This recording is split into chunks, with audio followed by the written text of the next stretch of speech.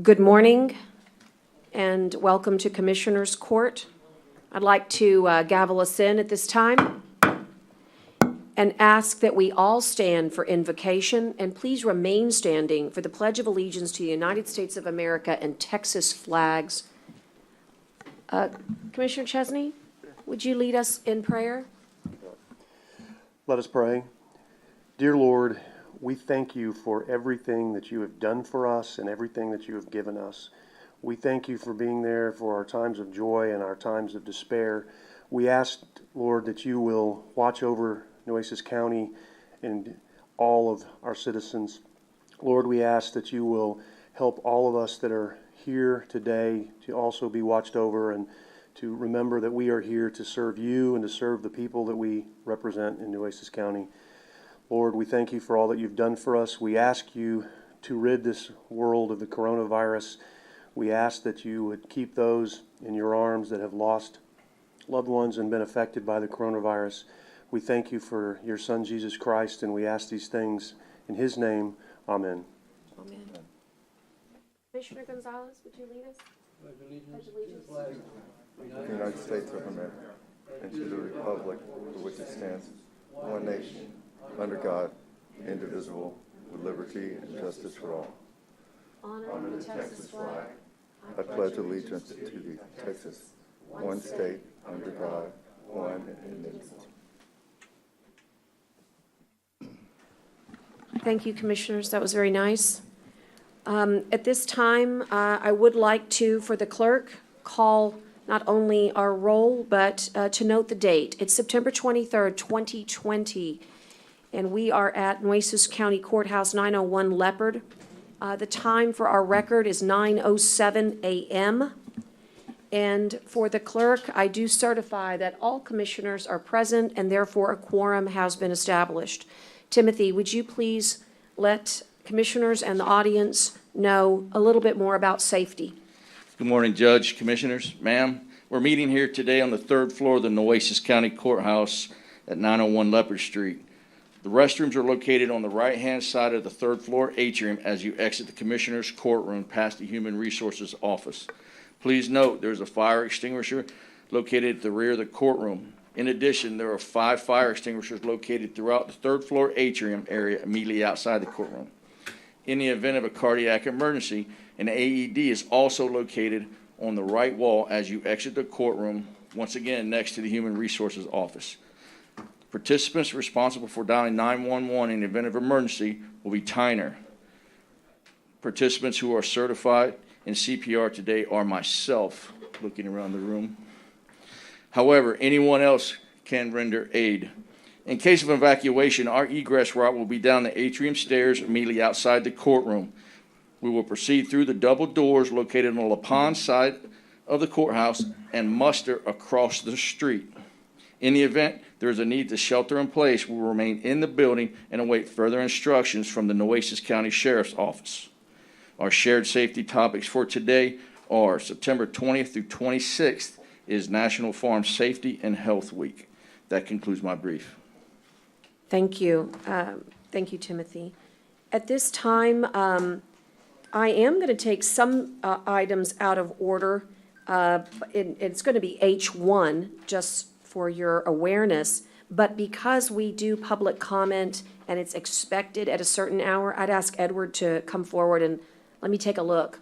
And I'd also, while he's doing that, have Tyner take a look online. We're really proud of the fact that throughout COVID-19, we have never really faltered on public comment. We've always had the opportunity for the people to come to their courthouse and in a safe way deliver their remarks, whether they are complaints, concerns, or just praise.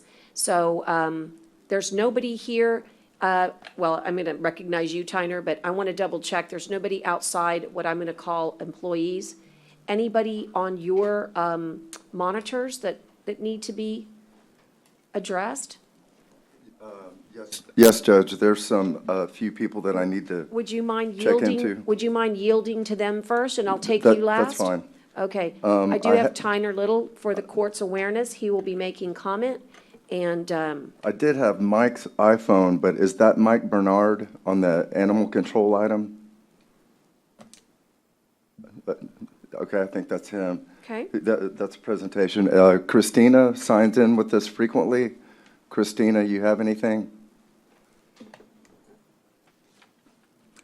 Keith Kurth is with us frequently. hi Keith. Keith, do you have something for us? Go ahead, sir. He might just be listening. Hang on just a second. My fault. Okay. Okay, Keith, go ahead, sir. No, sir, I'm good, thank you. Okay, thank you. I do have somebody labeled KFL 066195. Do you have anything for us today? Tyner, that's Ida from the library. Gotcha. Thank you.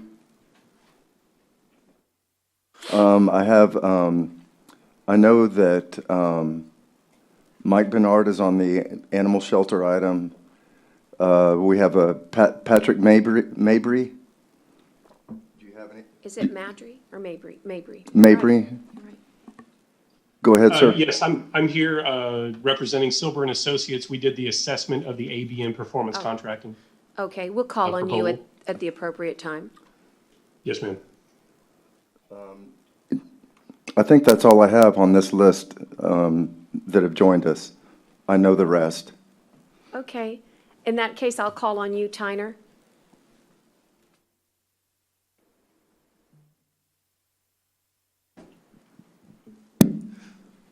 As many of you may have known, Margaret Mead left. Her last day was last Friday. We scrambled and got a posting for a temporary, and we got 6 applicants. Teresa and I reviewed them very quickly, and we had a top pick based just on the applications.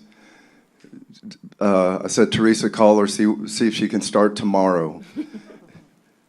And she could, and she came in, she got one day of training with Margaret, and so she is our temporary in the Office of Commissioners Court Administration, and I would like to introduce her to you. She spent some time at UT, graduate Del Mar. She's been a legal secretary. In fact, her last job was a legal secretary for a lawyer out of Austin. Anyway, she was, in my opinion, the most qualified to do this type of job out of the 6 applicants. And if you think her name is Tara, that's wrong. It's Tara. Yeah. And so I'd like to introduce to you Tara Corwin.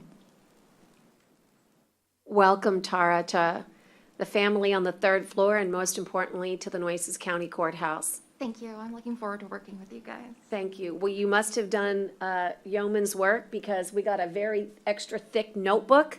So it's trial by fire already, and we are grateful that you could make such a seamless transition for us. Thank God for Teresa. Yes, thank God for Teresa. Welcome aboard. Thank you. Thank you, Tyner. I also signed up in my haste to feel like yet we had yet another storm brewing in the Gulf of Mexico. And on Friday, we started making preparations. I missed something that I really wanted to get on the agenda just as a resolution. And so I'm going to use the bully pulpit this morning to acknowledge all of those survivors of pediatric cancer. September is the month we go gold. It's the month that we recognized people who are currently battling, children under the age of 19, and also those who have lost their lives. I know many of us aren't going to the mall these days, but if you were to go to La Palmera Mall, you would see a beautiful display put on by La Palmera and the Ready or Not Foundation. And it does try to do honor to those children and their families who have had to deal with the unthinkable, including my own daughter. And so while I did not get to honor the children this year like I normally would, I wanted to take the time to say we are not forgotten.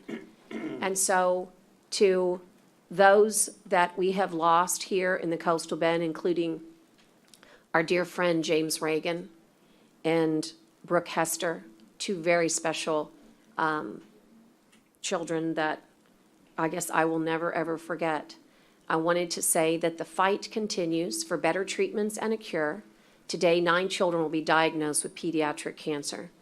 And today, 9 children will today 9 children will be diagnosed with a pediatric brain tumor, which is what my daughter and Brooke Hester had. And today, 9 children will die from pediatric cancer. And so by the end of the week, it'll be a schoolroom full of children that are gone from our country. And out of all the wars we have fought, we have lost more children to pediatric cancer than soldiers in all wars. And so I would just ask you to think about, as we embrace pink in the month of October, certainly just around the corner, that you spend these last days of September thinking about something we can all do to go gold for the kids. Thank you. Anybody else? So with that, I'll take out of order, Commissioners, item number H1, a very special resolution in recognition of Julia Gilliam. She's here with us today, along with other members of the 4-H program and our Ag Life Extension. And I think I will yield to Commissioner Chesney at this time. Thank you, Judge. I appreciate it. Commissioners and to the public, I wanted to bring forth this resolution to recognize Julia Gilliam and certainly all of those who volunteered in this effort. But I will tell you, that was one of, if not the best beach cleanups I've ever seen, and I've seen a lot of beach cleanups. Unfortunately, that's because I'm so old, Julia, but it still means I've seen a lot of them, and it was really amazing to see how fast you were able to put that together. And I know you had a lot of help, and I know there are people here that helped you, and I'm going to let you talk a little bit and tell people about that. But rarely do we get the opportunity, and certainly lately we haven't had a lot of opportunity to be able to bring people down and recognize them because of COVID. And even today, we're wearing our masks, and I've got mine. I'm just behind my shields over here, so I don't want anybody to think I'm not wearing my face covering. But what you did was simply amazing. And again, I know it's a group effort, and I know, your parents are very proud. I think they're here with you today. Excuse me, a little allergy thing going on today. But we need to take the time. We do a lot of work down here. Some of it's mundane. It's all important. But we need to take the time to stop and recognize young people like yourselves who have made such an impact on our community. And so today, and I'll make a motion to pass it, and I'll let Tyner read it, but I really just wanted to thank you on behalf of all of the citizens of Nueces County for the amazing work that you've done. And I know that this was something that you did for your 4-H club. And again, I know a lot of people were involved, and I probably should have had resolutions for 4 or 5 other people, but this was your lead, and you took the lead on it, and you did a great job. We're very, very proud of you. I know Judge Canales was out there and participated, myself, Commissioner Vaughn. We were out there doing trash bags, and I think Commissioner Vaughn may have done more than all of us, but we were out there supporting your efforts as well. And so thank you very, very much. I can't tell you how impressed I was. In fact, and I can't remember, I think I called Flo, and Flo East is here, and she's always involved in everything great in that area too. And I called Flo, and I said, look, I need her phone number. I need to call this young lady and tell her what a great job she did. And fortunately, I was able to reach you, and you're out on the beach, and I could hear the wind blowing. But you did a super, super job, and I'm very, very proud of you. And it was fun to be out there and see all the, and you'll have to tell us, I mean, there were hundreds and hundreds of people out there.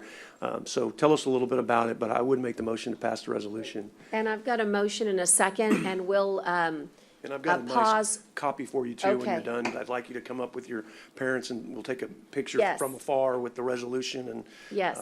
so go right ahead. As we have a motion and a second, Tyner, would you read the resolution?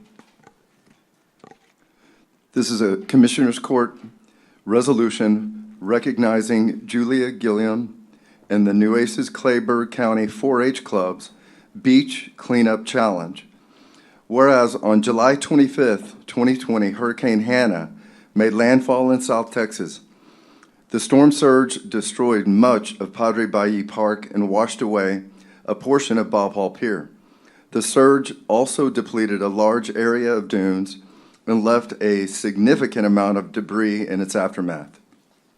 Whereas Julia Gilliam, president of the Flower Bluff and Padre Island 4-H Club, agreed to be the project leader and coordinate efforts with her counterparts at the Clayburgh County 4-H Clubs, Kirby Owens, Santa Gertrudis 4-H Club, and Ilan Escobedo Western Wrangler 4-H Club. Whereas over 3 weeks and 55 plus hours of volunteer time, Ms. Gilliam toured the project site with county staff, recruited law enforcement officers, emergency personnel, organized the transportation of 4 16-foot trailers on the beach and staging site, created promotional materials for social media, gave media interviews, created a volunteer schedule, planned parking, crowd control, organized supply and equipment distribution, and more. Whereas on August 22nd, 2020, Ms. Gilliam mobilized 300 plus 4-H and FFA youth and adults, community leaders, and volunteers for a 3-hour beach cleanup south of Bob Hall Pier. Whereas the cleanup effort covered 3 miles of beach south of Bob Hall Pier and resulted in 78 cubic yards of trash, plus 300 individual bags of trash being collected and preserving the environmental impact of the beach. Now therefore be it resolved by the Commissioners Court of Nueces County that the court hereby recognizes Julia Gilliam and all the volunteers who participated for their efforts in organizing the successful Nueces Clayburgh County 4-H Club Beach Cleanup Challenge. Special thanks to the wonderful 4-H clubs and their members, and for an outstanding effort and great success. Thank you, Tyner. Let us just do the best part. All those in favor signify by saying aye. Aye. Aye. Opposed, same sign. Julia, welcome to Commissioners Court. And I just don't want to take up too much time. I just want to echo all the good praise that you received from Commissioner Chesney to tell you that this is exactly how I feel, and I know how the court feels. And I would just add that not only did you tackle a problem, but you really brought a positivity to our beaches when there was a lot of negativity about how we were feeling and how it was dividing us. You found a way with a program to bring us together, no matter how we felt about beaches. And I want to thank you for that. It's so rare to find a way to put everybody's feelings aside on a partisan level, or even just a perception of how they view what's right and what's wrong. And you said, here's one way, no matter how you feel, that we can all come together. And I think that is a remarkable feat that probably would never be documented other than it gives us this opportunity to say it. So welcome. Please introduce the special people that have accompanied you here and make any comments you would like. Thank you, first of all, for having me here this morning. And I wanted to thank Scott Cross for giving me the opportunity for doing this beach cleanup. You know, he was the one that called me saying, I have a big project for you, and it was a big project. And Kirby Owens and Ilan Escobedo, they're from the Clayburgh County. They helped me a lot for getting people from that side of the county over here to help clean the beaches.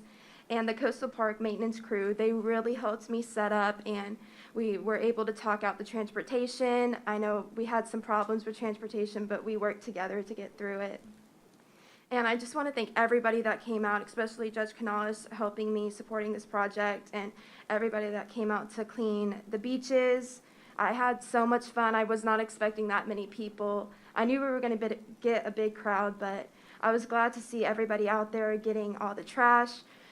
He said how much trash we picked up, but to put it in perspective, it was a full-size roll-off dumpster and a full-size dumpster truck. So it was a lot of trash, and it wasn't big trash. It was bottle cap sized pieces of trash. So I'm amazed with both counties just coming out together, helping to clean the beaches. Thank you, Julia. Great. And will you introduce, yes, absolutely. And will you introduce, I know you have your family and your 4-H family here. Tell us who's here. I have Flo East, my club manager, and Kyle McManus, the county extension agent, and my parents, Suzanne and Mark Gilliam. Well, congratulations to 4-H for really inspiring young people to continue in that 4-H motto. And they live it, don't they? I mean, you say it, but they live it. And to you, the parents, it really just brings tears to my eyes because I still feel like I'm still young enough to where I look at Julia and I see my own children, and I just say, it takes good parenting to lead the way.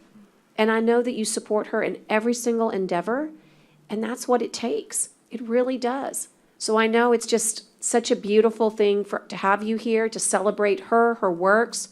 And I can't wait to spend Livestock Show with all of you and all of your friends. And just remember that today is praise for you as a leader. And good leaders go home and they deliver the praise to all of the people that helped you. So I hope you'll help us be a messenger for that. Last but not least, I think you inspired Scott Cross. The bags that we used, you'll have to remind me, they have a special name, I think, but those bags we have now placed in order. And from now on, if a family wants to enter the beach, they can pick up a bag at coastal parks, and we're going to try to work and maybe even finding other locations where you can pick up bags on the island and in Port A, and you can fill your own trash bag. And we're working on a program, maybe Commissioner will help us, where if you take that bag full, that somebody would give you a voucher for something, like at Stripes or at Whataburger or something like that. Great idea. So what you've started will change our world. So thanks, Julia. Glad you were here with us. Commissioner would like a picture. Yeah, if you'd come up and bring your parents and whoever you'd like, and we'll give you, I want you to take this resolution back with you, and we appreciate you being here. If you all will stand, we kind of have a way to do it. Tyner will show you. We'll stand up and somebody will help with that photo. Or how would you like it? Yeah, but how would you like it? Would you like her right there? Yeah, okay. That'd be great. Because it's kind of wide. Yeah, that's fine. People together. All of us can get, okay. Hey, hi there, nice to see you. Kyle, thanks for being here. Flo, wish you could be in the picture, Flo. Good, how are you? Yes, sir. Here we go. I'm gonna scoot this way.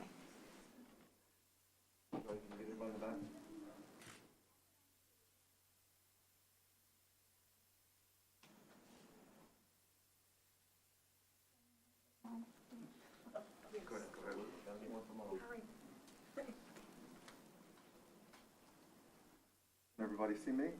1, 2, 3. 1, 2, 3. Thank you. Thank you so much. Thank you, Suzanne.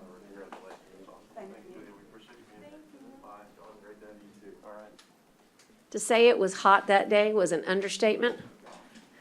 To say it was hot and some of us wearing masks is a bigger understatement. But when we got in the open air, we were able to really do some amazing work. So Judge, it doesn't matter what the obstacles are, right, Julia? We get it done. And I think what we really need to do the next time, Commissioner Vaughn went and bought these little dollar pickup things that saved my back. So I was actually able to stay out there. So hey. she had these little, she actually loaned me one, which was great. So I'll sponsor those the next time Hey, for people that's too. a great idea. Yeah, they were big helps. Yeah, Quick comment. welcome. Thank you. We met last night about the stock show, and we'll be getting back with you on Plan A, B, and C, and you will be extremely impressed and proud. So I always am. thank you for your support. Thank you. Thank you so much. Commissioners, while I was standing up and looking around, it dawned on me that I missed something on public comment. So for the county attorney, I'm going to officially reopen public comment so that I can make another public comment and also make another introduction. Holden, if you would take the podium. I want to welcome to the Nueces County team a new member. Holden Hopkins hails from Corpus Christi. Commissioner Chesney, he hails from our alma mater. You recognize that kid? Absolutely. I didn't, not without that face He's mask. all but grown with up. With that face mask. Good to see He all, you, man. he's all grown up. are you? We conducted a search from the Nueces County Development Commission and HR, and there were many applications, and Holden's also rose to the top. Holden is a recent graduate at the University of Texas at Austin. Hook 'em. I got stuck here. That's okay. I like you And, anyway. You're good, man. It's all right. But more impressive than that, he's also a graduate of the Macomb School of Business, in fact, the honors program, and more impressively than if that wasn't enough, an amazing program that says to the state of Texas students, please don't go to Harvard or Stanford or Yale or Princeton. Please give us your talent. And when we do that, we only extend this honor to 40 kids, and we call it the 40-acre scholarship at the University of Texas. Holden was a 40 acres scholarship recipient. So when I tell you he's talented, I could not even begin to describe. The fact that he wants to come back home and give is really exciting. He's going to be leading the deputy position at the NCDC over at Tower 2. I'm going to encourage you to go over there whenever you have a chance and get to know him. If you have a project in Nueces County that needs messaging, fostering, nurturing, it needs resolutions from other governmental jurisdictions, you need him to attend meetings because you cannot, he is your man. I want him to say a few words, but here's what I'm thinking. Commissioner Vaughn, I'm thinking he really probably needs to be well-versed on TERS number 4. All on his own, he has been attending the meetings virtually, but maybe you could spend some time with him explaining the projects that are important. I'm thinking Commissioner Modis, he needs to know a lot about Robstown and, quite frankly, a lot about our smaller cities because they need economic assistance and help. But more importantly, you have a brand-new opportunity to, you had an economic development platform for this legislative session. Maybe you could share that with him as well. He's also the recipient of the award for public policy in the Macomb School of Business. So he will understand the legislation that you think is valued there in that area. Commissioner Gonzalez has a brand-new TERS in his jurisdiction. He could really educate you about that, Holden. That proves to probably be one of the more exciting South Side projects that we've seen in a very long time, mixed media use. It's actually called the BOCO development. And Commissioner Chesney has an amazing Port Aransas arena and a new hotel conference center going there, as well as the island has, of course, the very exciting project with the water exchange bridge and all the development that would go. Together, we have more excitement. We just need to make sure that it actually comes to fruition. It can't stay on paper. And so I'm glad to welcome you, and I'd like for you to just whatever you want to say. Thank you. I don't think I can top that introduction. Yeah, I'm just excited to get to work. I'm excited to work for my hometown, for my home county. That's what I'm here to do. I'm here to be help to all of you. I look forward to working with all of you on these projects. So definitely, I mean, if there's ever anything I can be of service on that I can help with, please don't hesitate to reach out to me. Email me, call me, drop into the office, Suite 930 in Tower 2. Yeah, I'm here to be an asset and a resource to y'all and to the county, and I look forward to it. So thank you. Thank you, Holden. And we invite you to stick around. There's some very good people in the room that might have a nexus with the NCDC. I know you probably don't have cards yet, but you'll get it. For those of you that do remember, Holden's parents are Jana and Josh Hopkins, but would you believe I'm old enough? One of my mentors was your grandmother, Susan Hopkins, who was the president of Corpus Christi Independent School District many years ago. You come from great stock, kid. But most importantly, what impresses me is your resume is amazing, but it's you. It's the vibrancy that you bring, and God knows we need it here.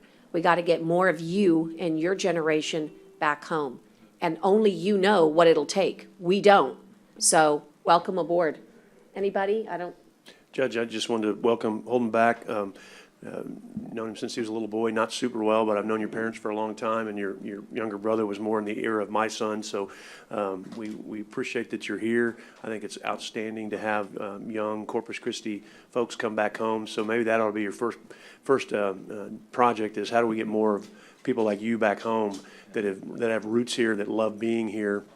That would be a great economic development project for those of us who lived here all our lives and came back and made those decisions to do that. It was tough back then, and so to make those decisions, but it's not as tough anymore, and this is a great place to be, and just thrilled that you're back doing this, and if I can help you with anything, and I look forward to meeting with you and talking about some project ideas as well, so congratulations. Thank you. Yeah, I'm already texting all my classmates and twisting their arms, trying to get them to come back here There you too. go. So we'll see. It's a great place to be. Judge, I'd like to make a comment. Sure, and I'm signing everybody up, Belinda. Thank you. Welcome. It is so nice to see a young person here that's come back to Corpus Christi, and you're the future of our city and our county. So hope we'll see more of that. Thank Thank you. you. Thank you, everybody. Thanks for the indulgence there. Okay. Coming back into our into our agenda, we do have minutes to approve, and so I would ask, and I'm going to work my way back to general information, but let's get the minutes done. Do I have a motion to approve the minutes of September 9th, 2020? Great. I've got a motion. Did I hear a second? Yes? Second, yes. Thank you, Commissioner. All those in favor signify by saying aye. Aye. Pose same sign. On the, is there anything else that needs to be advanced before I ask Deputy Emergency Manager Kathy Blantner to take over on, okay, good. I'm just double checking. So let's move to F1 and 2, and this report will be delivered today by Kathy R. Blantner, who just needs to be unmuted, I'm guessing. Kathy, give us a report on our COVID-19 response and also our Hurricane Hannah recovery in whichever order that you see fit, ma'am. Yes, ma'am. Good morning. Thank you for having me today. The COVID numbers are total cases, 20,270. New cases as of yesterday, 29. Total number of deaths, 407. 2 new deaths yesterday. This number is continuing to overall downward trend. We have had a few days that were up, but sometimes it's just a reporting issue because reports get backlogged, and we had been sent emails to identify that by the Department of Health Services in Texas.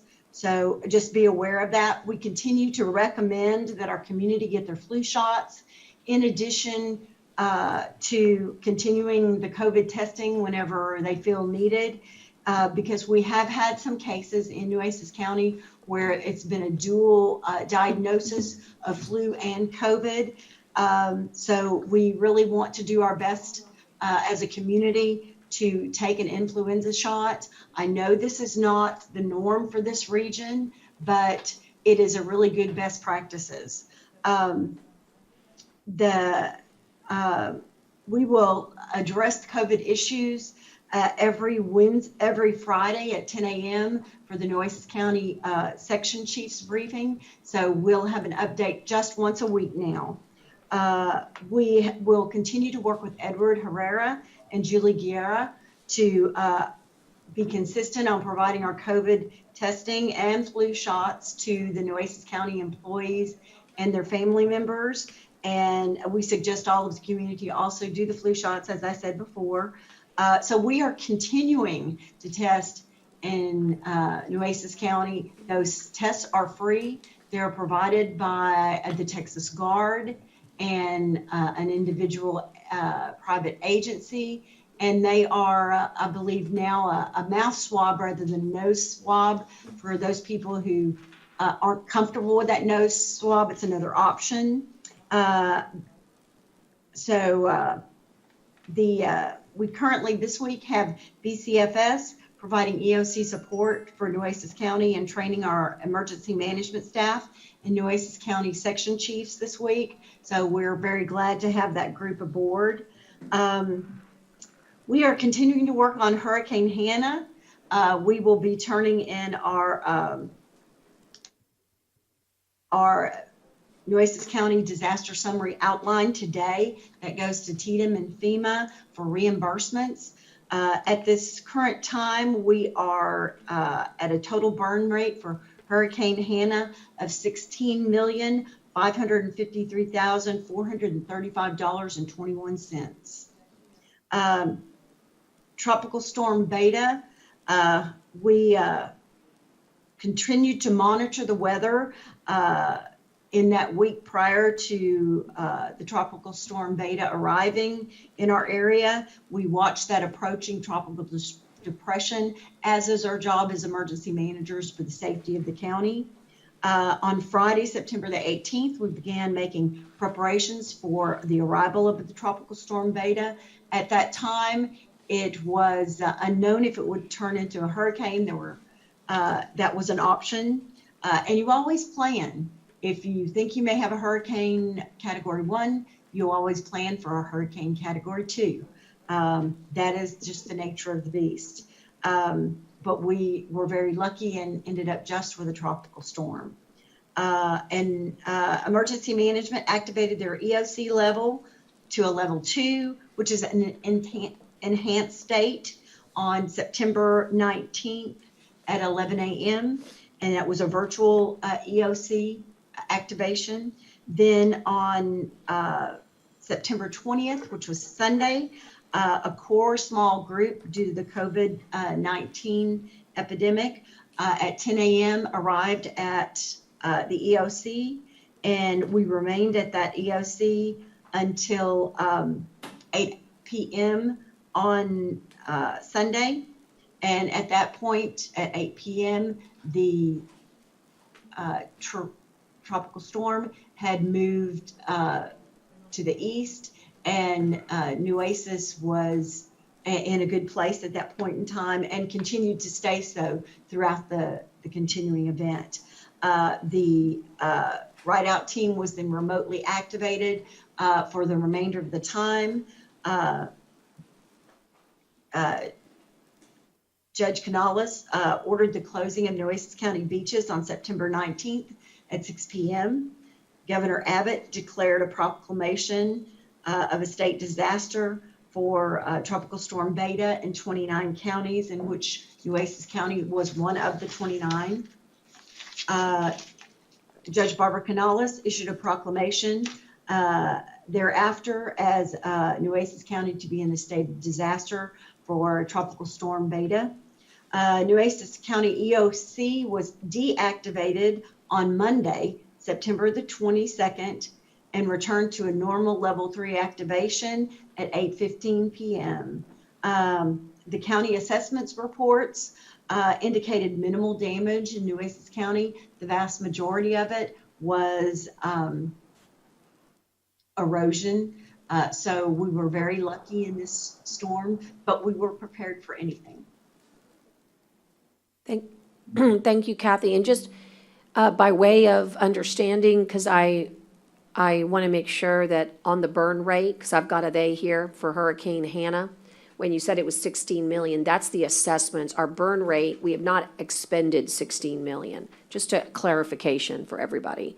The reason that particular amount is so high is because we have received a documentation from Jacobs Engineering on a full replacement of Bob Hall Pier.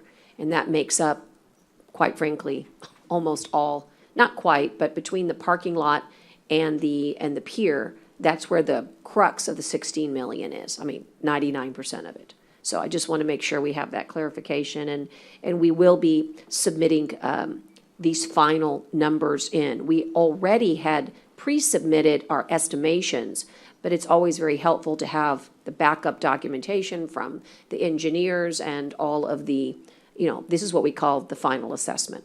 So with that, are there questions for Kathy? This is a report only, and we've covered a variety of subjects. Commissioner, anybody?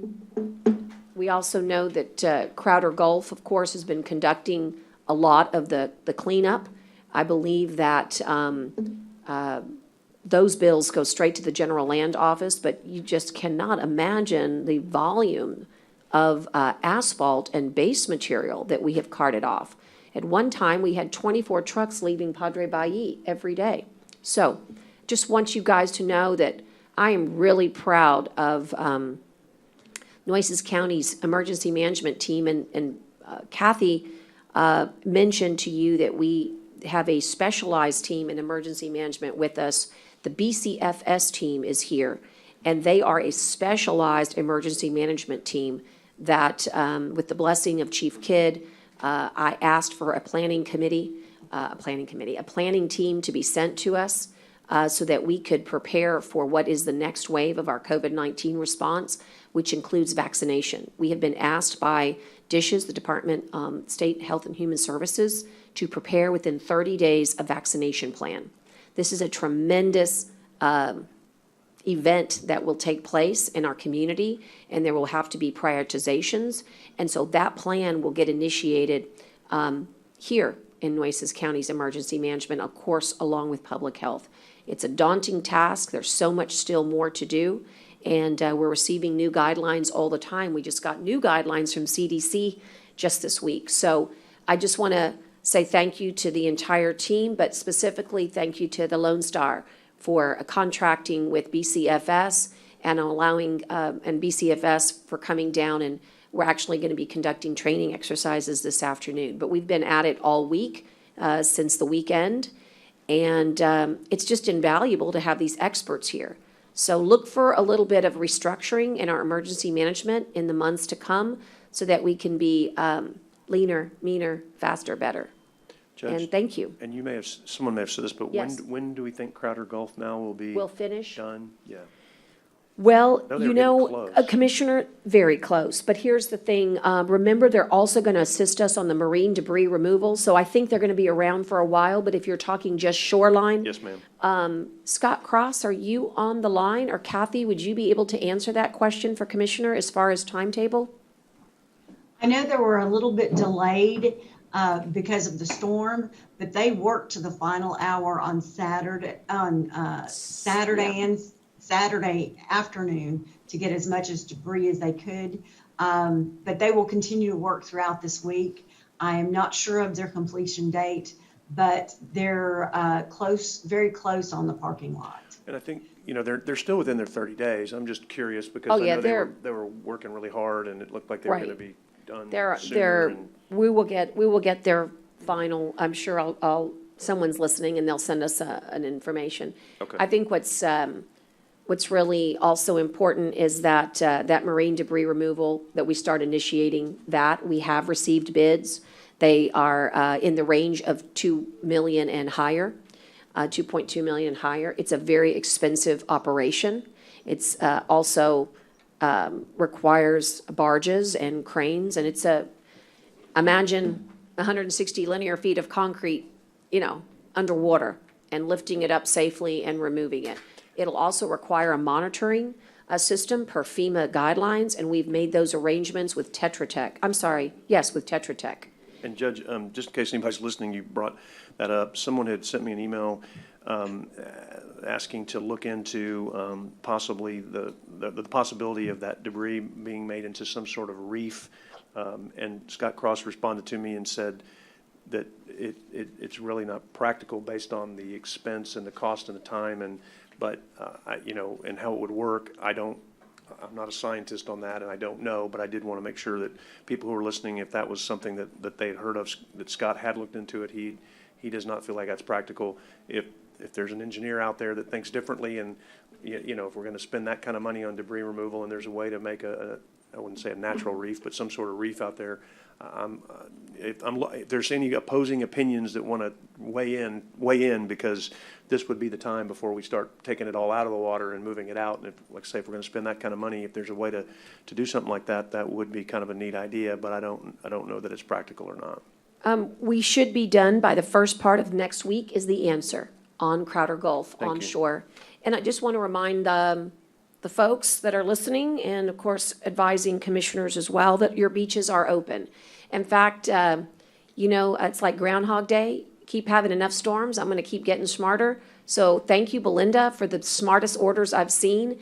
Your orders were drafted in a way that allowed, when the dissipation of the tide was no longer, encumbering the beach so that people could drive, the orders on their own expired. So, you know, I got questions about when, you know, you've got these orders, when are they gonna go away? It looks wonderful, it looks beautiful. Well, they went away by the very nature of the language that we drafted. So here's to good lawyering. If I had a glass, I would raise it. That's what good lawyers do, and we did it, and they're very good orders. So when surf riders called me and they said, hey, let's get those beaches open, I said, already done. Because Mother Nature dictates when we can get on that beach, when it becomes safe. Judge, the old joke, there would be a good lawyer, isn't that a contradiction in terms? I'm not sure that's, but, you know, that's lawyer. Well, given that you're one Right, too, you exactly. know. I can say that. We can criticize ourselves. Anyway, it was well done. Can you imagine, we've had 3 disasters at one time, 3 local disasters issued at the same time. We are certainly being tested, Lord. With that, Kathy, I don't hear any more questions, but I'm kind of looking. Okay, very good, Kathy. We look forward to your next report. Okay? Thank you, ma'am. Thank you, ma'am. All right, let's get back online now, and let me go back to my agenda. I think we can go to consent. Judge, I just need to Yeah. make a motion to table consent Q. You got it? I'll take that motion. Okay. I just need a second. I'll second, okay, second. All those in favor of tabling item Q signify by saying aye. Aye. All right, opposed, same sign. Okay, tabling on Q for the clerk. Michael, which one would you like to table? It's double D. So moved, or if you want to All right, explanation, Judge, whatever you want to do. I mean, I'll take the motion anyway, and then the second, and then, Double D. Michael, did you want to explain? Might as well. Let's have a little discussion. Just tell us so that the court can be informed. We're Yes. tabling item double D. So this item was brought to my attention that we already have an agreement with Navia that we executed, the court did on July 15th. And this additional documentation requires some further review before we bring it back. It kind of came up really quick at the end of the week, and we placed it on there in the hopes that we would get it worked out, but we still have some further research to do to see if this is actually a required document for us or not. We haven't seen this That makes document in the sense. past, and so it didn't look really familiar, so I want to Makes look into it perfect further. sense, Michael. All those in favor signify by saying aye. Aye, pose same sign. On Q, I didn't do the discussion, but is that just so we can not quite finish? In other words, is it to put more in, Kara? Oh, okay, but it's early voting locations. Commissioner, was Q a result of, I don't need to do anything. oh, Oh, I see what, okay, I got it. Yeah. I got it.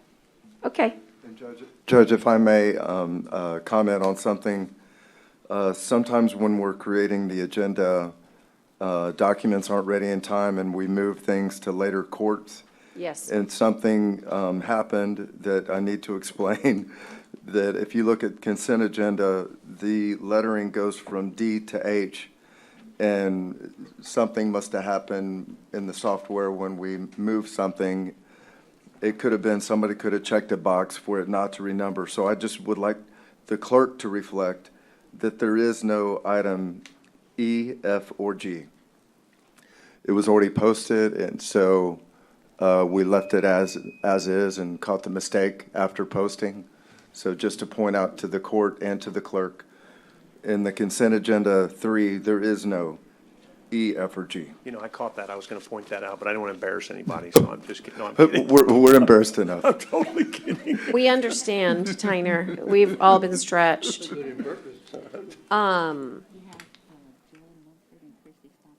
Okay.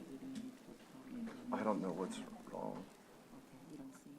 Is it okay? I'll just go ahead and Need to proceed. I talk to think Tyner. Tyner's still working on something here, but how about if I take a motion then for the approval of such, or are there any that need to be discussed? I'll take, and it would exclude Q, it would exclude DD. I'd like item R. Item R. Okay. If there are no others, I'll take go ahead. Electrical H. H, I, A, H, I, J, J, L, and M. L, and M. I think I'll just pull Y just because we've got some good things to talk about there. No problems at all, just court awareness. So, And BB, Judge. and BB, you got it. Okay, so here's what I'm gonna ask. I'm gonna ask for a motion for all the other letters. Here's how I read it. A through D, K, N, O, P, S, T, U, V, W, X, sounding familiar, Z, double A, double C, double E, double F, and double G. Do I have a motion for those? All right, and a second? Second. All those in favor signify by saying aye. Aye. Pose same sign. Okay, let's do them in order, okay? Let me just mark off, because sometimes it gets confusing. We've already tabled that one and that one. All right, so Commissioner, let's tackle H, I, and J in those orders, but H first. These are our personal services agreements. It's contract time. It's the end of September, and that means a new fiscal year for us. And the only thing I can tell you in advance is that all of these items have been budgeted, and we approve the budget. Those were approved on the budget as we just approved a while ago, on that amount? Yes, sir. They were in the budget. And they were, the one thing maybe to note here is that they are 9-month contracts, not 12-month contracts. That's something different. We did that to make the budget work. Again, if we needed, if we had to address it like in a special session, we would just have to come back to court and deal with that at that time. Okay. Well, I was paying more like 25 or 30,000 instead of 45,000, but it's already been approved, you said, so. Well, I wanted you to, well, we're going to authorize it today, sir, but it was in the budget and is part of it is part of the budget that was approved. Okay. Okay, if there is a motion then, so Are you going to do them individually? How are you going to do this? What are we? Well, I'm It- gonna go with L, Oh, wait, which one was this one? we're going to go to I next. It's just H. Okay, so do we need to approve it? H. Okay, I motion to approve H. Okay, got a motion, and a second. All those in favor signify by saying aye. Aye. Aye, pose same sign. Okay, and then I is an interlocal agreement with Clayburgh County, kind of really relates to J. It's for $60,000, and basically, last year, we did the same exact agreement with Clayburgh. Clayburgh and Nueces have the ability to seek very special funding from NERDA, which is the National Resource Damage Assessment Fund from Deepwater Horizon. And because of that, we formed a group called the Baffin Bay Stakeholders. And some of you commissioners have been to those meetings. And Tim Richardson is the consultant that assists us with those collaborations. They're very complicated. There's actually a program called the Texas Trustee Implementation Program. But the exciting part is that we have $22.9 million coming from this fund to Nueces and Clayburgh's Way. And I and J are a continuation of last year. It's identical. And I think Clayburgh, Tyner, you'll have to help me. Are we approving this because Clayburgh's already done it, or that we have to send it to Clayburgh? It's already been delivered to Clayburgh. Hugo Berlanga asked me to email it to Francis in the judge's office. Got it. And to print it, and for her to print it, put it on his desk. And then I think they have a meeting the third week of September. Okay, so So they're- it would be coming up. Right behind us. Yes. Okay, and this, where are these monies coming from, the $60,000? So Teresa, I believe the number, you're helpful with the numbers. Can you tell them about the numbers? It's the 1285? Tim Richardson's 1285? Wait, are we on? I and J are related. Oh, I'm just throwing it out there. So the I, Commissioner, is so that they'll pay us $60,000, okay? But J is related to I. We pay 60 also. Correct, that's what J is. I is just they pay us, and J is we pay. They're paying half of his fees. Correct. Okay. But letter I is just about the interlocal. When is his actually term expires, or is it an extension?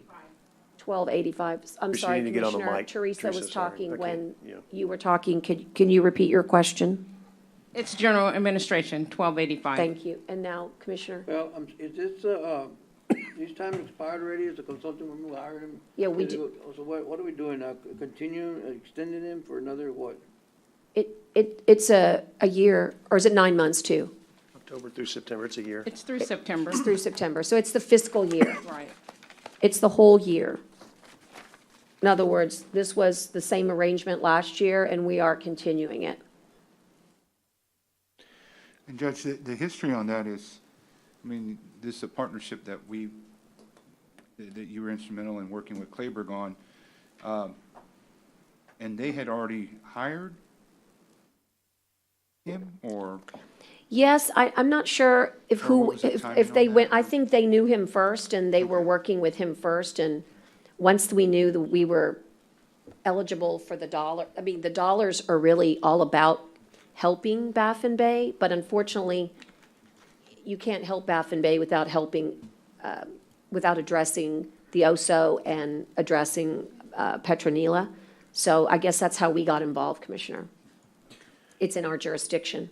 So the idea is we are a part of it. In fact, the 22.9 million, the real reason I think Tim's going to be invaluable this year is that there's a big, I don't want to say debate like that's negative, but I don't know what other word to use, about who gets to control those program dollars. And so Coastal Bend Bays and Estuaries has reached out to us here in Nueces County and asked for Nueces County to be instrumental in helping solve that problem as to where that money goes.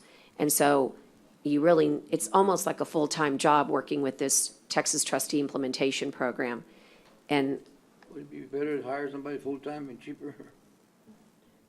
I don't know anybody that knows this better in the country than Tim Richardson. I think that's what we did without having benefits, and the advantage of having him here is that Kleberg pays half, and then he's not a full-time employee, so he doesn't have all the benefits.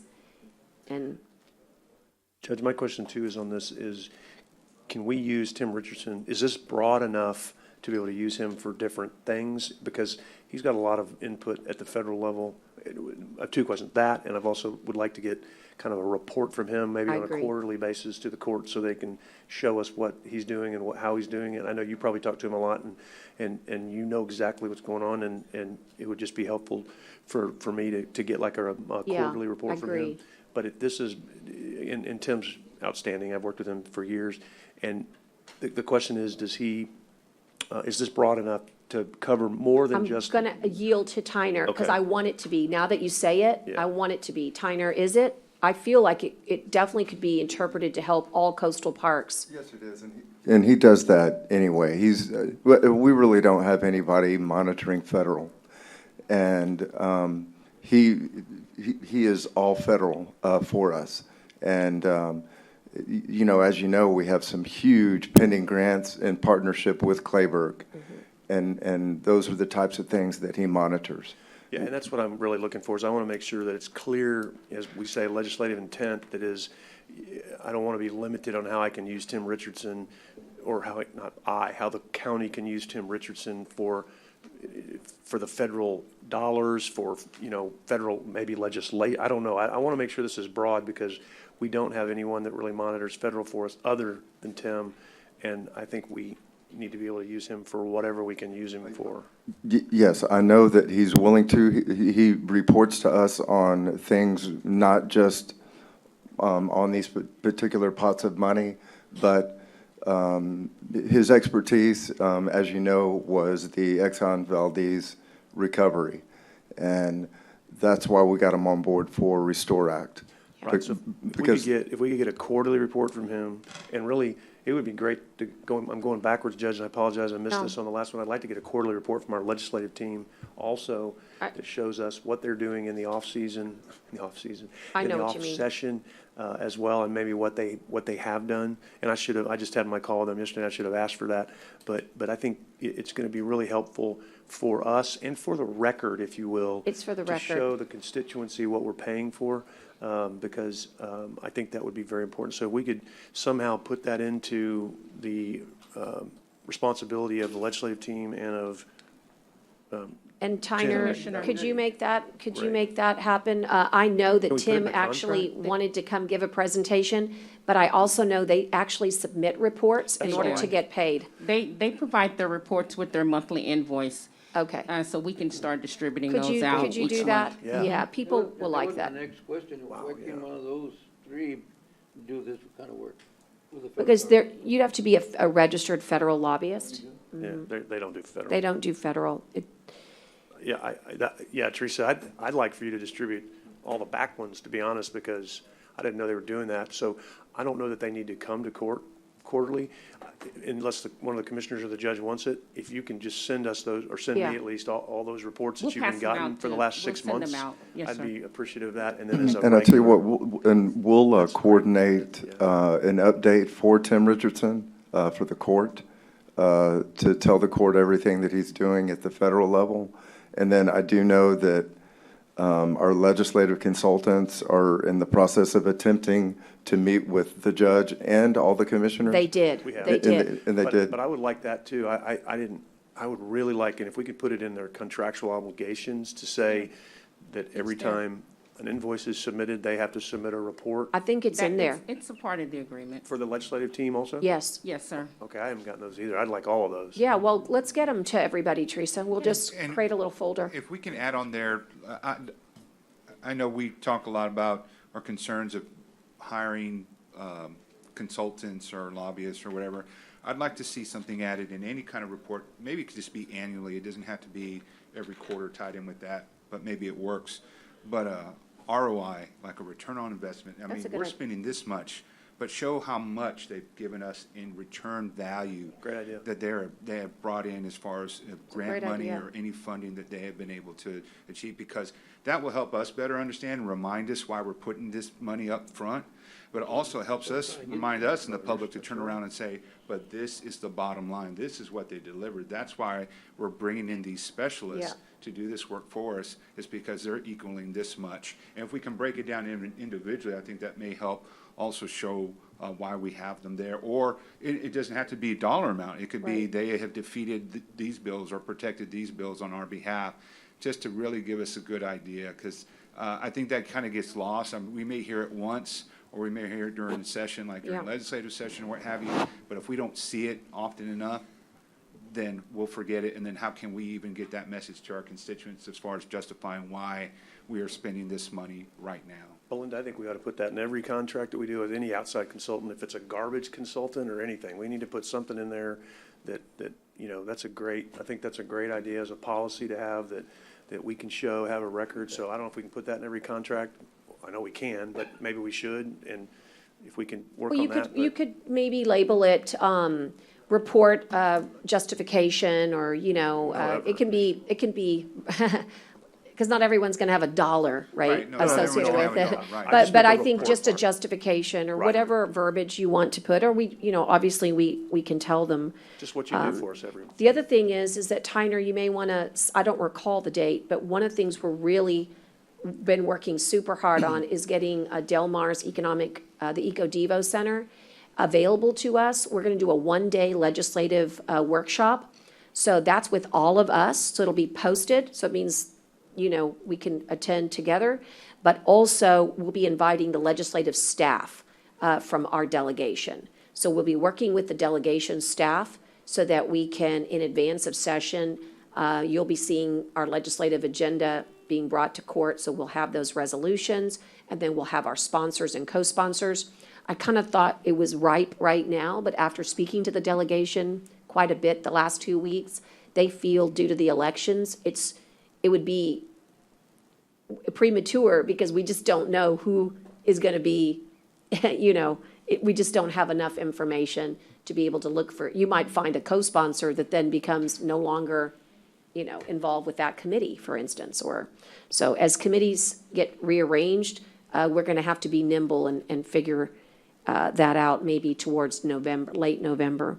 But at any rate, that's the explanation that we do have, and all those good add-ons are good. But please look for a date very soon for this legislative conference, and you'll get a chance to engage with all of these good folks. COVID-19 is going to make session very different, and we are going to be very glad as Nueces County citizens and electeds that we have representation, because there won't be committee hearings in the traditional way. There won't be us walking the halls in the traditional way. And without our voice there, bad things can happen. So we want to make sure that we're really using these folks very well. They have each divided themselves up into teams. So if it's a TxDOT issue or GLO issue or TCEQ issue, you might have a particular team put together of Shipton and Berlanga or Shipton and Romo. So it's a really good process, and I hope we'll get a chance to do this in, I don't know, Tyner, if we have a date. My guess. I was checking with Joel last week, and what he has told me that that our legislative consultants were waiting to meet with one more commissioner. Got it. And then they were going to regroup, and that we was would me start picking yesterday. dates. And we did it, and we did it. They're done? Yeah. Okay. So we're going to get that date to everybody. Yes, so we'll start Okay, getting super. that date. Okay, so. Yes, yes, ma'am. Need a mic. I can't hear. I'm sorry. We're going to get you a mic, Belinda. Give us a second. She's coming over.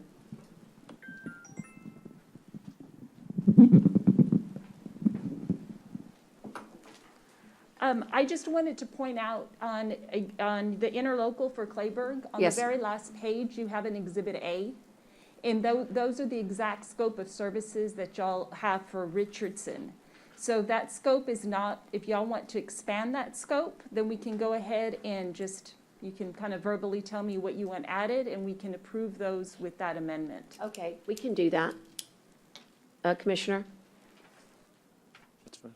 Expand the scope to make certain that it includes all federal opportunities with regards to not just the NERDA with Clayburgh, right? I just That- want to make sure we can, He just wants to make sure that it's great that we're doing this with Clayburgh for our TCEQ, NERDA, Restore, but there's 10 other great granting federal resources for coastal parks and wetlands, and we have wetlands all over Commissioner Mata's, Commissioner Gonzalez area, Commissioner Vaughn, so we just want to make sure we can use them for every project. Is that a best way to yeah, describe I mean, it? even if it has to be expanded to, and I mean, I get that there might be additional Say all dollars Nueces involved. County. But I mean, yeah. Got extra dollars. What's that? They already got extra. Yeah, I mean, anything and everything that he can do for us federal, I want it to just be as broad as Yeah, possible. all Nueces County federal projects. And maybe even monitoring legislation. I don't know. I mean, I don't know Yes, I don't know yes. that we need to go that far with him, Well, but I'm that's- just saying, I don't want to limit the scope. I don't want to pay any more money either, but, Well, particularly in his expertise. Look, he monitored Go Mesa. Right. It was because of him that I got to write, he helps me basically produce testimony so I can produce it for committee, written testimony, Go Mesa. He was actually one of the first ones that notified us about the CARES Act. Right. So yes, the answer is yes. I think we should, is that good direction, Belinda? That's fine. Okay, so could we have a motion contingent upon the, I would say the clarification and/or, I wouldn't necessarily, clarification of scope of services to include all federal legislation affecting Nueces County? This is really what I'm getting at, to show me what you've done in 9 months, so I can come back and say, it's okay, Right. And just so you know, he has presented to the court a couple of times this year on Go Mesa and on some of the other opportunities that we have applied for. And just so you know, our Go Mesa went from probably, maybe 670,000 to 1.6 million. So, we talk about the ROI, that's it, my friends. Now, I'm not saying he's responsible, Congress is responsible for passing Go Mesa, but the point is that gives me the opportunity to pick up the phone to Senator Cornyn's office, Senator Cruz's office, Congressman Cloud's office, and say, hey, Nueces wants this WRDA, whatever, if it's a WRDA piece of legislation, or whatever the legislation is. I mean, we put our testimony in, we put our voices in. I can't be monitoring all federal legislation in all the committees. So this is really important. So if you want, and by the way, when we doubled, the state of Texas doubled. So Texas, instead of getting 40 million, jumped to like 80 or 90 million. And those dollars are also available to us in other grant forms. that's how they pay for things like beach management, and so it's, And, yes. and Judge, I'd like to point out, he's drafted a number of letters for a number of causes, a number of federal causes, and is actually assisted in you writing an editorial, I believe. Multiple op-eds. Yeah, multiple op-eds. Right, and you guys can really reach out to all these folks. You know what might be helpful, Teresa's? Might be nice to have name, contact. Here's their name, here's their specialty, here's their email, here's their phone number. Just have that handy for your offices so that you have an issue, you don't have to come through court, just go directly. But yes, the value is definitely there. Okay, does that help satisfy some of the discussion? Judge, I'd move passage of I and J. All right, I've got a motion, multiple seconds, and all those in favor signify by saying aye. Aye. Pose same sign. Okay, all right, Commissioner, we now have L and M, also personal services contracts. These have different funding sources, so I'm going to have Teresa assist us on the funding sources, first with L. The County Judge's Special Revenue Department, 0136. And this was also part of our approved budget. So this one, Commissioner, came out of County Judge Special Revenue. Can't remember the number. What's it called? 0136. 0136. So what are we doing with him? Why are we extending him? Okay, so we're extending Reed. He's been on for a few months. We are extending because he is an expert in all things TDM and all things CARES Act and CRF and all of the funds that are coming down from emergency management. Part of the goal here is to get us reimbursed and made whole. And there is a lot of rules. In fact, so many that they can often trip us up. I will tell you that he's been invaluable with TDM on a particular grant. And he's been involved with CARES Act all the way backing up to the beef, the meat packing plant. Anything having to do with emergency management and TDM, he used to be a part of that program. He really understands it. And honestly, the reason it's in the CJ's special revenue is because I can't do without him in emergency management. He's that valued to us, and particularly 2 weeks ago, we had $630,000 stuck. That's how I call it, stuck in CRF funds in the governor's office. There was nothing wrong with the grant. We were just waiting. But I can't afford to wait. So what's the amount we're looking at here? Teresa? I don't have it with me. Okay. I've got it right here. His contract is $7,500 per month. Per month. But I'd like to point out, though, Judge, we just got notification that FEMA approved our Good. our generator for $1.2 million. And as you recall, we couldn't get a good approval out of, was it GLO? Yeah, well, it was actually TDM. It was TDM, and Yeah. we couldn't get our grant application to get recommended by TDM to FEMA.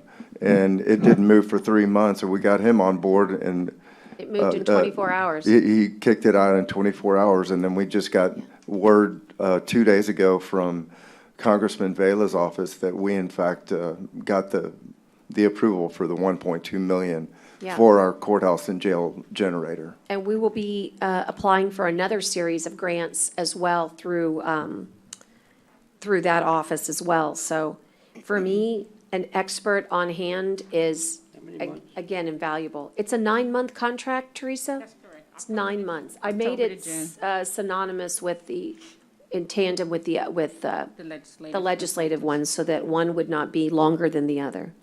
Judge, I know that this looks like a lot of money, but I've watched what she's doing. There is no way that she can do all this stuff by herself. It's just not going to happen and do it well. She just can't do it. So to me, this is a small price to have to pay to get that help. Well, I think it pays the dividend, the ROI that you mentioned, Commissioner Modis, about 10 times over. And so I don't know if I can answer any more questions or concerns, but I guess the highest compliment is that I'm willing to, as they say, divulge that, yes, you need to make certain that you have the right people. And I like to bring the best to Nueces County, and he certainly fits that bill. And it was also in the budget too. So anything that you're seeing today, I want to be real crystal clear. It's part of our balanced budget, okay? It's part of the budget that we all approved. Nothing here is extra. It's all part of the rate that we set forth to support the budget that we passed, which is, 92, running at 92% expenses.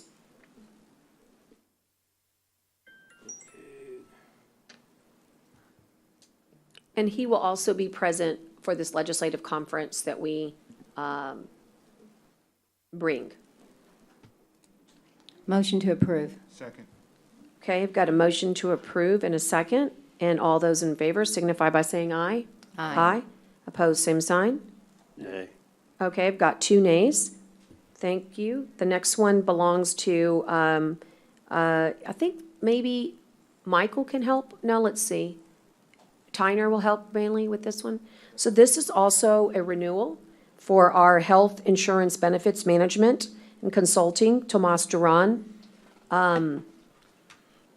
If ROI was a factor, this particular contract would yield itself 100% every day due to COVID-19 alone. That's not to say that's the only thing he does, but I'm just here to tell you that in the past 7 months, dealing with 2,000 employees, we are a self-insured company.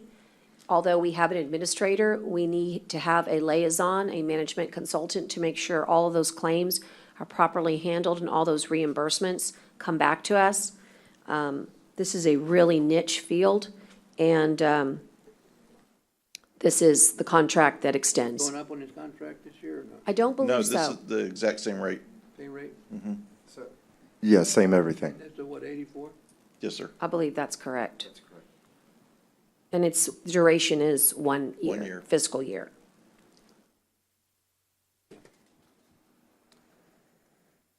And we're going to be rebidding a lot of health items in the spring.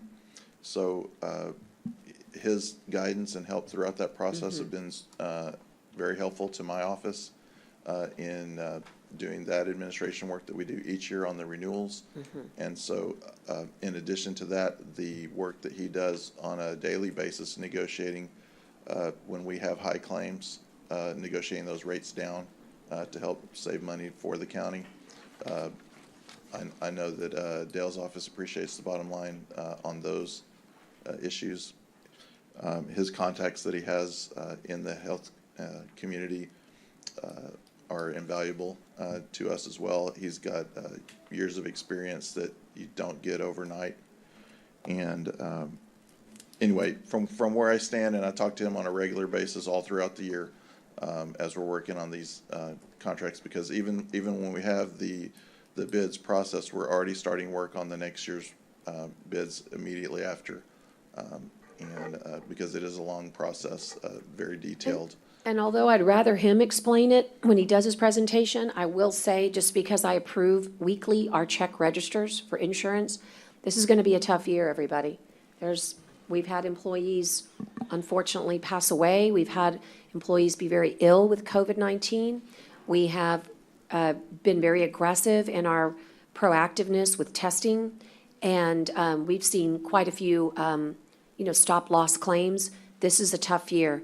And so I'm grateful for his service. Judge, this is another one, I'm so excited when we come up with ideas like this, but this is another one where if we can get a monthly report when he submits his invoice, that would be great, or however we need to do I it. think that Teresa might have those as well, or You've got any reports that you're getting from these folks? He was supposed to do a quarterly report. a quarterly. But It's whatever a it part is. of his invoice. He puts his recap. Yeah. Right, and I want to I think- remind people too, because this isn't just this is not a, I know it's a consultant, but this represents a humongous savings to the county, because when we changed this back when, 6, 7 years ago, whenever it was, that we were paying huge commissions to people who were representing us. And we changed this, and we did the same thing with Carlisle and that group. But we changed this to where instead of us paying these huge commissions, then we pay this person an amount per month fixed, no commissions, to make sure that we're getting the best deal for the people of Nueces County. So I'm not a lover of consultants, but there are times where a consultant is not a bad word. And there's a lot of times, I'm not trying to pick a fight here either. I'm just saying this is one where I think this is not just, quote, I'm trying to say it without saying it wrong, but this is a good deal, I think, in my opinion. This is saving the county lots and lots of money. I think this was a prudent thing that we did several years ago. I think it's prudent how we did it with our health insurance also, our property casualty insurance also, because we're saving lots and lots and lots of money. So there are times when, this works very well. But I know people also look and say, well, why do you hire so many consultants? I get the question too, and you have to take them one by one, and you have to say, here's where this one is a little different. So I think this one is different, and not to say that the others aren't good. I just voted for several of those too, but this one has saved the county. I would echo what Commissioner said. Yeah, I'd like to get back and see. This would be an interesting deal to go back and say, since we hired Mr. Duran 6-7 years ago this way, however we did this, and we've paid him this, how much did we save in commissions by not paying those commissions minus what we paid him? I think you would see it would be. Be careful, you might be getting him a raise right now. No, he's not getting a raise. I think it's a good thing to show the public on these things.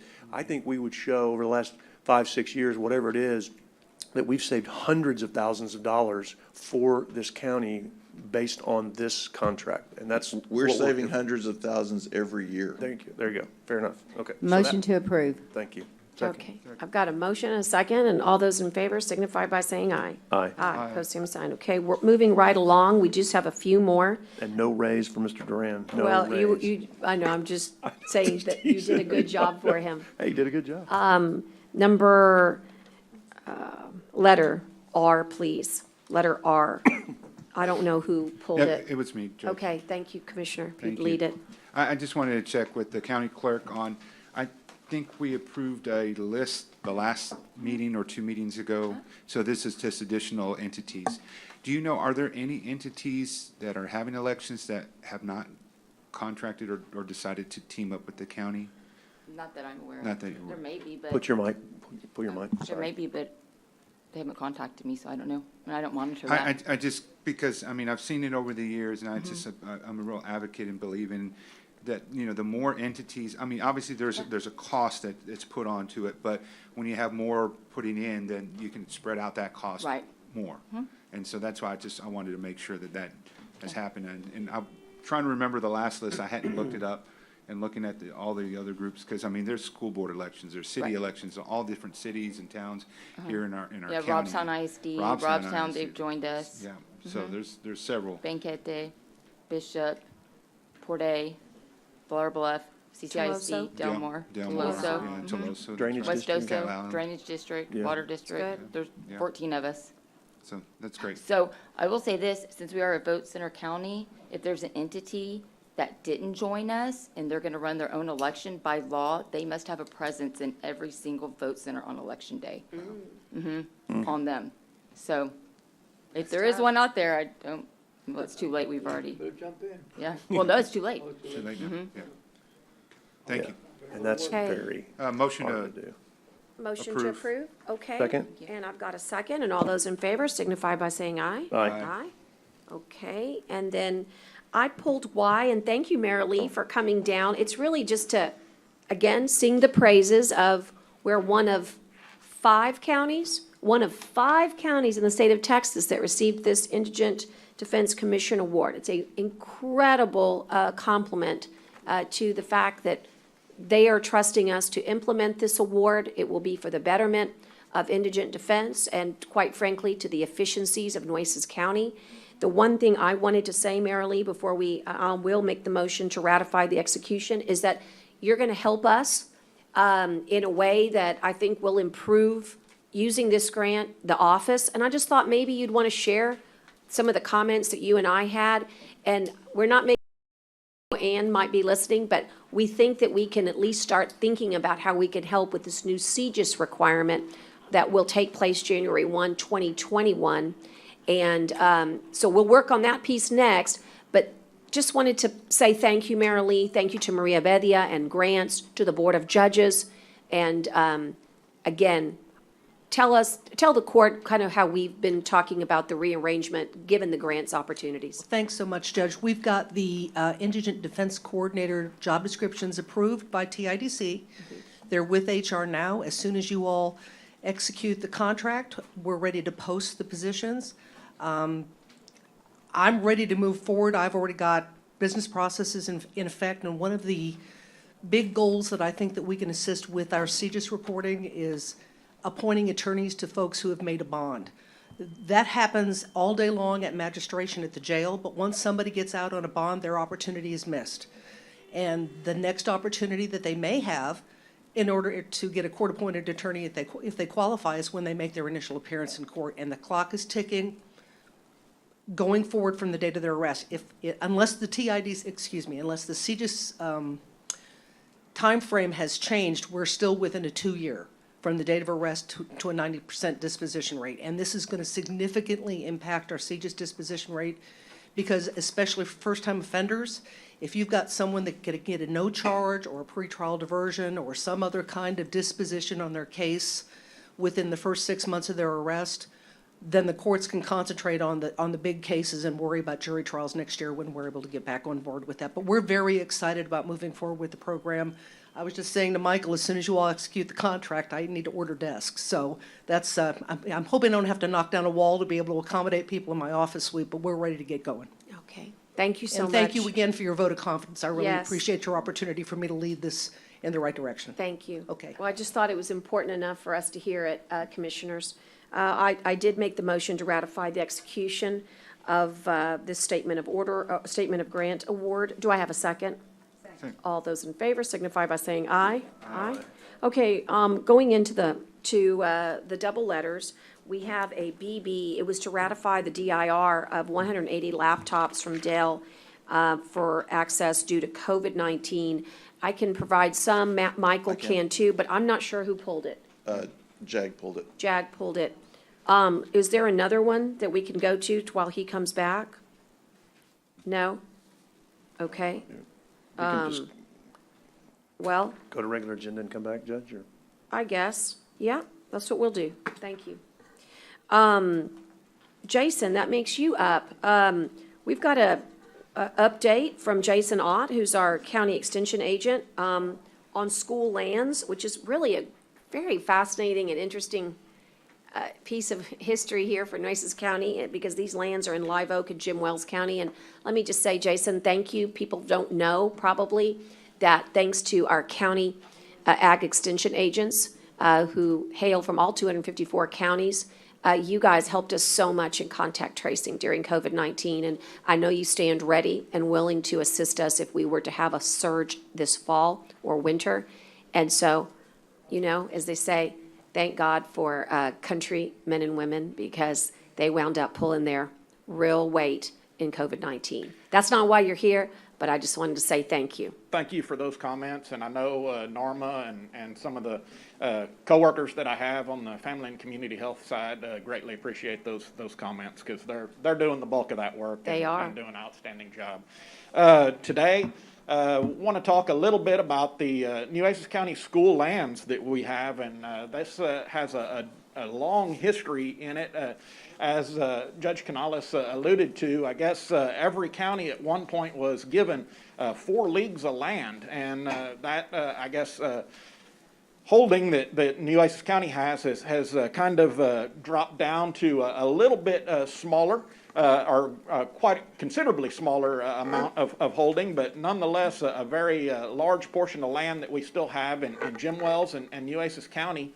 And if you'll go to that next slide, Tyner, it's roughly 3,500 acres of land that spreads predominantly in Live Oak County, and then the southern portion is in Jim Wells County. The purpose of this is it's leased on a 5-year contract for the purpose of grazing and hunting, and no other purpose. And the revenue for that land goes into the school fund for the children of Nueces County. The upgrades and improvements to the property are the sole responsibility of the leasee, and we can put in their lease some contractual obligations for them to do those types of improvements, but there is no expense that the county incurs in managing and overseeing this property, other than things like a little bit of our time today as we're discussing it. And so for me, some of the objectives that I have with this property is I think it's, as we go into that next slide, I appreciate you driving for me, Mr. Little, in this presentation. Have you seen him drive? You sure you might want to, Well, that's why we forwent a few things that we were going to do, actually. But Good, Jesse, you've learned well, man. You've learned well. A couple of objectives that I see as kind of my goal in handling this on your behalf is to encourage the improvements to increase the lease value of the property for grazing and hunting over time. And then the second thing is to try to maintain the property to maximize a competitive bid for that lease in the immediate coming bid cycle. And sometimes, those are kind of conflicting goals.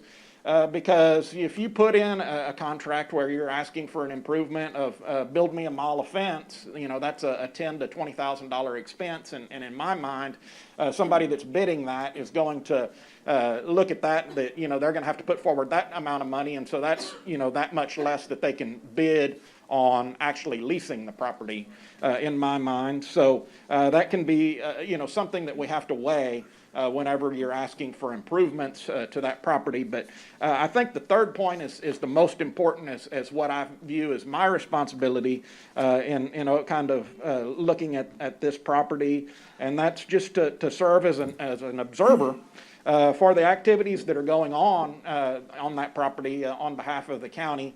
And then, the day-to-day operations of that piece of land are really, in my mind, the responsibility of the leasee. And so I just want to be there to convey any concerns that I see or that either party has to one another and serve in that liaison capacity. And then finally, I think what is really, really important and very critical to me is documenting changes to that property over time. I really didn't have any understanding of what that property looked like historically. And so it's really hard to manage something if you don't know what it has looked like or what it's supposed to look like. And so we've got some things in place now that we're doing to have a good understanding of what's going on in there. And I think, 20 years from now, 100 years from now, there'll be some good documentation of what that looks like and how it's changed over time that can be very, very valuable to whoever's sitting in our roles at that time. But as we move on to the next slide, this is kind of the issue that I had, or kind of the feelings that I had there, as Steve Harvey is expressing. In 2017, when this went up for election, there was a lot of problems with the property, and you could see that in some of the Google Earth imagery.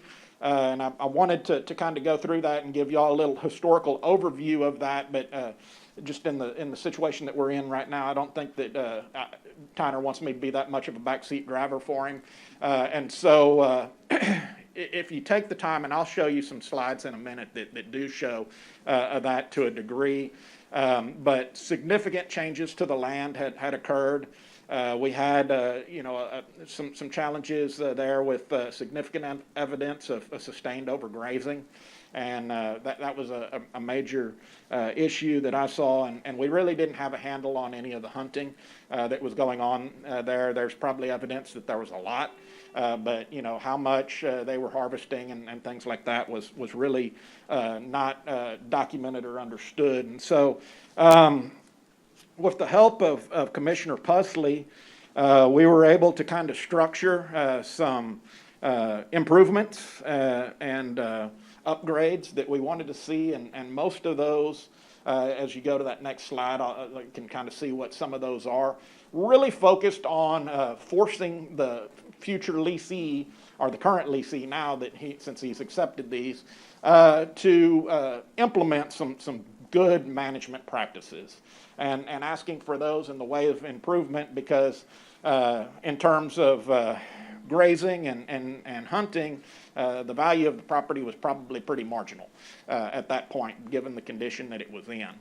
And so these are things that we felt were really important, getting them to better maintain the boundaries and cross fences, maintaining water resources across the property, maintaining roadways through the ranch, and then establishing a relationship with the NRCS office, the conservation plan, getting that implemented to ensure that the property is being managed for conservation practices was very important to us. Establishing these permanent photo points and grazing enclosures. Again, that aids to that documentation that we're going to have in future years to see how that property is changing, and if it's going in a positive direction or a negative direction, to where we can kind of take steps to manage that. And the other thing that this does is there's a program, a federal program with the NRCS office that offers some cost sharing for some improvements. And so any dollar that's spent, for example, on that cross fencing that I mentioned, they'll a lot of times share 50% or more of that practice with the tenant or the landowner. And so we can increase our return or benefits to the land by participating in some of these federal programs to increase some of those dollars that are available to us. And then one of the things that Commissioner Pusley was instrumental in asking for in this deal, which was a very good idea, is enrolling the land in the Managed Lands Deer Program with Texas Parks and Wildlife to provide some additional oversight on how the property is being used for hunting purposes, and to ensure that we do have a good handle on what's going on there. Finally, on this area, we wanted to maintain the cow herd's body condition score of a 4 or greater. And so what you'll think of a body condition score on cattle as is a body mass index for cattle. And so if you'll flip to the next slide, Tyner, a number 1 body condition score would be, you might think of like a concentration camp victim. Number 9 would probably be like Rosie O'Donnell. And so you can think of it in those terms. And so we wanted to make sure that they were in a body condition score of 4 or better from an animal health standpoint. And if you'll flip to the next slide, this is just kind of an example of what a body condition score 3 animal would look like, and she's about 30 days from becoming a 2. And so pretty poor condition, and you can kind of see some of the stressful environment that she's in there with a lot of bare ground.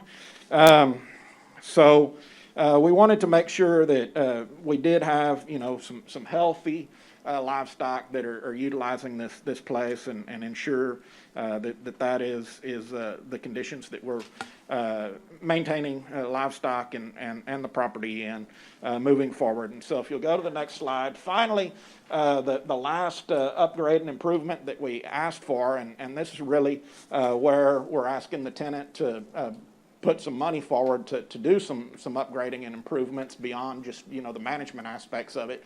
We asked for some control of regrowth of mixed brush species in senderos and properties on the property in different areas.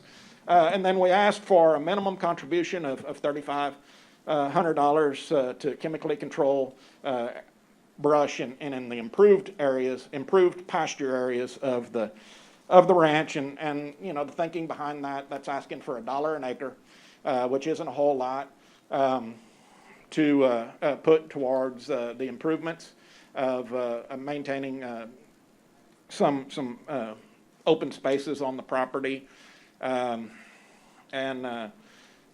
the number of acres that were in that improved area over that 5-year contract, they could do a good job of getting across that at least once, and then probably having some money in subsequent years to kind of go over and maintain some of that property. And so that was kind of the thinking there.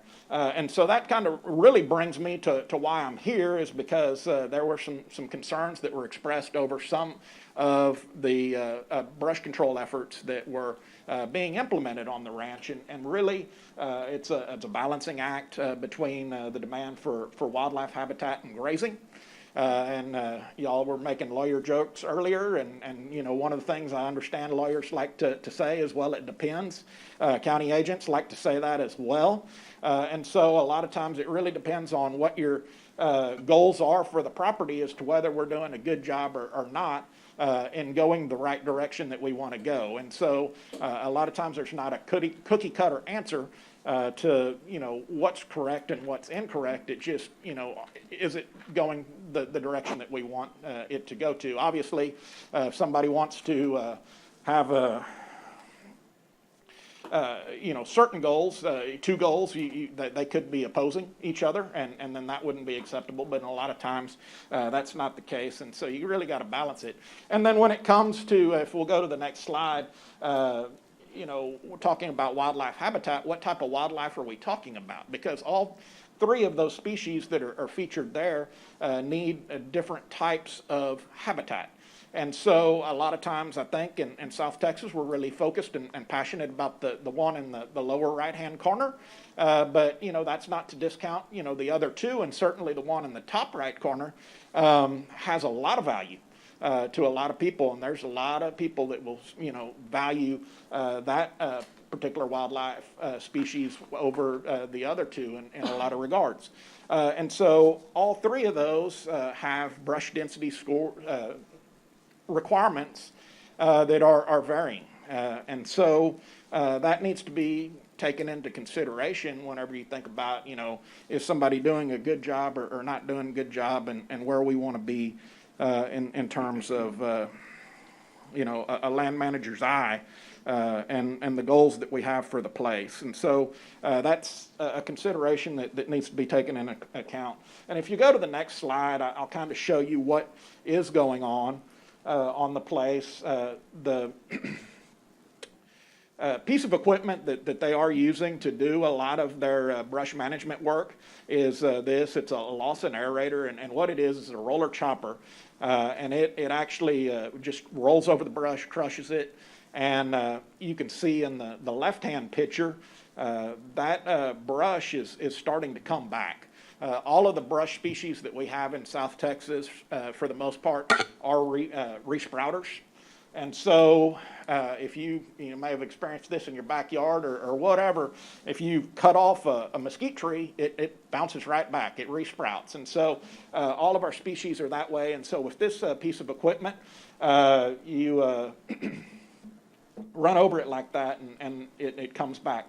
What he's got on this piece of equipment is also a sprayer, and he's got a seed box on there, so he's able to do some grass reseeding and as well as some forbs that he can plant as well. And then he's also got the sprayer for some chemical brush control that he can put down all in one pass. And so you do get some control of the brush species that are out there, and you reduce the density of those, but you don't kill everything that comes across. And so, for example, if you used equipment like root plowing, that would totally destroy all the vegetation that was there, and then you'd come back and replant some sort of vegetation. And so you would lose some of the diversities of plant species and things like that you have on the land. And so on the next slide is a little bit more of a close-up of that land after that has been ran through there over this, several months after that. And you can see some regrowth of the grass. You can see that's there, and you can see the forbs that are there. Forbs are weeds, but for the most part. But they're very important dietary components of wildlife, specifically deer. A lot of times, if you go to the next slide, we think about brush as being a very important dietary component of our deer, and certainly that is the case, but given their preference opportunity, they would probably utilize forbs to a higher degree than some of these brush species. But it's very important to have these brush species there because during times of drought and dry conditions, you're going to have some of the brush species when you wouldn't have those forbs. And so if we'll go to the next slide, you talk about some of these other, certainly for grazing, that's going to be an important, situation or scenario that you'd like to see in condition of the property, but certainly for fawning habitat for deer, these open spaces of grasslands are important. We typically will see fawns hiding in grasslands. We also have, again, some more forb production. And then whenever you look at or discuss quail, this is going to be more of an ideal type of habitat for quail. They talk about having 200 to 250 basketball-sized clumps of grass out on an acre of land for quail. And you can see this land is starting to recover, but we certainly don't have that out there yet. But we certainly do have a few of those out there. And so over time, I think, for all of these species, you're starting to move the land in the right direction. And so if you'll go to the next slide, these are historical aerial images of the property. The one in the center is taken in 1995.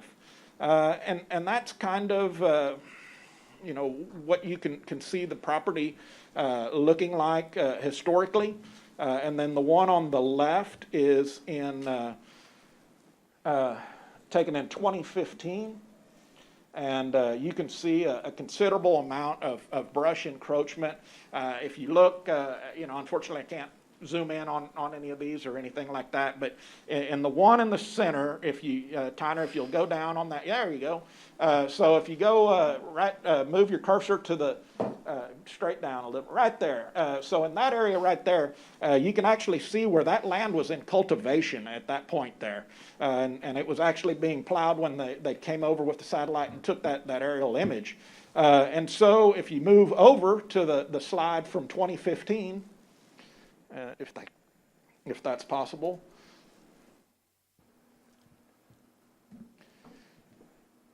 You can see that, there's a tremendous amount of brush that's gone in there and overtaken that property. That's all regrowth, weesach and mesquite that's probably not going to have that great value of for wildlife to the degree that some of the mixed brush situations that we have on the ranch are in.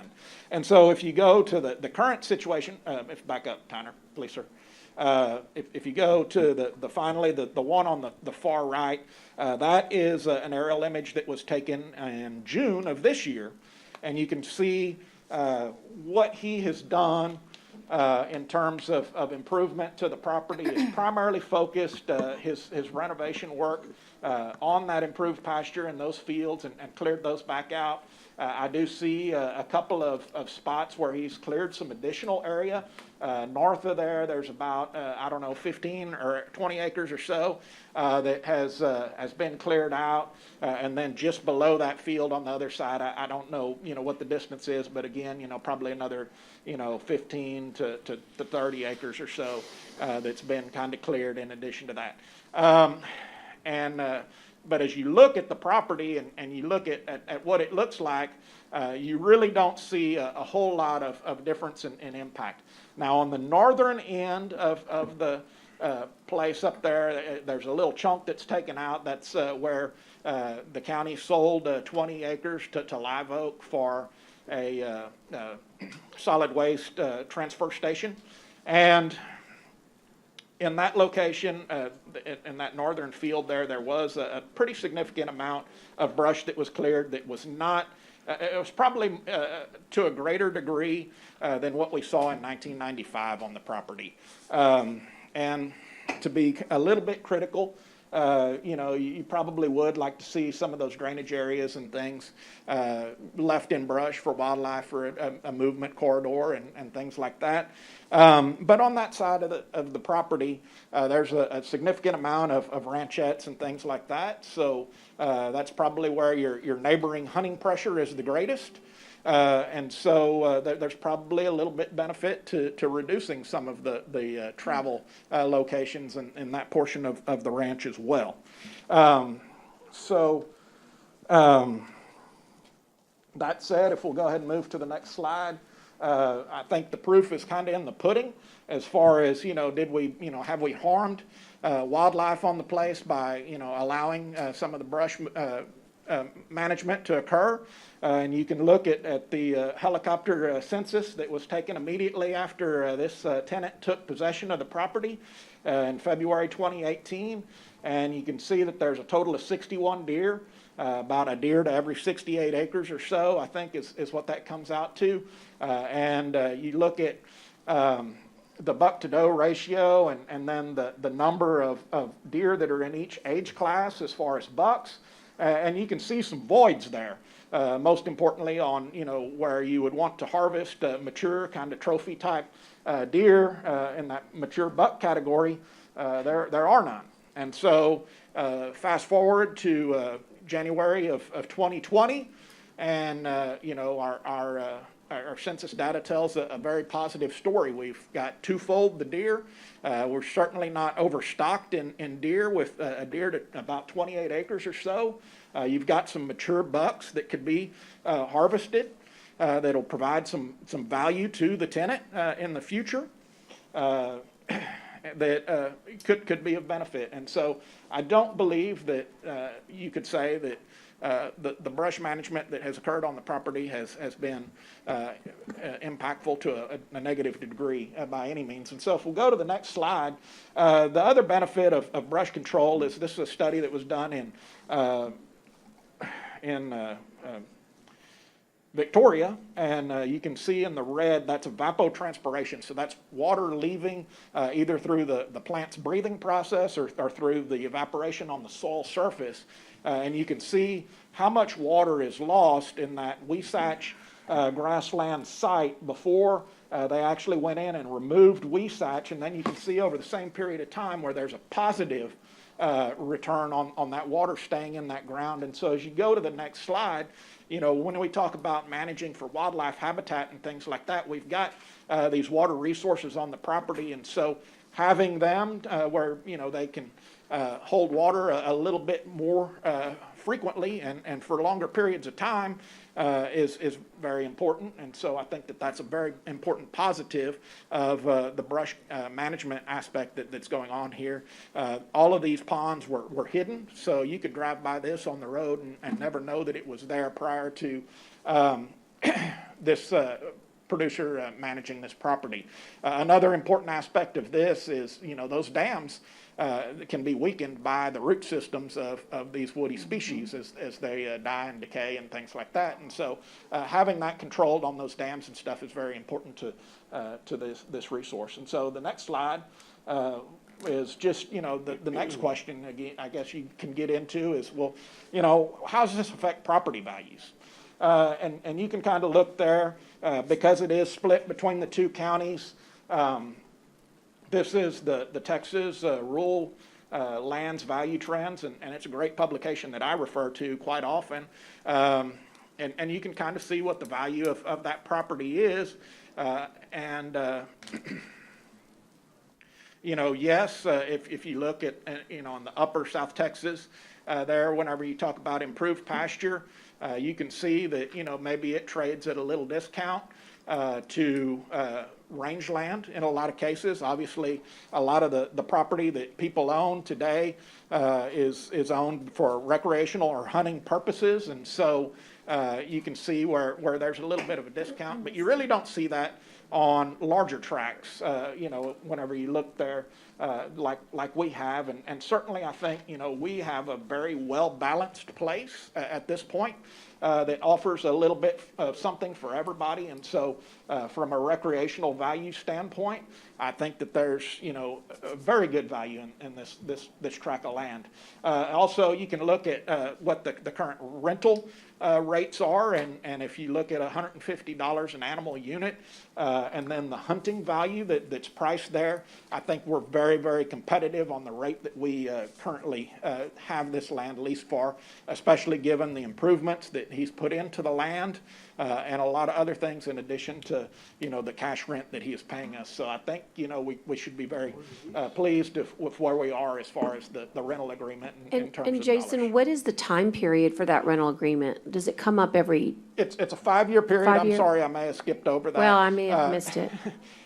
So we're in the middle right now. Okay. And it'll expire in basically another 2 Okay. years. We'll need to be showing the And, property. and I've been reading and researching while you've been doing your presentation. It's fascinating. There's an entire section of the local government code that's dedicated to sort of the rules of how counties operate and lease. So if any commissioner is interested, all of the things we do is subject to law, subject to the statutes. It's pretty exciting. But in law, Belinda, when the county has this, do we hold it in trust, or are we like fee title owner? We are holding it in trust, right? So it doesn't become an asset on our books, right? It's really the state's. Well, it's a $9 million asset or greater. I took your average, and multiplied. But the only ones that benefit is the school districts, not the county, so. Right. That Yeah. That is correct. But still, it's just a terrific. How many pipelines are there already? I know we started with one, then there was 3, so. how many? Right, and that's there are 2 pipelines that go through the property, and then there's one power line that goes through. And so I'm sure that the school fund benefited tremendously whenever those I'm easements sure. were granted. Yeah. And so, that's an opportunity that this property has provided for a little bit of a windfall that I'm sure was observed by the area school districts whenever that occurred. Obviously, you spread the value of this lease over all the school children in Nueces County, and it's probably not very impactful, in that terms. But whenever we do have pipeline or something like that come through, it's extremely impactful in those years for those. And I guess any mineral interest is held under the PUF. Is that how it works? Under the GLO's PUF fund? Yeah.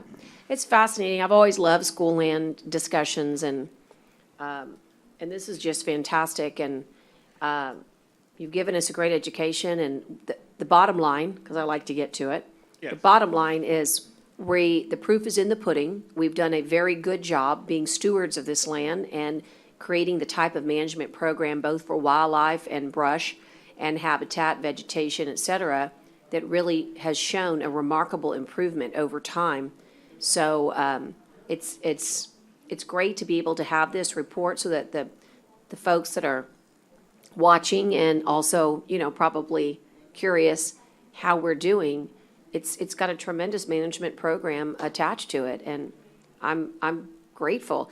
The only thing I'm kind of curious is because of our affiliation with the great university that specializes in this in our backyard, do we do anything special with Texas A&M Kingsville? Of course, the Cesar Clayburgh Wildlife Institute is prolific from everything from grasses to wildlife. I bet this would be an amazing research opportunity or some sort of an MOU collaboration. I'm just curious whether or not we've ever delved into that and whether that might be an opportunity for us. We really haven't. Certainly from my standpoint, some of the things that we've done with photo points and things like that are things that I can showcase as demonstrations, and some of the information that I provide local livestock owners and things like that. Yeah. So there are some values that I think we are going to be able to get in showcasing the land, but I think we need to, rely on the wishes of whoever that leaseholder is Sure. and work Well, with them. whenever we get to that next 5-year mark, we might want to say, hey, this is an opportunity to, and in fact, there might be some beneficial value to our region. That's Right. all. And what I've wanted to emphasize through this presentation is, is there anything inappropriate going on? In my mind, definitely not. Are there things that, could occur that are different? Most certainly. And I think, anybody that, has this lease would, choose to manage it in a different way, probably. But that's certainly okay, and until we have a specific goal or direction in mind that you can provide me, I'm not in a position to say that we're going the wrong way by any means. Right. in Well, that's any why of I was this. just saying the Cesar Claiborne Wildlife Institute is just such a great treasure, here in South Texas. If we ever wanted commissioners an independent look or view or just opinion, we don't have to look very far in our backyard to find the best in the business. And, but I just want you to know how pleased I am. We actually bumped you to come to this court, because last court was just kind of a monster agenda, and we knew that you needed time, and 3,600 acres in our trust needed this kind of time. So thank you for the thoroughness. We do have a question or comment from Commissioner Vaughn. I have several, actually. This is the first time since I've been here that they've had a presentation on this, so I'm just wondering, was there a reason that you did it this time? Was there a complaint about the land? There were some questions that were raised through Tyner expressed to me that he had some concerns about some of the brush that was how the brush was being managed on So the did we property. have a call, Tyner, from someone that was complaining, and can we say who that person was, or you don't want to do that? I can tell you, Okay. it was actually former Commissioner Mike Pusley, who has land out there, Yeah. called me one night and said that it appeared that there was a lot of land clearing going on, but it wasn't him. Somebody reported it to him. Yeah, okay. Well, yeah, I know the story. I just wanted it out. Well, let me just say this to you. A couple of things first. How much do y'all lease it for? The total lease, I guess that's public information. I believe yes. over 5 years, it's roughly $360,000. 360,000. Well, I will just tell you, I'm very familiar with this because this is what we do. We have 2,000 acres. You have to clear the land. You have to do some of those things. And it is very expensive what he's doing. It is a full-time 24-hour job, what he is doing. If we are asking him to take care of the improvements and all, this man's spending some money. Just clearing roads and clearing brush. It is an everyday thing because once you clear it, you're going right back at it. You're just trying to catch up continually. So I looked at what he showed on the deer and all that. I think he's doing a really good job, on what he's doing. Improvements, probably, yeah, he could have room for some improvements. We all do. But from what I see, he's doing a really, really good job. Commissioner, just to fully disclose, I know that Jason has been charged to keeping an eye on that property on behalf of the county. And so when I got the call, I just called Jason. I said, check it out. And that's what you should do. And Jason, thank you. I was just curious, how often do you get to go out there and look at that property? So what I've tried to do, or made the commitment to do, is go out twice a year. I try to do that in May and October. This time I went out a couple of weeks ago just to kind of get some pictures, and y'all can view that kind of at y'all's leisure. But I try to send a report after each of those visitations of the property to Tyner and to Michael. Michael had the opportunity to go with me last fall whenever we toured the property, and try to again get some good documentation so that if there are questions that come up, you'll be able to look historically at what that piece of ground looked like. Does he lease hunts? So over the last two years, there has not been a deer harvested. I should say there's not been any bucks harvested. I think last year there were some does that were harvested on the property so that they could get it in line with the recommendations that Parks and Wildlife were making. And so moving forward, as you have these mature bucks, there will be some trophy hunting, I'm sure, that will occur on the property. But he did a really good job of destocking the place because it was extremely overgrazed. So he deferred grazing for a full year at his expense. He still paid the lease during that year, and he hasn't had any trophy hunting yet on the place. He's So trying to grow his he's- deer population, right, he's yeah. doing a very good job of being a good conservation steward Good. of the resource. Well, the report was great. Thank you very much. There is a video. I won't waste any more of your time on that, but that's a YouTube clip, and that is a tour of the ranch. So that starts at the front gate and moves all the way to the back. A picture every 0.2 of a mile. So take the time to look at that. I'll just play a little bit of it.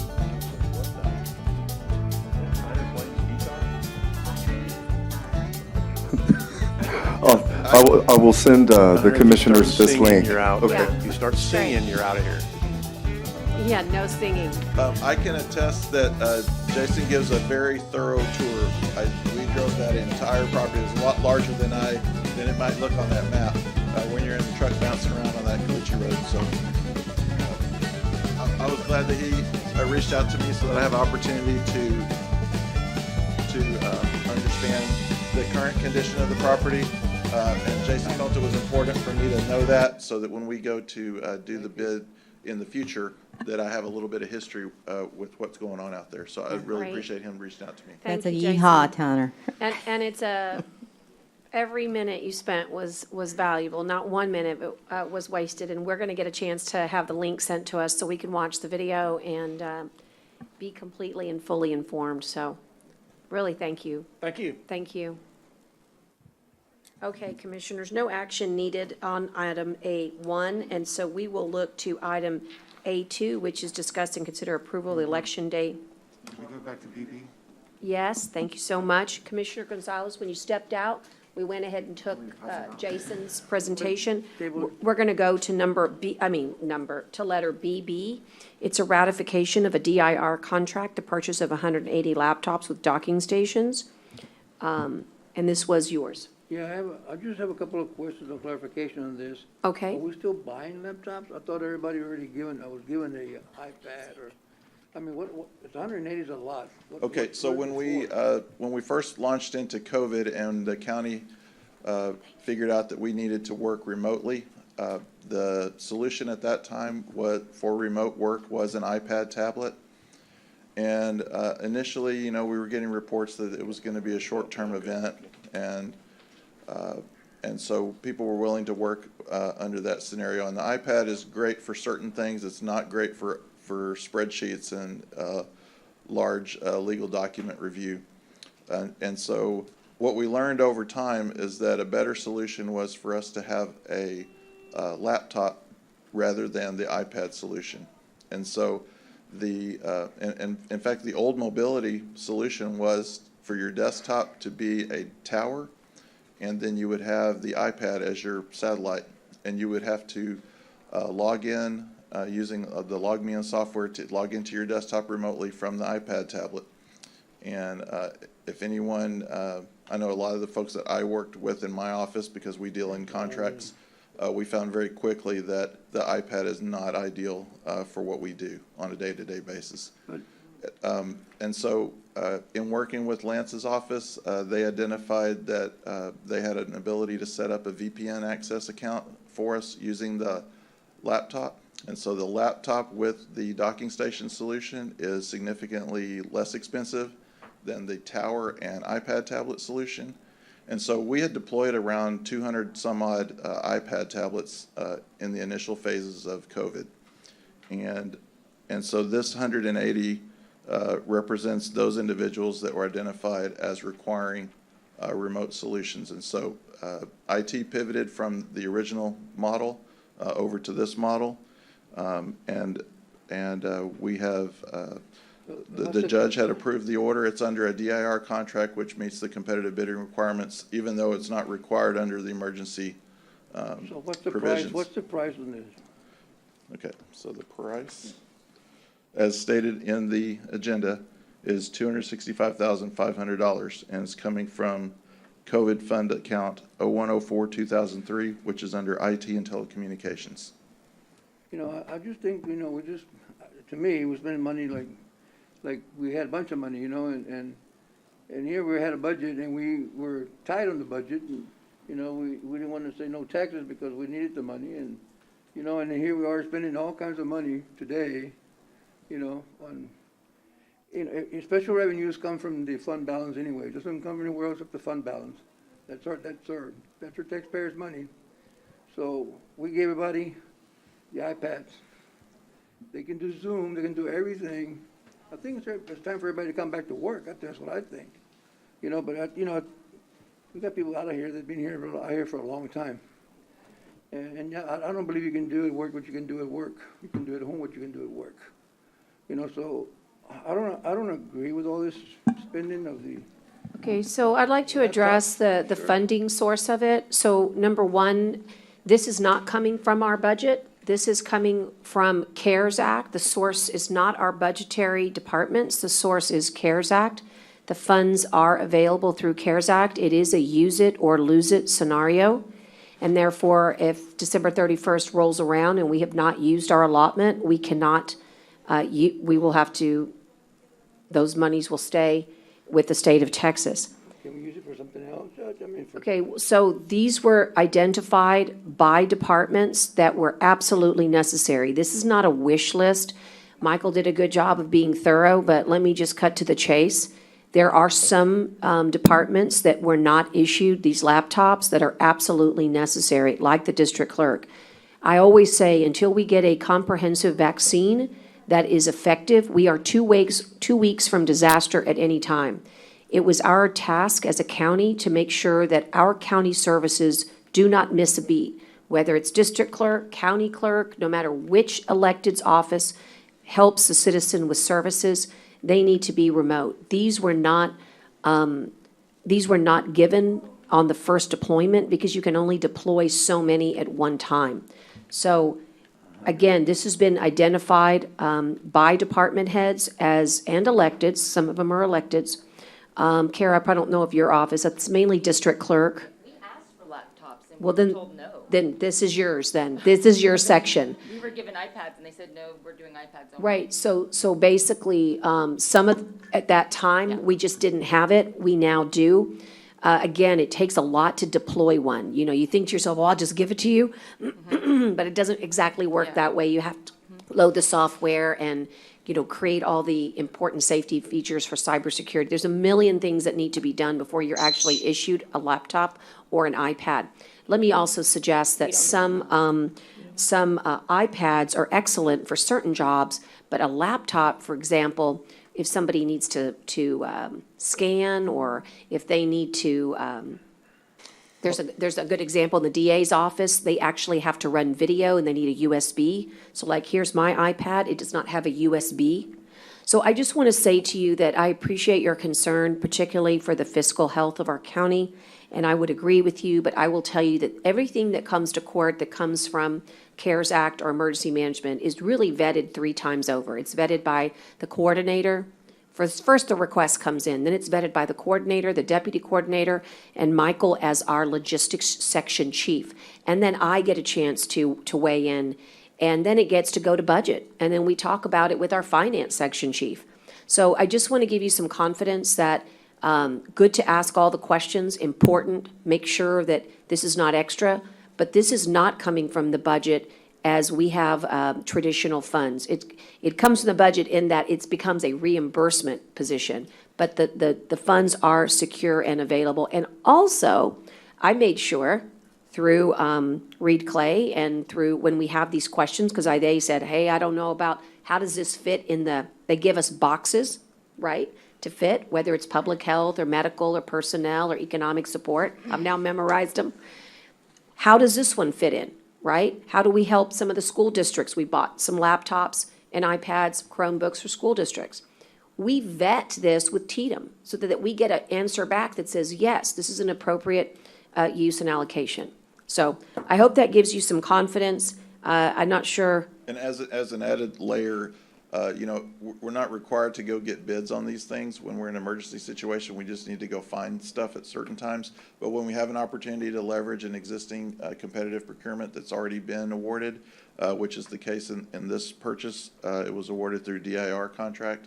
And so we have that as an added feather in our cap when we're submitting that reimbursement, that we did provide a fair and equal opportunity to the bidders who might be interested in that purchase Right. from us. These state contracts are a layer of protection for us, but look, if we could, everybody that can work remotely, not every job can be remote, right, in the county, but every job that can be remote needs to be set up for that, because we don't know, again, until we get a vaccine, we need to be prepared for working remotely at any time, all of us. And so, and also to address your rotation, I just want to throw this out because you brought it up, that there is no doubt that we, through emergency management, will be issuing some new guidance based on our good numbers, that by October 15th, we'll be bringing back a big section of our personnel. And by November 1st, we'll have another phased approach. Just like the governor has used phases to reopen Texas, so shall we follow in his good footsteps in reopening this county. Your county is open. We're just working differently. But in the bringing people back home, we have already begun that process.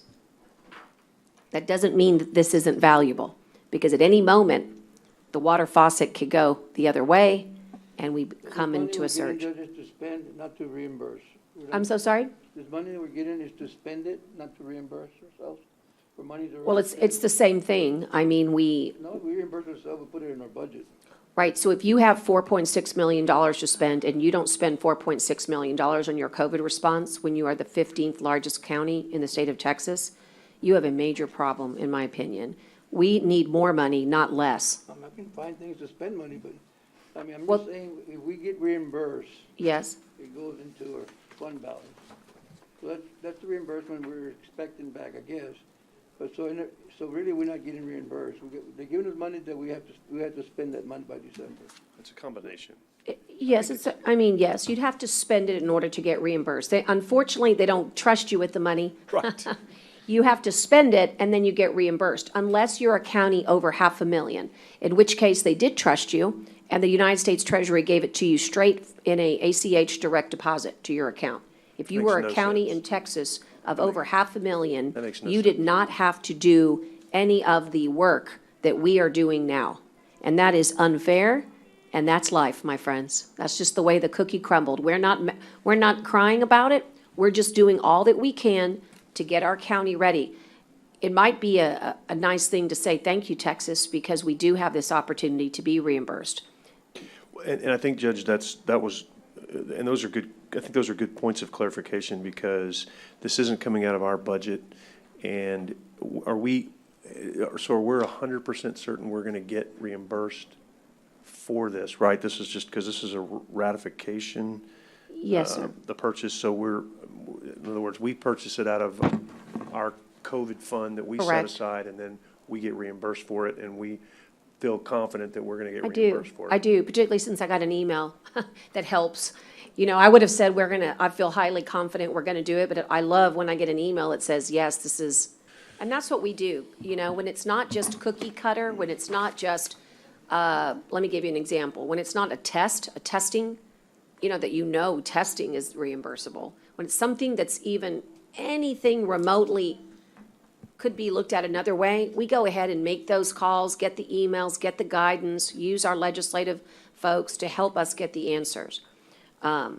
This is really important. In fact, we've even changed our scheme such that if there's a big order like this, Michael, forgive me, what was the dollar amount? 60?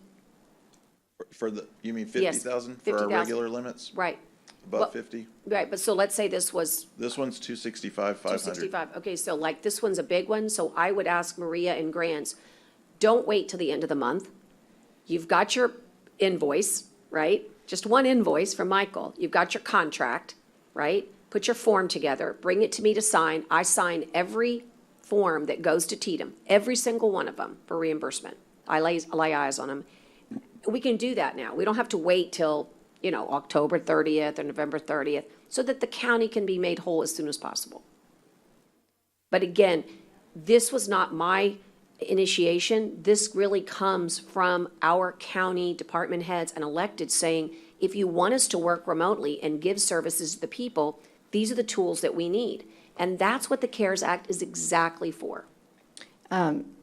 Judge, Jag, I agree with you that if it was in the budget, I wouldn't vote for it this year because we don't have the money, but I don't think she would have put it in there.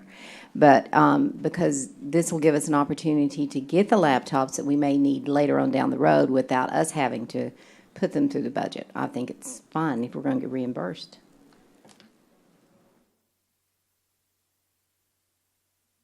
And I'm assuming if there's so- other and so what- equipment that we need to find, that we'll get it. Well, I mean, if there's something that we're missing, then obviously we'll shoot for that, but we know that the need is mobility.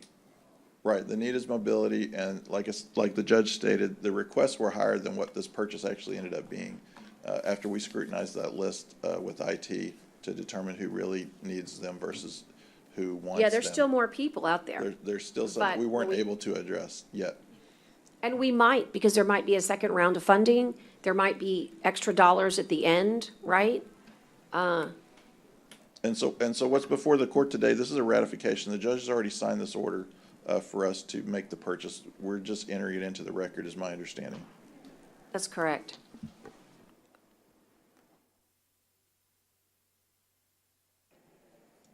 But we do require a motion and a second to get it And we do ratified. like, and I'll make the motion, and we do like it because Tatum likes it.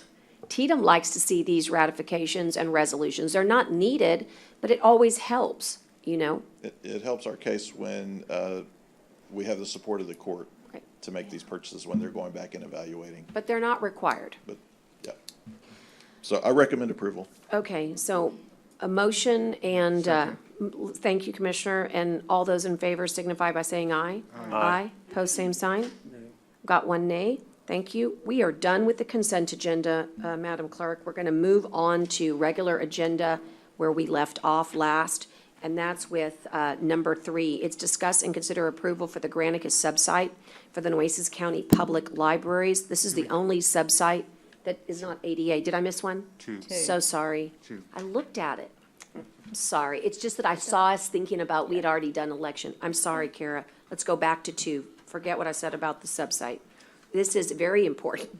This is Election Day vote centers, and it's for your approval. And Kara is here to answer any questions the county clerk.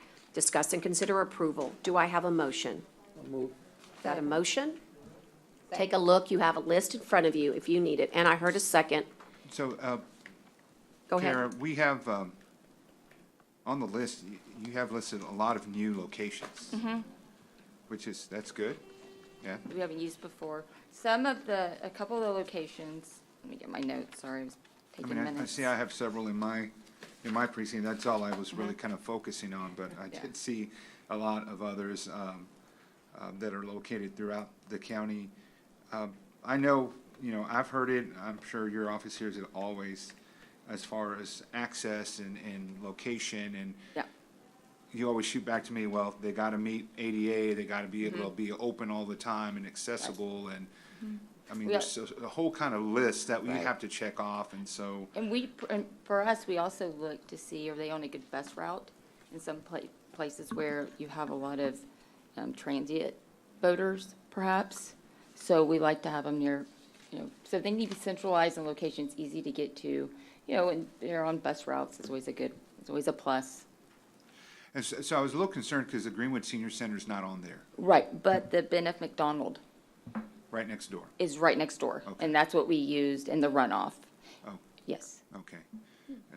I didn't get out that way to vote, I think I voted here, so I didn't. Yeah, go they to share a the- parking lot. Okay, Yes, and we couldn't use this senior center because they're using it as a storage deal from the city, so the city Okay. said. I just figured that would have been, it has more room, because it has I- rooms. I agree, to and keep we people wanted to do that separated, there, but the city said they're using it for something else right now, so. But they gave you that one instead. Mm-hmm. Okay. All right. And then, once again, in precinct 3, the Borchard Fairgrounds, what did it replace? So, I spoke with the superintendent at Robstown ISD, and they wanted to make sure, to protect the students. So there's 3 elementary schools that they use, which is San Pedro, Lots Beach, and Robert Driscoll. Right, and so instead of those 3, they asked if we could use Hattie Martin.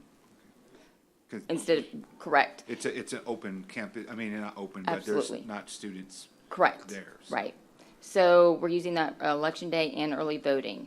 Now, back in the 2016 general, we used the Keach Library. So instead of the Keach Library, because of social distancing and COVID, we're going to use the fairgrounds. And is that going to be in one of the buildings, or where exactly? We're looking at that, so they don't have, that's to be determined. Okay.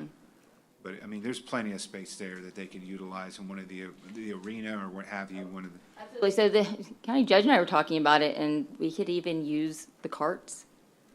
The golf carts. Yeah. We like that because if you remember, there's a little distance between that parking lot and getting there, Yeah. but they have that available. We just, No chance of driving up, though, is there? Drive, what do you mean?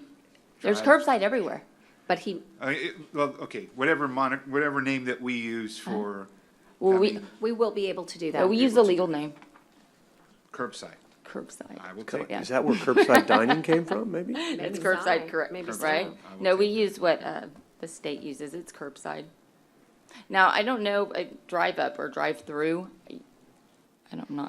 And another question, and I know it's not really well, it is kind of yours because it impacts you. So there's a lawsuit against the governor right now by actually the agricultural commissioner and GOP chairman and others that are suing to remove that extra week of early voting. So what does that mean to us? I mean, if there is some sort of stay of some sort of order that is put to stop that, or is this process already in the motion that it can't be stopped?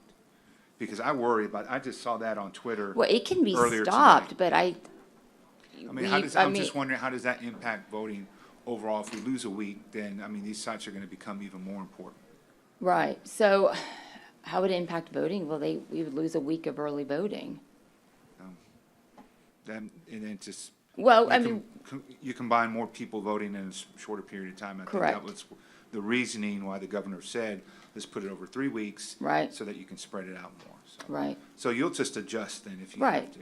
We'll just change I the just dates worry and we'll, because- anytime you change dates and times and any major change to the election right when it's happening, I don't think I that's right just due to worry, voters. worst case scenario, if it does happen, my worry is then you're gonna have, what you were trying to avoid was Right. getting everybody voting on election day. Right. Granted, we have what, 80-something, how many, 80? We have 84. 84 Mhm. sites. We have 25. Well, you know what, well, if we have time, we may just have to add more early voting locations to that. I don't know where it's gonna go, but I saw Yeah. that on Twitter earlier, popped up as and so that's concerning that Yeah. if there is anything that goes to court that Mhm. says, yes, we get a judge that says, yes, that Yeah. first week or the extra few days that we have shouldn't be allowed, then that just puts everything up. It does. Up into kind of unplanned territory for you Right. and for the voters and everyone else. Right. You know what, though, but things like this really happen a lot, so we, you know. You're used to We're it. used to it and we're prepared. So anything that's thrown at us, we'll take care of it, we'll deal with it, and we'll have a We successful also, election. and we serve also the want to folks. say thank you to your staff. I have great staff. Good job. And, Amazing staff. and this is the hardest part of the year. It's like tax time for an accountant. There's a lot of stress. There's a lot of demands. There's all kinds of, and we just want to say thank you to the people that work there in the office and let them know that, we don't get to see them as often as we see you here at court, but we appreciate them. And Well, thank you. we try to, at least when we can, Pass give that the along. praise. They are great. So, Appreciate- Thank you. having said that, do we feel Judge, one good thing. about this? Oh, one thing. Okay? I think, just to make it a little easier on CARE staff, and all the election folks, I think I'm gonna move that we take out the Army Depot just because we've got them. Yeah, they're talking about the election. Hello. Just because we've got them for 17 days on early voting, that's never happened before. So I think that should cover the Army Depot fine, and all those folks will have 17 days. So, I'd move to take one of those out. Nobody has. For- Take For what? Early voting? No, for election day only. no. This is just election day. So what are you taking out? Army Depot. It's I number. thought they wanted it, though. Well, they wanted it for early voting, and then, They're gonna be there as long? what's Isn't that? wasn't that their request? They're gonna be there for 17 days, right? I don't know. Sorry, what? Oh, Excuse me? she said they thought they wanted it. I don't know. I mean, they've got, so we gave them the 17 days for early voting, which we've never done before. We used to split A&M-CC and the Army Depot. The law changed. We can't split anymore.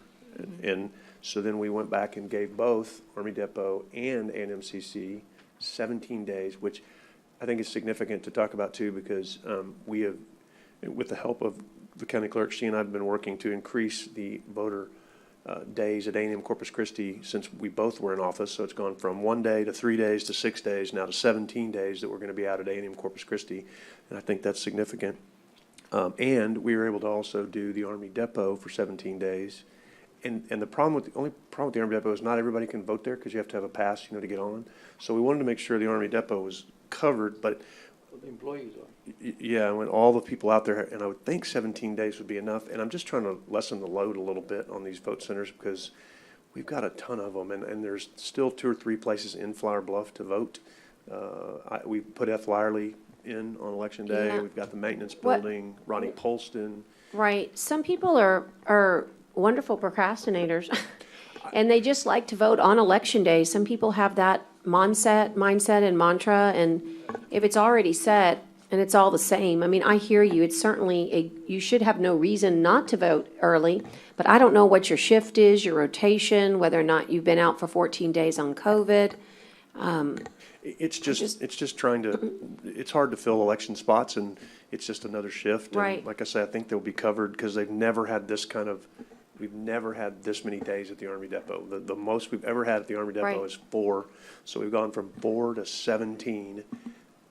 To me, should be okay. Right. Kara, how do you feel 5 about days, that? sorry, on my bad. It used to be 5 days, thank you. It was 5 days, and now it's 17 Right, days. right. So, but, I mean, whatever. I mean, it's just trying to help. Because vote centers, you can vote anywhere. That's the point too. That was the point of these vote centers. We were trying to get less and less numbers, and so I'm trying to do my part in that theory too. We had 123 to begin with polling sites, or 120, whatever it was, and now we've gone down, and I think we're doing our duty to make sure that we're letting everybody vote anywhere they can. So, it's not a huge deal. I'm just trying to, do what I can to not add work and to make sure people can vote. So, whatever. If y'all don't want to, it's okay. Did Commissioner Vaughn? I was just wondering what she thought about taking it off. You don't care either way? Yeah, I mean, she's leaving it to us. That's why we have to vote on it. I'm not trying to put her on the spot. I think, the parties will be happy. That's one less person they each have to recruit for Election Day. 'Cause Judge, remember, if you that feel is the strongly- parties. I don't know. so, I don't mean, know I don't wanna about fight that. over I'll the- tell you, our party pretty much believes that if you could vote every day and Every day. register and vote on the same Yeah. day, we believe in access to voting.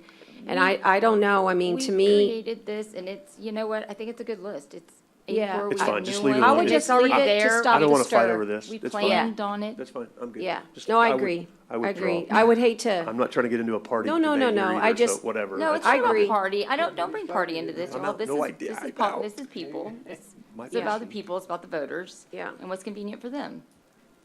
It's simple. Okay, appreciate it. So here we Motion go. to approve. All right, thank Second. you. Motion approved, second. All those in favor signify by saying aye. Aye. Okay. Let's see, we got here. Now we've got the Granicus subsite. And I sort of let in, but this is an approval.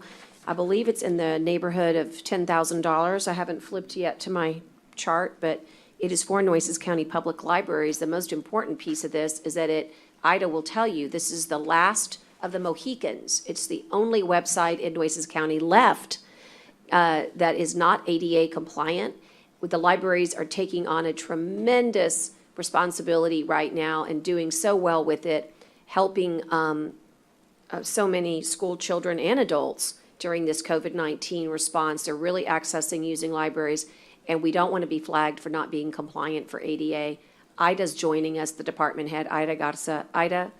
Good morning, Judge, Commissioners. Good Thank you for morning. allowing us this opportunity to discuss and hopefully consider the approval of the Granica subsite for the Nueces County Libraries. And Lance is also available for any questions. And of course, Crystal has been very instrumental, and David here at the library for providing us all these capabilities. But we are not at this time ADA compliant. And I know that pretty much all the counties subsites have been approved already, except for, I guess, us and maybe the coastal parks maybe. But this is something that's very important to us as a, we're trying to deal with many activities and stuff, and it would make it much easier for us to be able to be compliant for one, but, to be able to provide the services that are needed at this time. And of course, let's talk about the funding source. Ida, do you recall? Oh, here comes Teresa. I know we had a good funding source for It's gonna- this. Capital outlay, and then she's gonna budget for the annual costs in her budget for 21, 22. Okay. Okay, I mean, this is really non-negotiable. Tyner has the good and hard job of going to DC and making sure that we're checking all our boxes on ADA compliance. And we have an amazing Nueces County ADA compliant website. I'm talking about our home base. But this one really needs to be done, and it's actually will be scrutinized because we have so much, need right now. And again, to kind of toot our own horn, Lance is on, but I think what impressed the DOJ is if you want to do business with the county, and if any part of your software is public, you have to pass the test of meeting the ADA. Yeah. And we were able to tell the DOJ that we have caused many, many companies Yeah. in the state of Texas and possibly in the nation to look at themselves and make themselves ADA compliant just because they wanted to do business with us. Yeah. Well, and of course, beyond we have to, don't we want to? Don't we want to be the type Right. of place that Nueces County Libraries, the bibliothèque alone, I call it bibliothèque, I know it's got another, I think it's called Open Connect.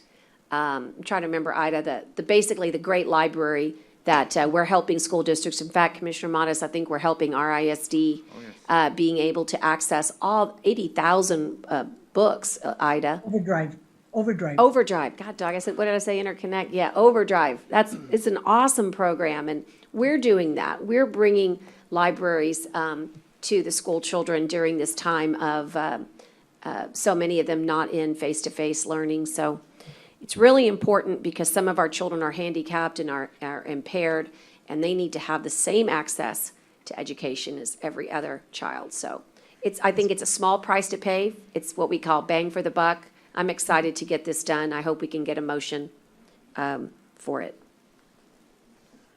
So move. Okay, motion, and I thought I heard the rumblings of a second. Yes, I did, from Gonzalez. Thank you. Motion and a second. All those in favor signify by saying aye. Aye. Post same sign. We're going to have our monthly financial report. It's tracking July 2020, and you should have received a copy of it. Ida, would you lead us through the highlights? Judge, Commissioners, I presented the monthly report for the month of July. If you go to page 6, we're going to see the general fund. So we can see that we have a healthy fund balance. It's going to be, the net change in the fund balance is in 21 million. So the total ending fund balance is 44,437, 489.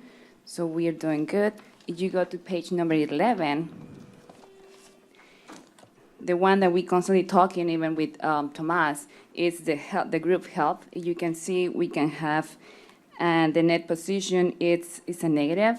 That means that obviously the expenditures exceed the revenues. So it's something that is going to have a drastic decrease for the next, by the end of the fiscal year. So it's something that we looking into it. We constantly talking with Tomas to see what we're doing. I mean, as the judge says, we had COVID, we have all this, so it's affecting the health, the group health department. Also, we can go to page number 16. So we can see here the revenues. So we're doing good. We have a 93.4%. So that's what means that we're doing. So by the end of the fiscal year, we're going to get probably 98% collections. So it's what normally we're doing every fiscal year. Sometimes exceed the 100%, but we are doing good. Page number, if you go to number 80.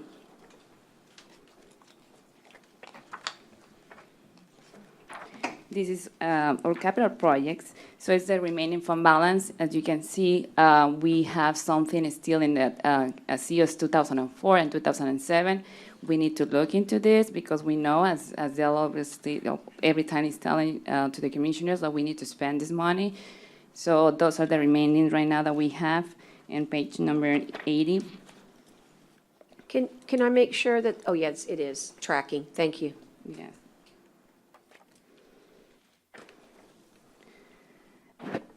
Highlights that we can talk is page number 81. This is important because this is the report that we received from this for the departments, and as you can see, we're still pending. Some of the departments still we didn't receive the reports, so it's something at our office is in constant communication with these department heads to get these reports as soon as possible.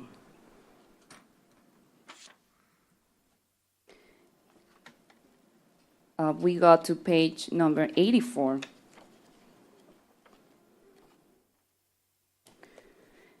And this is the summary for the P-card transactions for the, as of July, and you can, or the month of July. So the spending is a total of 468,151, and you can see the detail of what transactions were on the spending through that month. The total, you go to page number 169.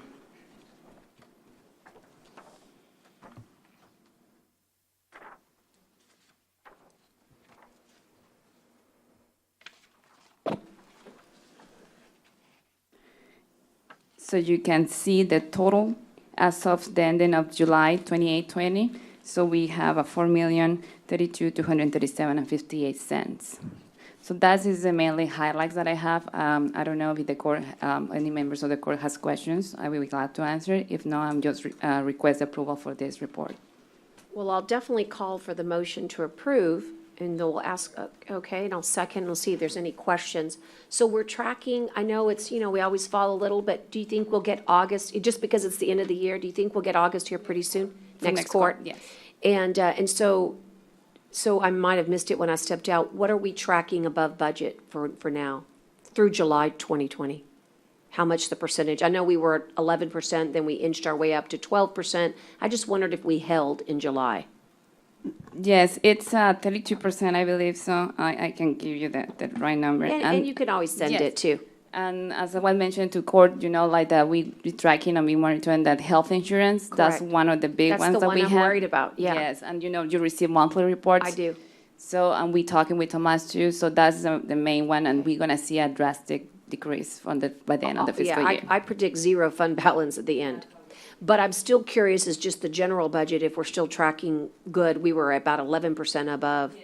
We're still about there? Yes. No difference, No, no it's not major big. There's not significant, big so far. either negative or positive. Okay, super. Well, I 11% is I wanna great. schedule something with you and Dale as soon as possible when he gets back to drop my my old bonds that I inherited to get rid of them all. Okay. So that's my commitment in the next 2 Thank weeks you. to get that done. And with some of the upcoming agenda items, we might be able to suggest something in your precinct that makes you feel good about dumping them, but also putting them to things that really would benefit your precinct. Okay, awesome. I think I did Commissioner a Gonzalez motion and a said you could second. dump it in his precinct. He's happy to take it for you. No, John. Motion and a second, but I don't know if I got a vote. All those in favor signify by saying aye. Aye. Post same sign. Okay. All righty, guys. You're a helpful guy. Coming into our own here, and I guess this is done this way. One might think that you would do it in reverse order, but trust me that Tyner knows his stuff.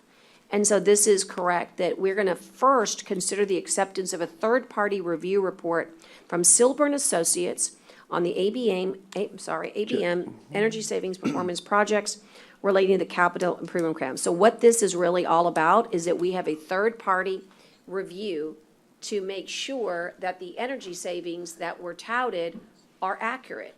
And so in order to really have a good discussion about the contract, one would have to understand that the energy savings piece of it is valid. And Juan is here to talk about that for us. Judge, and could I- the report is available. Could I Yeah. just ask one thing? You and I visited about, I think number 8 would be pretty quick, and number 7 we were going to table for a Did you need to meeting. go? No, I was just going to say, would it be okay if I just made the motion to table number, hold on, make sure, 7 until the next meeting? Wait, I'm making sure Yeah, I'm doing the right 7 one. till October Somebody tell me? Yeah, What is it? these two are related. I was going to make a motion to table number 7 to the next meeting and a motion to pass number 8. That one to go ahead and Yeah, I'm happy to pass do that that. one, if that's okay with you. I am. I You don't just mean to- saying before we get into this huge discussion? Yeah, this one's going to take a week, so I figured No, if it's that's not okay. gonna take a week. We're all hungry. I No, know, I'm just kidding. joking. Look, let's do the table first. Okay, we've got a motion and a second to table number 7 till October 7th, and we'll bring it back with more information at that time. Okay, all those in favor signify by saying aye. Aye. Aye, pose same sign. Okay, And then- that's tabled for the clerk, number 7. and then Number vote- 8 is a motion to accept the adopting of the order. And that is, I'll second that. That's a motion and a second. And he's not standing up there, but let me just say, we're very close to getting the RFPs, which is why number 8 is ripe, as they say. Michael, it's okay for you to take the podium, just tell us when. In a week or 2 weeks, or, can't remember. How close are we? We're very close, Yeah, it's about a week away. a week away. So yeah, if we do number 8, okay, so what is this for? It's for IB McGee Park Office, long awaited. We're excited to have these construction RFPs coming in, but if we get the project, the construction manager, he's gonna help us unveil this, or I guess, open up, maybe, so to speak, the construction bids, and who knows what will happen. We may have to negotiate, we may have to study it, but it's very important. So this is what number 8 is all about. We've got a motion, a second. Are there any questions or discussion for Commissioner or myself or Juan? Okay, well then, all those in favor signify by saying aye. Aye. Pose And- same sign. And then Judge, last one was at number 11. You and I had also visited about it. I didn't get any more info back from Scott, so we talked about if that's okay to push that one back one more time to do what you and I had visited about. I never got anything back from whether they talked to anybody, so I was just gonna table Oh, that one more we meeting. didn't get a chance I to didn't call get it. back? Okay, yeah, that's fine. October 7th Yes, for ma'am. 11. And if anyone's here representing Lan, we'll touch base with you, but we've got a couple of questions on email that was delivered to us. And we know that we know that the engineer of record will be doing construction phase services. And we hope to bring this back to court to finalize it, because it also needs to be done timely so that it can all make sense with these Yeah, bids. and speaking of timely, that October 7th date is the date we're planning to do the award for the IB McGee building. Say that again, I couldn't hear you. We're planning to do the award on October 7th. Okay. So because we'll already have the results of the bid opening before then. And the only thing I would say, Michael, is if when we go to committee and there are questions and we do need the engineer, that we might have some latitude, because we will need the engineer to be able to maybe answer some of those questions. I don't know, maybe. So on a bid, we don't have a committee.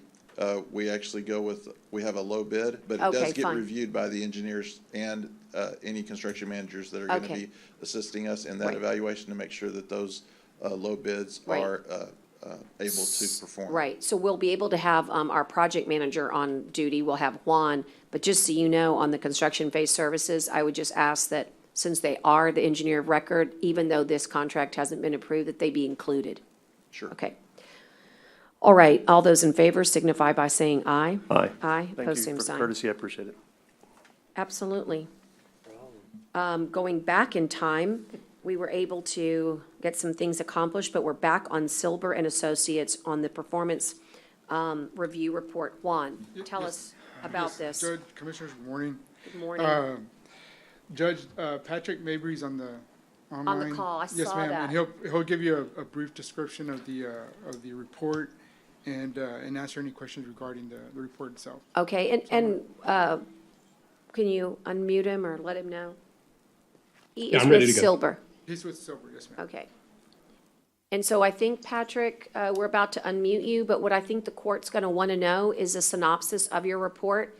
You were asked to verify energy savings as per the contract outlines, and we're going to want to know, obviously, what your opinion is, and please repeat what those savings would be. Okay, so that's correct. Can everybody hear me okay? Yes. Can. Okay. As the judge said, we were hired to provide our assessment of the energy savings performance contract as provided by ABM.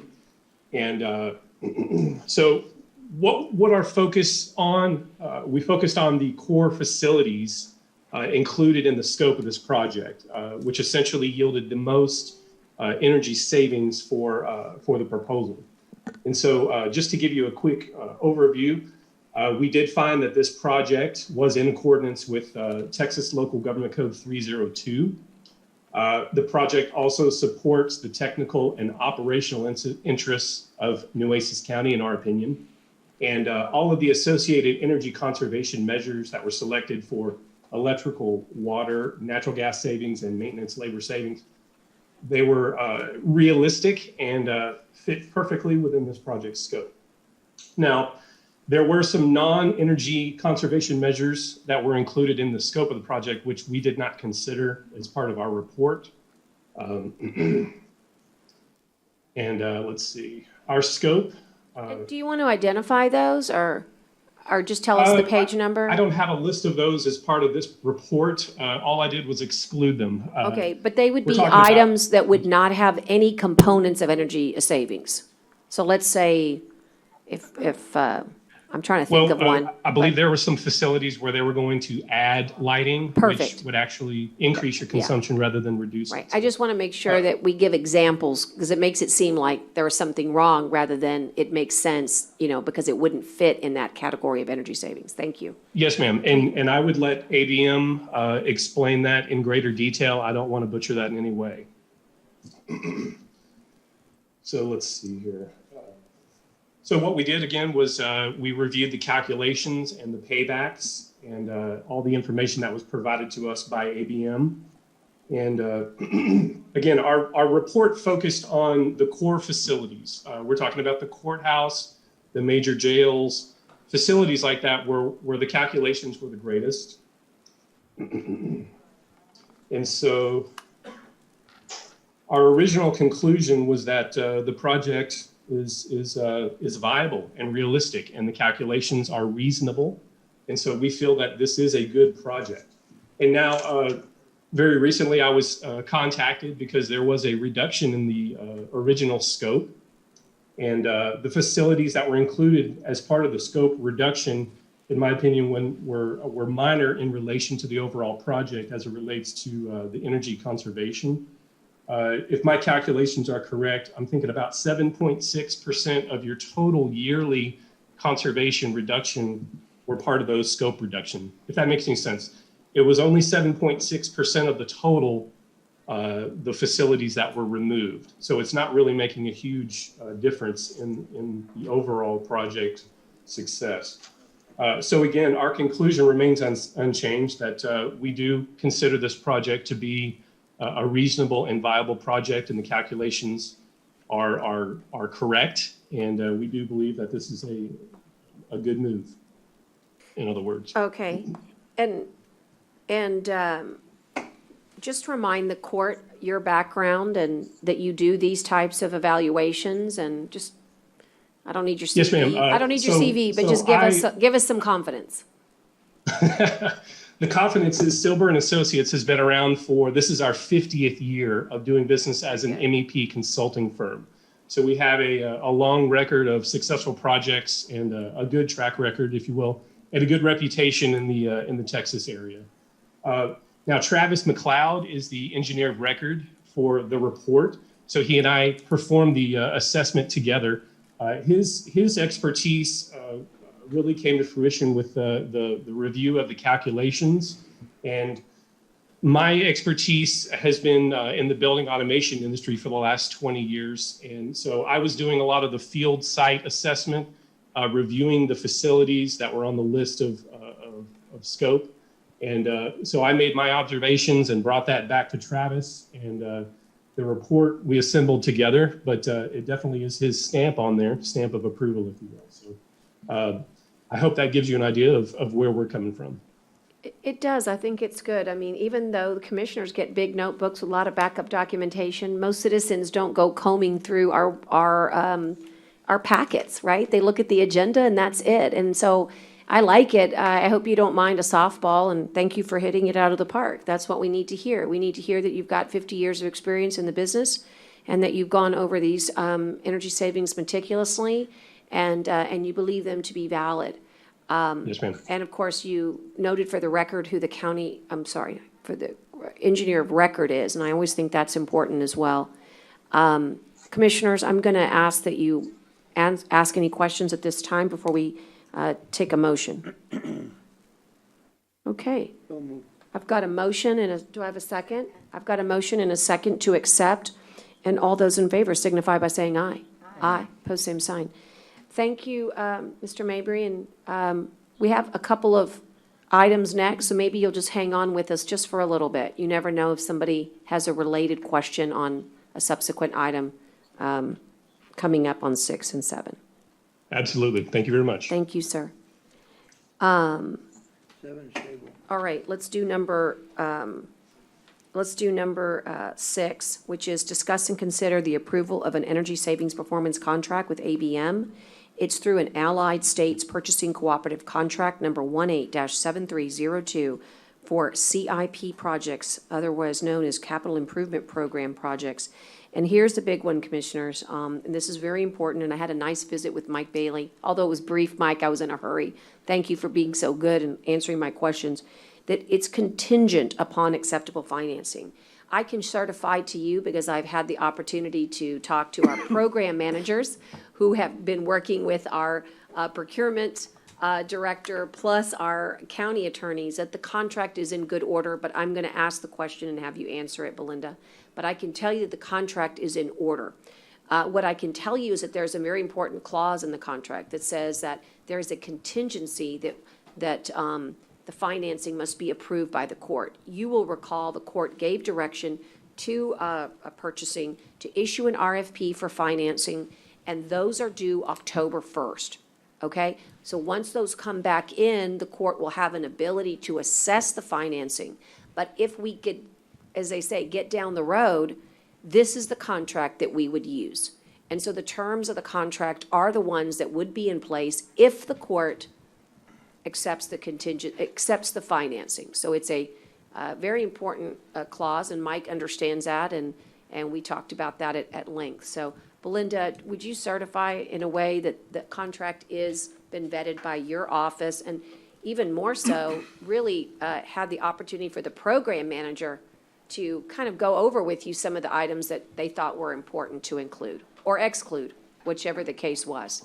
Yes, Judge, just to kind of follow up on that, this being approved subject to the lease purchase agreement that y'all are probably going to enter into, there is a clause basically in the contract that basically says this contract is not effective until that financing is approved. Y'all do have a 60-day window, and so that would put it towards the end of November, which I think gives us plenty of time.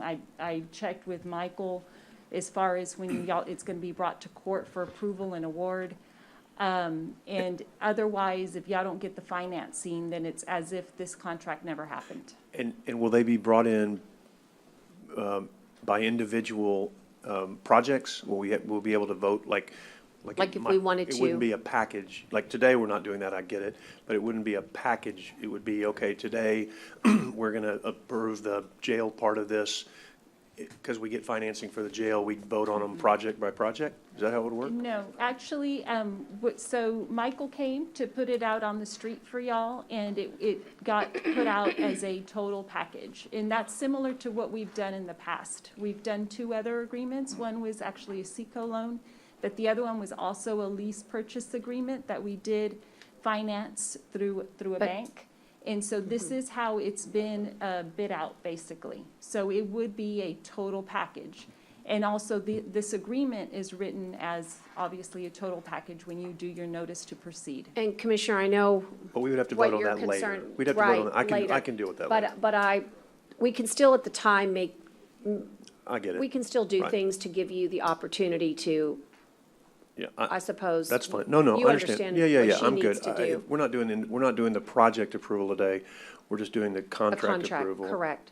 So then wouldn't But it it come does back? include the projects, Commissioner. Oh, It does include the projects, so I do Yeah. need you to know that. And it was comprehensive, and I did ask the question, and it's put out that way in the RFP. So I guess, just so you know, Belinda, if I could just cut to the chase, What Commissioner was hoping is that there might be an opportunity in November for him to say, what if I approve projects? Let's say there's 5 projects in the financing. He might want to be for 1, 3, and 5. He wants that on the record. That's not how the RFP was done, but I just trying to articulate what it is that he was I think asking. that's fair. So I just Without wanted to, mentioning I just wanted to projects. remind the court that we started with the World, what they brought us Yes. several months ago. And the court had an opportunity to scrub that list, and we had an opportunity to scrub that list from purchasing from things we saw that didn't fit. And so we have a final list of projects, and that's what was presented to me as far as the amount of money needed for the RFP. Yeah. And so No, you this is did- a one whole You project. did right. We're just trying to accommodate, but I understand it. I think the court does too. Thank you, Michael. You followed the directive of the court. Thank you. We went through that last time too, so. Yeah, I tried to, I couldn't get it off. But Yeah. It's okay. I mean, Okay. I moved, But you move, motion, Commissioner? yeah. Okay, and do I have a second? I do.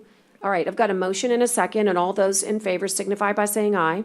Aye. Post I'm same just sign. gonna abstain for, That's fine. because That'll be I 4 wanted to. it, I wanted it broken up and wanted That's to be able to fine. vote individually, and so I'd like the record to reflect that's why. I think I'm for the vast majority of these projects and for this concept. Thank you. I just couldn't substitute one out, so. It's always good to put it on the record. Thank you so much. Okay, now, number 7, we've already dealt with. Number 8, we've dealt with. Seven's table, right? Yes, thank you. Table 7, 8 has been discussed and approved. Number 9 is the appointment of election judges and apportionment of election judges. And Tyner's going to take this one. What I would like the court to do is, the court appointed election judges on August 19th, and the list that the parties provided does apportion them in accordance with their submission. What I would ask the court to do today would be to make a motion to apportion the election judges as submitted by the parties on August 19th. And there you go, thank you. Second, and Judge, I had Yes. just some discussion. Go ahead. I know from time to time the issue comes up, and Yes. there is, it seems there's always a delay in paying out our election judges, Okay. or sometimes they don't always get paid. What they feel is, not that they don't always get paid, let me finish the sentence, Kara's looking at me, that they don't get paid in a timely manner. And so I just want to know today, what is the time frame that we have, just so that the people who are working will know when to expect to get paid? That's more an auditor's question, right? I mean, because Kara didn't pay them. I know, I'm looking at Kara, it's not really No, her no, I'm issue. just- Submit their paperwork up to the auditor's office, and that's all we can do. 30 days everybody should be paid within 30 days, right? That's auditor. Do you know what the Yeah, time as soon frame we is? receive all the I information from Kara's office, it goes to HR, it has to go there, right? No, some of the, well, probably I'm going with the other. Early with the voting status. is different than election And day, then but, as long- but the as- primary election day is different because the parties have been paying out, and the delays, they need to talk to the parties. That was the delay back then, right? Yes. Okay.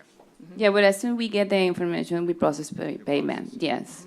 Within, do we have a number of how many days, weeks? Well, it takes probably like the regular payments that we do. It's an special payroll that we have for them. So can we, Yeah, I can confirm. So, yeah, I check let with us know payroll to just so see. that we can get that word out, because I mean, that's a concern. So I can say one delay one time, but I believe y'all have agreed to fix one delay. We help him because she communicates to us, and it says, I mean, Because we get calls. we in constant communication, and then as soon as I hear about it and you know Right. about it, we take care of that. So, and I can tell you one of the delays in the past had been, so on election day, they have a compensation form. Now, early voting, they get in the system and they're paid in with everyone else. They're actually on every 2 weeks. They're in that pay period with regular employees. Now, election day is a little different. Now, they fill out a compensation form. In the past, we get a compensation form, and the judges turn them in, and they have whoever they've hired. Again, we don't know everyone who is at these polling locations, because I do not hire for election day.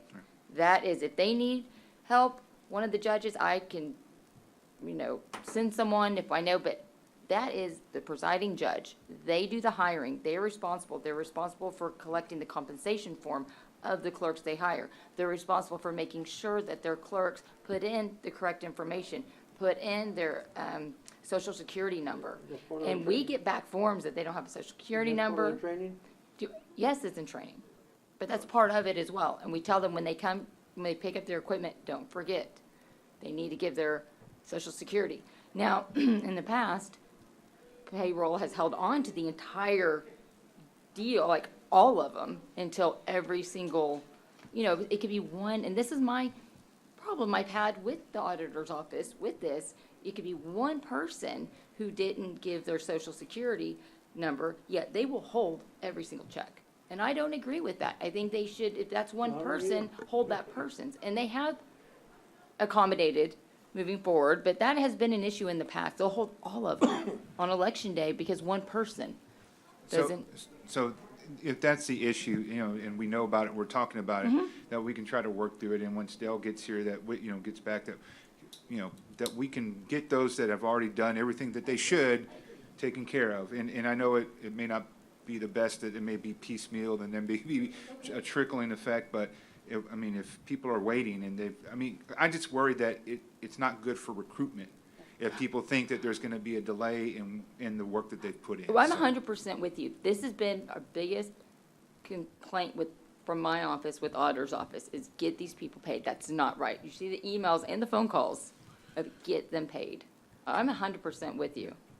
And I get it. Y'all need to have everybody taken care of, but if we can just work through that, if we can get some sort of time frame laid out, because that's a concern to me that I've heard from several people, whether it be the party-led and paid, part of it or our part over the last few years, that we just need to be able to honor, a quick payment of that person's work they've done on our behalf, so. Yes, and as far as I know, we're working together, and we have a huge improvement, that. Like right now, we're trying to get, as soon as we get all the info, we process payment. We're not holding nothing. So I don't know, is this something like recent, Commissioner, that I you think hear? it's just maybe, just over the years, you just hear that there's always. Yeah, an probably in issue the of past, payment. yes. Right now, Right. we're trying, I'm working with Dell, and we're on top of that.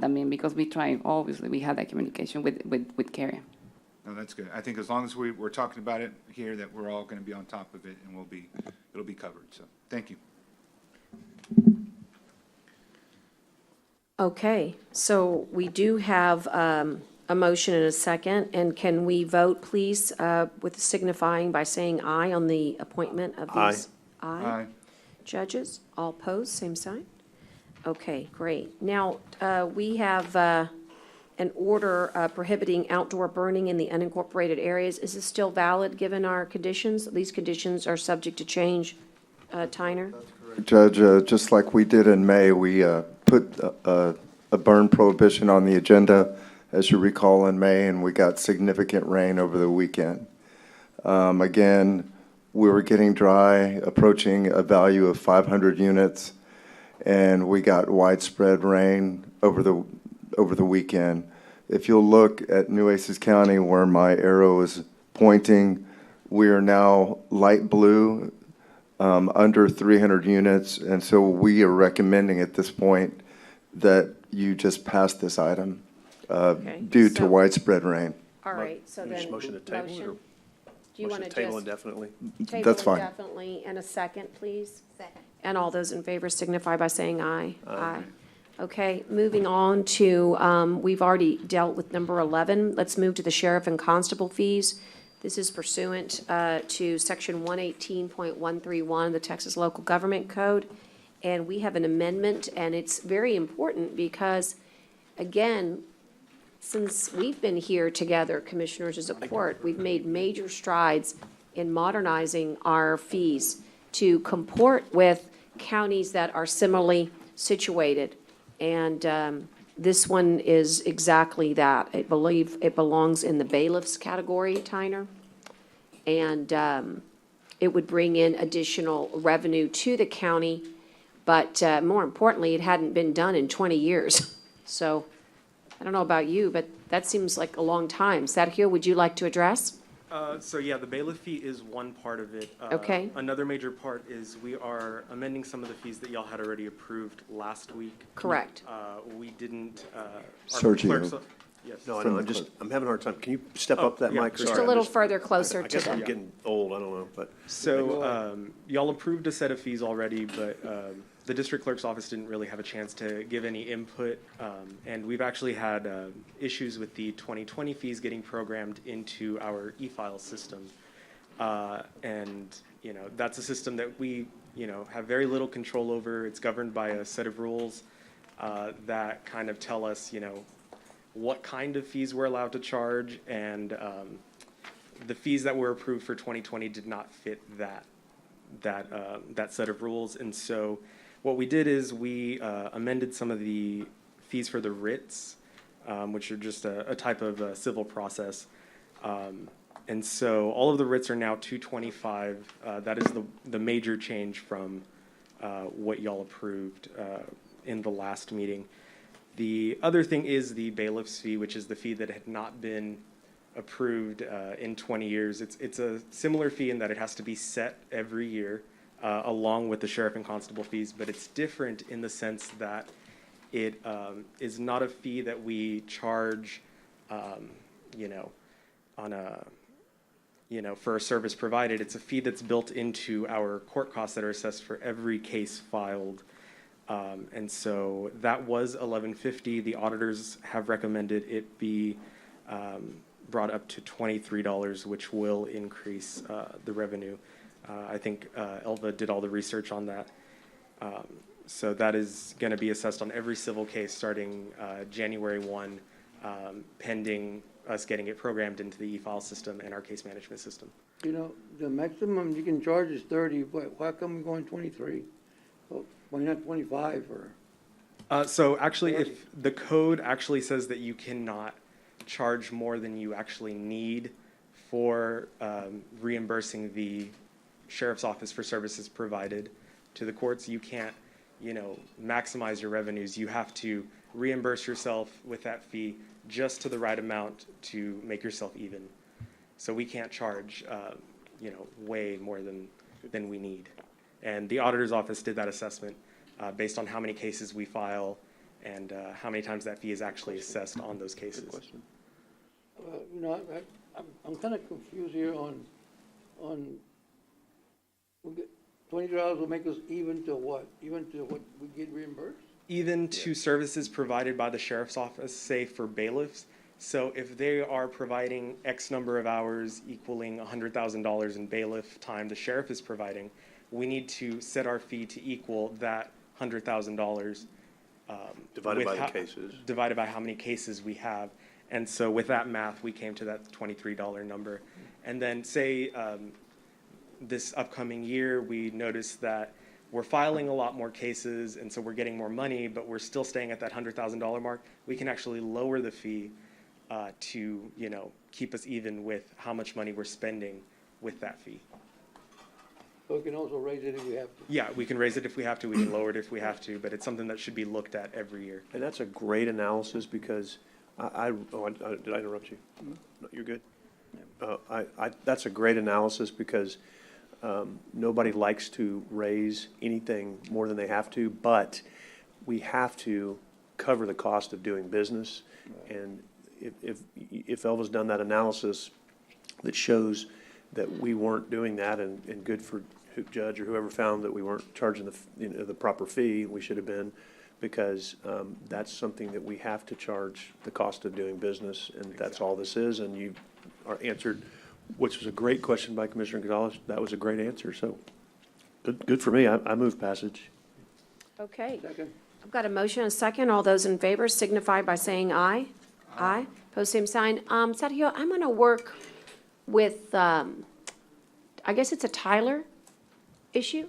Yes. Yeah, I'm it going to is. make this a priority for me. Thank you. Okay? I am going to need you to maybe just get on my calendar just so that we can say, let's go over it. We'll call Tyler. We'll bring Lance in. I mean, these are difficult issues, as you and I have already gone round and round with other issues, you know, with Tyler. But we've made a lot of progress this year. We really have. And so I want to tackle this one next, you know.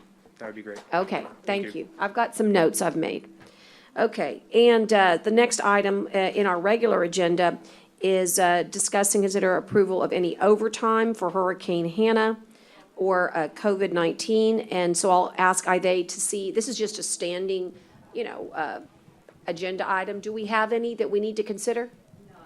This time, no, we don't have Okay. nothing. Probably by next court, we're gonna Right, have okay, at some. this time, we have nothing, so we'll table it. I'll take a motion to table. So moved. And a second, and all those in favor signify by saying aye. Aye. Okay, great, and then now, Edward, We have to I'm sorry. legally approve the next 2 weeks, right? I mean, do we go, I know it's stopped now, but we don't have nothing to approve, but we have to approve that we do it next 2 weeks. I mean, you can't just wait for the next 2 weeks. I mean, we have to approve it, the court has to approve that we consider the next 2 weeks as overtime. Yeah, I mean, we don't have the activity logs, we don't have nothing to review or to approve at this time. That's the reason, because this is mainly for department heads and that they get in the overtime. And this time, we don't receive any activity logs from department heads. I think he's asking, Melinda, are we supposed to approve it in arrears, or are we supposed to approve it in advance? I okay, think is what we have to do it in arrears. You can't tell people, don't work in emergency. Whether or not you think pay that's- them is another I issue. think that's his, well, I don't know, I think that was his question, maybe not, but, right? That was the question, yeah. we Yeah, have to so, approve it. Well, okay. So- right, but what I'm saying is that when the emergency happens, like Tropical Storm Beta, we have, under a local disaster, we have a comprehensive disaster finance policy. We call everybody in on a Sunday. All of those people are gonna log in overtime hours. But having said that, this court bizarrely, and I say that with contempt, so if you hear it, it is meant that way, gets to approve it.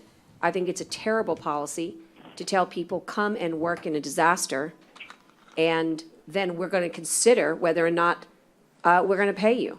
But I live to die another day on this issue, and the issue is correct. You will get it in arrears. They will work, they will submit, they will be vetted and allocated, and then you will have the right to say I don't think it's right. yay or nay. What's not right? I mean, ask Belinda, do we approve before that we're gonna open up in 2 weeks for overtime or not? That's what I have read it.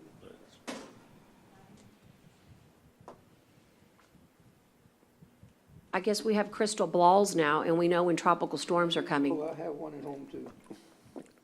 So I think that the practice that y'all have established right now under COVID is that y'all have been going back and approving it as arrears. But for example, anything that might have been worked on this weekend, I think it's automatically approved because the way your policy is written, it's automatically approved until the next court.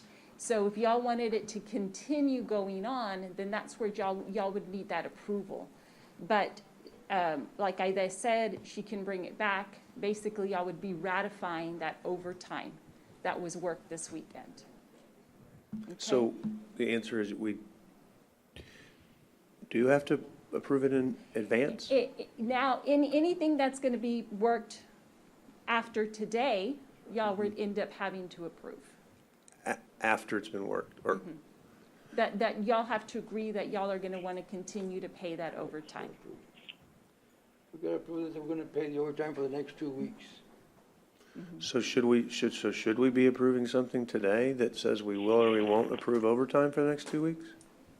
Should we do that instead of tabling? I think that's all he was asking was, should we go ahead and approve or disapprove of overtime for the next 2 weeks, or do we do it in arrears? And I'm a little confused by the. I think the way y'all have been doing it is y'all have been bringing it back. So, and y'all have basically been collecting those, because y'all have been wanting to know what the numbers are before y'all approve it. So we're doing it wrong. And But so. that's not, but that's. I'm gonna bring, you know what I'm gonna suggest? I'm gonna suggest we get a Department of Labor employee expert to come in and really help us understand what the situation is, what our options are. And I will put on the agenda to edit and amend our comprehensive disaster finance policy, because the way we have it is creating confusion, and it needs to be amended and edited. So Belinda, do we need then, since we anticipate there being some overtime, I know what you're saying is this is how we've been doing it, but should we be doing it different according to our policy? That's all the question is. In other words, should we, instead of doing it arrears, should we vote on it today? Is I think what he's asking, even though I know how we've been doing it, is does the policy read the way he says it reads, to where we should say we approve overtime today? I'd have to go back and reread that policy that's- for I you. I think don't that's- have it in front of me. I think that's all he's asking, and I am now too, is just which way should we be doing it, in arrears or in advance? And I'm not arguing over whether we should do it right now. I'm just saying, what does our policy say? And if it says we should be doing it in advance, then I'm fine doing it today, because I know we have some overtime for Beta. Beta, thank you. So many. And maybe Hannah, I'm not sure. It could be Hannah. And I'm fine doing that. I just want to do whatever the policy says. And I would be fine saying it's fine to do. I would be fine approving overtime today in advance if that's what we need to do, because I know we have some for Beta. So I think that's all. So whichever way the policy is, that's the way we should do it until we change the policy. And I think it boils down to implementation. I think when it was originally written, it was written so that overtime would be automatically approved for the first 14 days. Right. And then if y'all wanted to extend it past those 14 days, y'all would be making that decision. But I think that's in And- advance. And so. I think that's in advance. I think so. So technically, maybe, Judge, we need to go ahead and approve today, just to be sure, overtime. I mean, like, which I think is good. I think is a good thing for you. I mean, I think you would like that. I would, yeah. No, so I it's- have no, I'm so not it's- gonna, I'm not going to say anything against that. I'm just no. like amazed that you don't even know what you're approving, but if No, you we want a tabled blanket approval, let's do it, because nobody, in my opinion, works these storms and doesn't merit that which our policy gives us. There's not one person, I just, But we're not approving a blanket. we don't have anything before us. No, I know. The way that's written, the way I understand it, is we're approving the concept of allowing for overtime to continue. And then when there's hours to approve, we would also approve those, I think. Okay, I don't read it that way at all. We have a comprehensive disaster finance policy that allows for exempt and non-exempt personnel to basically receive overtime. That is what we passed, and that is automatic. It says that when it happens, disaster happens, automatically you got 2 weeks. Right. Right, well, we're not with, Automatically you got 2 weeks. okay, And so, after those 2 weeks, the court has to approve the right, following. and we're not there yet. We're not there in the 2 weeks. Okay. We're just, On how Beta, many we're not. days was it? Saturday? You're saying for Beta. we're not. Sunday. Oh, for Beta. Sunday we're for not. Beta. Okay. It wasn't for Beta. That's fair. If we're just talking Beta now, you're right, we're not there for the 2 weeks. But if there's something for COVID or for Hannah, then Okay, that. I would agree. I mean, if you want I to think do it we're that saying way. the same thing, maybe not, I'm not saying it well, but I think we're saying the same thing. So whatever, how about we just. I think the effect is the same thing, for sure. Right. So I think let's move on, and then maybe you can just come back to us and tell us what we need to do based on what you read. But yeah. I'm just to not sure. clarify, Y'all did amend it, so it was originally 14 days, and now y'all amended it to read 14 days or until the next court meeting. But what is the So- difference if the policy says they get it? What's the difference? I mean, if they say they get overtime, that's a policy we have, then why are we even voting for it? So, I mean, right now, I think anything that would have been worked over the weekend Yeah. is overtime is automatically approved under the policy. If there's any other overtime Beta. other than Beta, right. then that's something that y'all would need to We to just never had this many continue to extend. emergencies stacked on top of each other, so this is probably why I think this is a little Yeah. confusing. But anyway, okay. Right. Whatever you want to do, Judge, but I just don't know I don't know what the issue is, because we have nothing before us. I mean, to me, it's a moot point legally, but if you want to, in advance, make a motion to approve that which is Beta coming down the pike, I'm fine with that. I would make the motion myself. no, I was talking about, and I apologize, you corrected me right. Beta, we don't have to do anything on. Okay. I was just saying, I'm okay with voting. You're saying for on Hannah. COVID and Hannah. Yeah, it's basically the way I see it is the reason this is on here is because of COVID. Because under COVID, we didn't have certain individuals identified as being eligible for Correct. overtime. You'd have to And be we- an and we- exempt. And we changed the policy before Hannah, so under Hannah, we're good too. we're good. So it's just COVID-19. So if there's any exempt employees other than Health Department, So let me try, I We would would make be a, okay. I would make a motion to consider, to approve overtime pursuant to county policy for essentially exempt employees during a declared disaster as it relates to COVID and Hurricane Hannah. And I think that's Okay. what the policy dictates that we do, and I would make that motion For the next 2 weeks. for the next 2 weeks, right? But no one wants to second it. okay, It I'll won't hurt my I'll feelings. no, I'll Okay. second it. I mean, it's what I believe. I'm not sure it's necessary, but I believe it. I think if it gets the same end, we're fine. I'll second that and. No, I'm sorry, you're right, we did table it, so we have to take it off the table first, Judge. so All I right, would- you're right. Robert's rules. Thank you. I'll take a motion to I would move to rescind my Move. motion to table. if it rescission to was me. table, seconded, and all those in favor of the rescission signify by saying aye. Aye. Aye. And The then new motion is to, What I just read. is what he just read, and I seconded, and all those in favor signify by saying aye. Aye. Aye. Okay, opposed, same sign. All right, thank you. Now we can move to Public Works and receive the presentation regarding the animal control facility. And I'll let Edward lead in this. Thank you, Judge. Thank Good morning, Commissioners. Thank you, again, thank you, Judge. This has been a pleasure to work with Juan and Juan Ramirez. I believe he's also virtual. We went through this process with Michael Bernard. He's with the Shelter Planners of America. We had a meeting with Commissioner Vaughn to go over a huge number of questions in regards to our needs and what we plan or what we're looking at for the future in regards to this shelter. Remember, if we win and if it's going to last us for the next 20 or 30 years, so a lot of thought was put into it. So at this point, I'd like to turn it over to Michael Bernard, who I believe is online, Tyner. Yes, go ahead, Mike. Yes, can you hear me? We can hear you very well, and we see your presentation. All right, very good. Judge, Commissioners, thank you very much for the opportunity to share the findings of the needs assessment that we conducted for Nueces County. We have a fairly short agenda. I've been asked to, be brief. The needs assessment was over 50 pages, so we're down to about 20 slides. So put on your rapid listening ears and we'll take off. Just a little bit about Shelter Planners of America. We are the most experienced animal shelter design firm in the nation. We have over 30 years of experience. We've worked with over 750 different animal shelter groups that both, county or municipally owned or privately owned, humane societies, et cetera. And we're the only firm that actually, somebody on our team that's actually operated animal shelters, so we kind of know animal sheltering from the inside out. Some of the goals that we like to promote is to implement best practices in humane animal care into the design of facilities. We want to reduce stress in the animals, of course, through better separation of the species.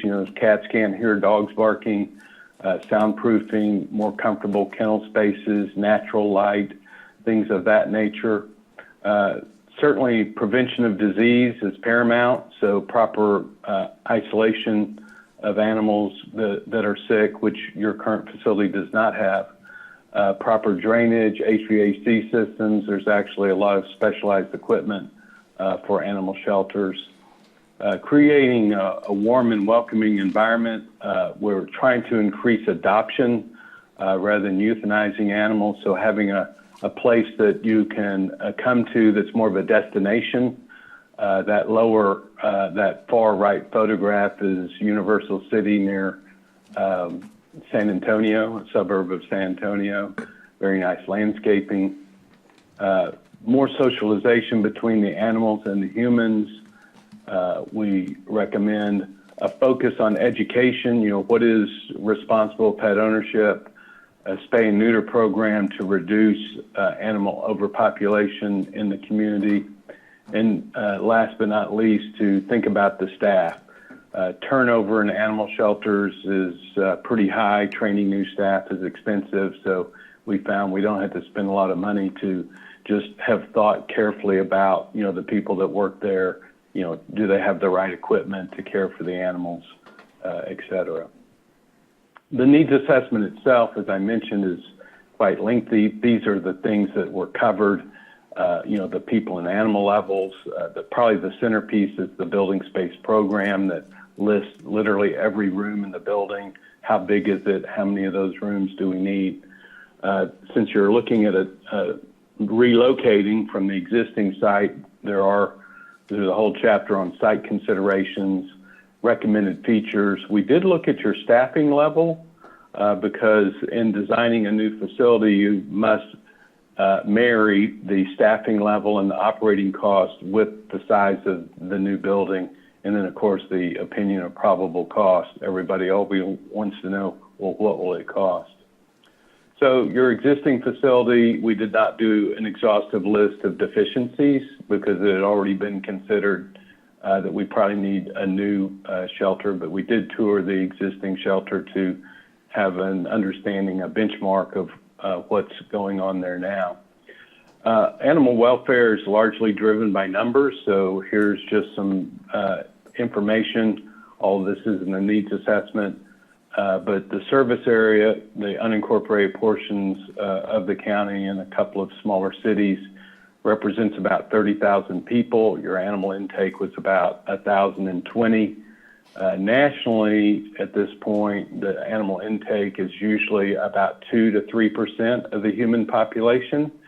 For Nueces County, right now it's 3.3%, so a little bit above the national norm. The most staggering thing is over the next 20 years, it's estimated the human population will increase significantly, which does, create a concern for, animal welfare. So we need to plan ahead for that. Just looking at the disposition of animals for 2019, you're pretty much in concert with the national norms. A little low on adoption rate. A return to owner was on par. The euthanasia rate, you were within the national norm. However, I would say there's a really big push nationally to try to lower the euthanasia rate of animals. And so we're trying to get to a 90% live release rate. And so there's still a little bit of work to do in that regard. As far as the proposed shelter, we actually looked at 3 different options. Option 1 is to serve the current service area. Option 2 is to look at an expanded service area. There's a couple of other communities that possibly Robstown and 1 or 2 others that might want to contract with the county for animal services. We normally look at a 20-year planning horizon, but because of cost, we did put in a 3rd option that would be serving just the current service area and looking at a 10-year planning horizon. The thing about animal welfare, if we build a bigger building for a 20-year planning horizon because you've got that big human population growth expected, if we do more work on programs in the next few years, more spay-neuter, more public education, the animal intake has been coming down around the country. So to look at a 10-year planning horizon and design a building that's a little bit smaller, but plan it to where it could be expanded in the future is a good strategy in communities where there's a large population growth expected, which is the case for your community. Looking at the size of the proposed building, as I mentioned, we listed every room in the building. We certainly can't cover all that here, but generally speaking, option 1, we came up with a size of about 9,300 square feet, a proposed building, which would serve the existing service area on a 20-year planning horizon It did include the features of an education center and a medical clinic, so you could do spay and neuter of the animals to be adopted on site, which is a very nice feature. And I might just point out that Commissioner Vaughn attended this nearly 8-hour meeting about the animal welfare, so kudos for her for hanging in there over nearly 200 questions of details. And she felt strongly that the education center and the medical clinic would be important, so those are included. We recommend them. However, cost, when we get to that, you'll see that has an impact. Option 2 is a little bit bigger building, 10,741. It includes the expanded service area to include Robstown and the other smaller communities that might want to contract with the county. It's still based on a 20-year planning horizon, and it does include the education center and the medical clinic. The cost of both of these options was considerably higher than what had originally been discussed about the possible cost of a new animal shelter. And so we included option 3 to be considered. That is the 10-year planning horizon. So it's actually only a 7,000 square foot building, but mostly because we did not include the education center or the medical clinic, which of course are 2 features you currently do not have, but are very nice features. Looking at the site, we actually went and toured 3 different sites. We analyzed those in terms of visibility, accessibility, suitability, parking and size, and we also looked at topography, and we ranked those. And honestly, all of the sites that we are being considered are good sites. Site 1 kind of hedged out the others a little bit. And I've got slides at the end if you want to think about, talk about those specifics, but I moved them to the back for brevity.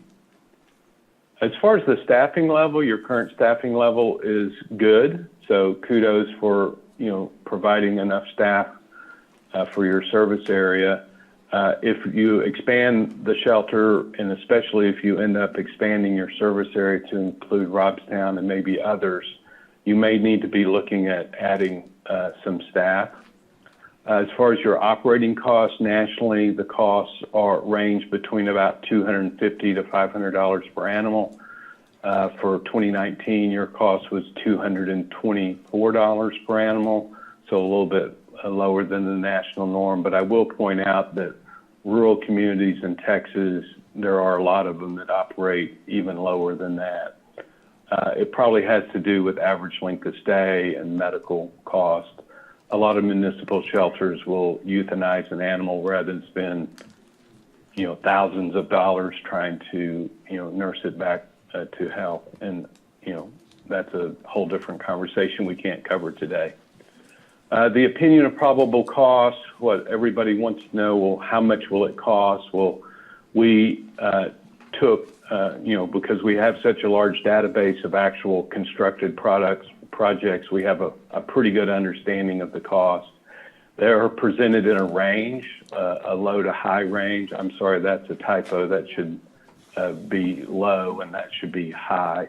So option 1 is the 20-year planning horizon.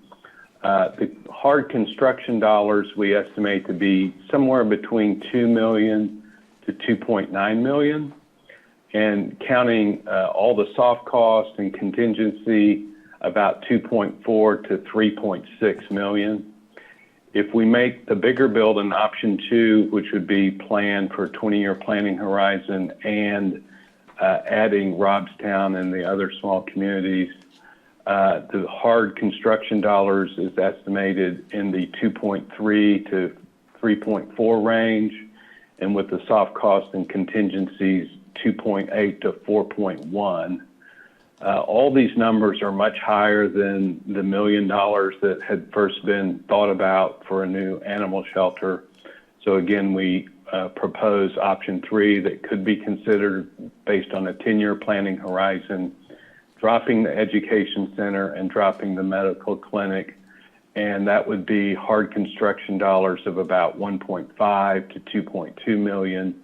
and with soft costs and contingency, 1.9 to 2.7. That does not include the cost of land, and that is based on 2020 construction dollars. And so if you don't end up building it till 2022 or 2025, of course, these costs would have to be revisited. We haven't designed the building yet. That's step 2. After approval of the needs assessment, we'll do a conceptual design. But just having done a lot of these, this is actually the rendering of a project we're working on in Marshall, Texas, which is almost to Louisiana. It's about the same size as our option 1 or 2. It's an L-shaped building. It could look aesthetically whatever you want it to look like. And then this is a small shelter we're doing in Uvalde, Texas. It's more like what option 3 might look like. It may, instead of an L-shaped building, it may just be a straight kind of a shotgun style floor plan. Like I said, we haven't designed the floor plan yet, so we're kind of speculating, but we want to kind of give you an idea of, what it could be like. Mike, this is Barbara. Let me interrupt just for a moment. Are your design costs in soft costs, or is soft cost FF&E? What can you give me a little thoughts if I need to add on for design? Yeah, I think that's a very good question. So construction cost is concrete, foundation, roofing, air conditioning, site work, parking lot, site utilities. The soft costs traditionally include architectural engineering fees, furnishings, loose equipment. There's some other costs like a geotechnical study to see what kind of dirt you have, surveying, construction materials testing. There's other costs that are involved that are not part of the general contractor construction costs. That's all in the soft costs. And then the contingency is just, hey, it's always good to go with a little fluff. And that we're carrying soft costs as 15%. And we've dissected the total project cost of many projects, and we find that to be pretty close. And then the contingency we're carrying at 5% is just a safety valve for what-if scenarios. Maybe you start the construction and you hit water in your piers and you have to bail the water. There's hundreds of things that go wrong in construction projects, so just having a little extra there. But that's a very good question. I should have covered. Thank you. No worries. But that I is actually the end of the presentation. I hope that was fast enough, but not too fast. But I'm glad to go back to any slide and answer any specific questions commissioners might have. I think it was very excellent and very thorough, and I will open it up for questions at this time. Or comments. So I have a couple of questions. Well, my questions or my concerns with this project moving forward will be the overall cost. I want this done right. I mean, every time I'm at my office in Robstown, I see the dog kennels. The office is right next to mine for animal control, and I've seen the need. I know the need. I understand the need. The dollar amounts that you're giving us, I think it's excellent. It gives us a great idea of what we can afford or what we should expect, and depending on the options. If we bring on any other partners, I definitely see and expect to have them paying a good portion commensurate with their services that they're going to need and what they're already spending on their own budgets. I do want it to be a cost saver for everyone involved because it's taxpayers, no matter where you're from, where you're located. I like the locations. My question to you, though, is why was the original site never considered? I'm not sure we have done site selection, have we? Well, I mean, it's not an option, but I mean, we had 3 options that are keeping it in the Robstown area, which I think is important.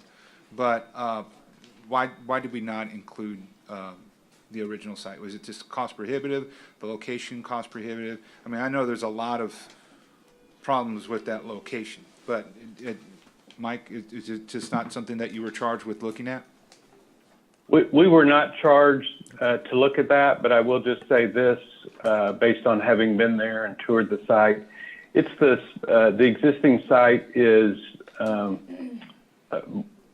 it's a public work site, and we would really prefer to create more of a retail feel for the animal shelter, a destination, if you will, and being mixed in with other county services like public works, not the first choice. Is there probably enough land there that we could build a new shelter and keep the existing operation operational?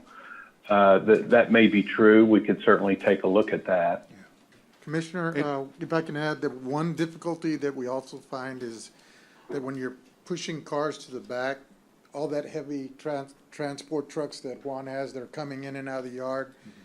We now have a problem where there could be an accident. Thank goodness that we've got good drivers and Juan's people are watchful and wary, but we thought of that. We thought of maybe if we tore down all those barns on the backside, created a direct route, but then we'd lose the barns. So that's one of the difficulties we also have in the facility. And John, if you look at it and think about the other sites, it's kind of in a bad spot. Oh, it's definitely in a bad spot. That's why, I'm sold on that. Yeah. We need another location. I want to talk about it publicly and let the public know that we, not really considered for a number of reasons, which have been listed. So I appreciate that. I think that that's important to share. Is that why it was not even a fourth option?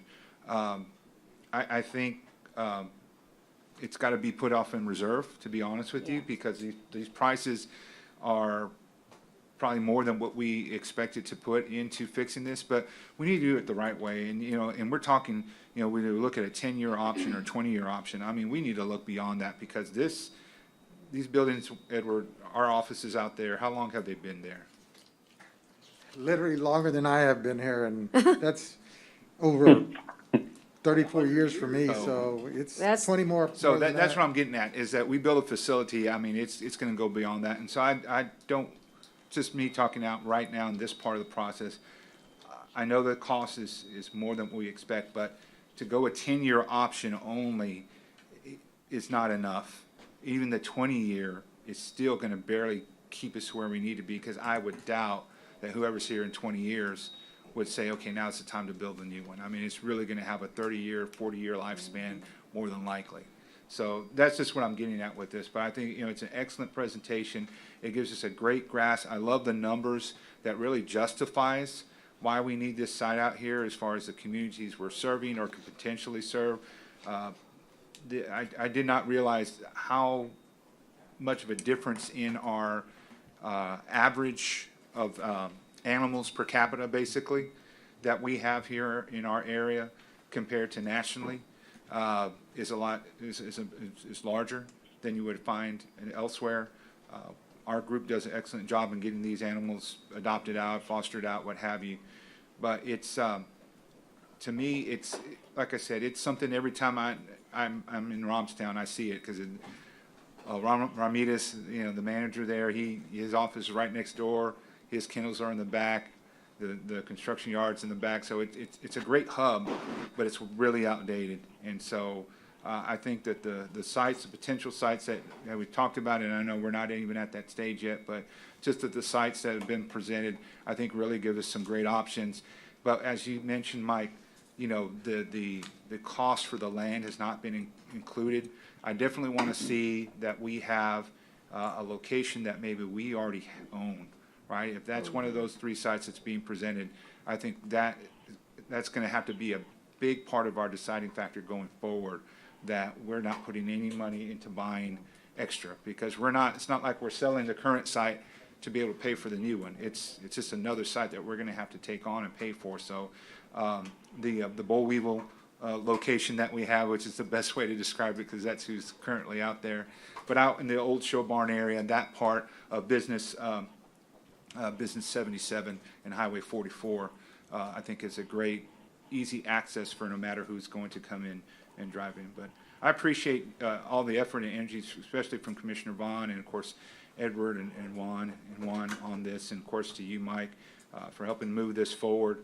I do like some of the other sites, but as long as like I said, my big concern is if we're going to go a little bit bigger on the price tag, because we want to have a longer reach in our planning, then let's try to focus on a location where we don't have to buy new land. You can always merge another yard with another yard and have that land open. You know, that's something we have to look at, you know. Well, I think it's a great presentation. I think maybe what we should do is, like we did for the medical examiner's office building, is put together a site selection committee and have that committee recommend to the court a site selection so that we can move forward. When you choose a site, it can have a huge effect on utilities, and so you want to make sure you're definitely grounded in that site selection. In addition, I would suggest that, you know, we are great owners of land here in Nueces County, so I don't anticipate, commissioners, that land cost would be an issue.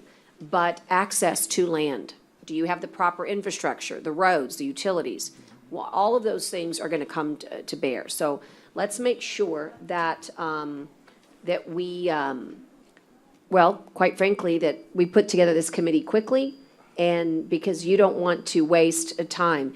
It's very clear to me that every time we delay projects, they cost us more.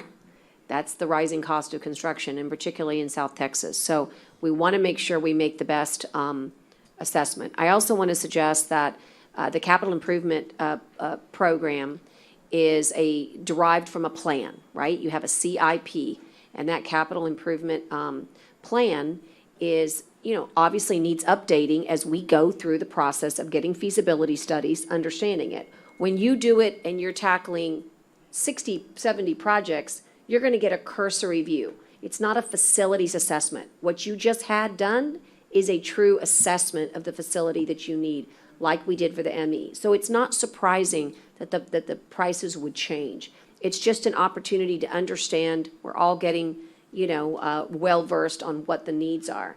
And because we're at that moment in time where everything is getting on the horizon to, as you said, build for the future, I think it's very exciting. I think if I'm a taxpayer and I'm paying taxes ritually every year, I sure would like to see some wonderful things that my taxes have bought me.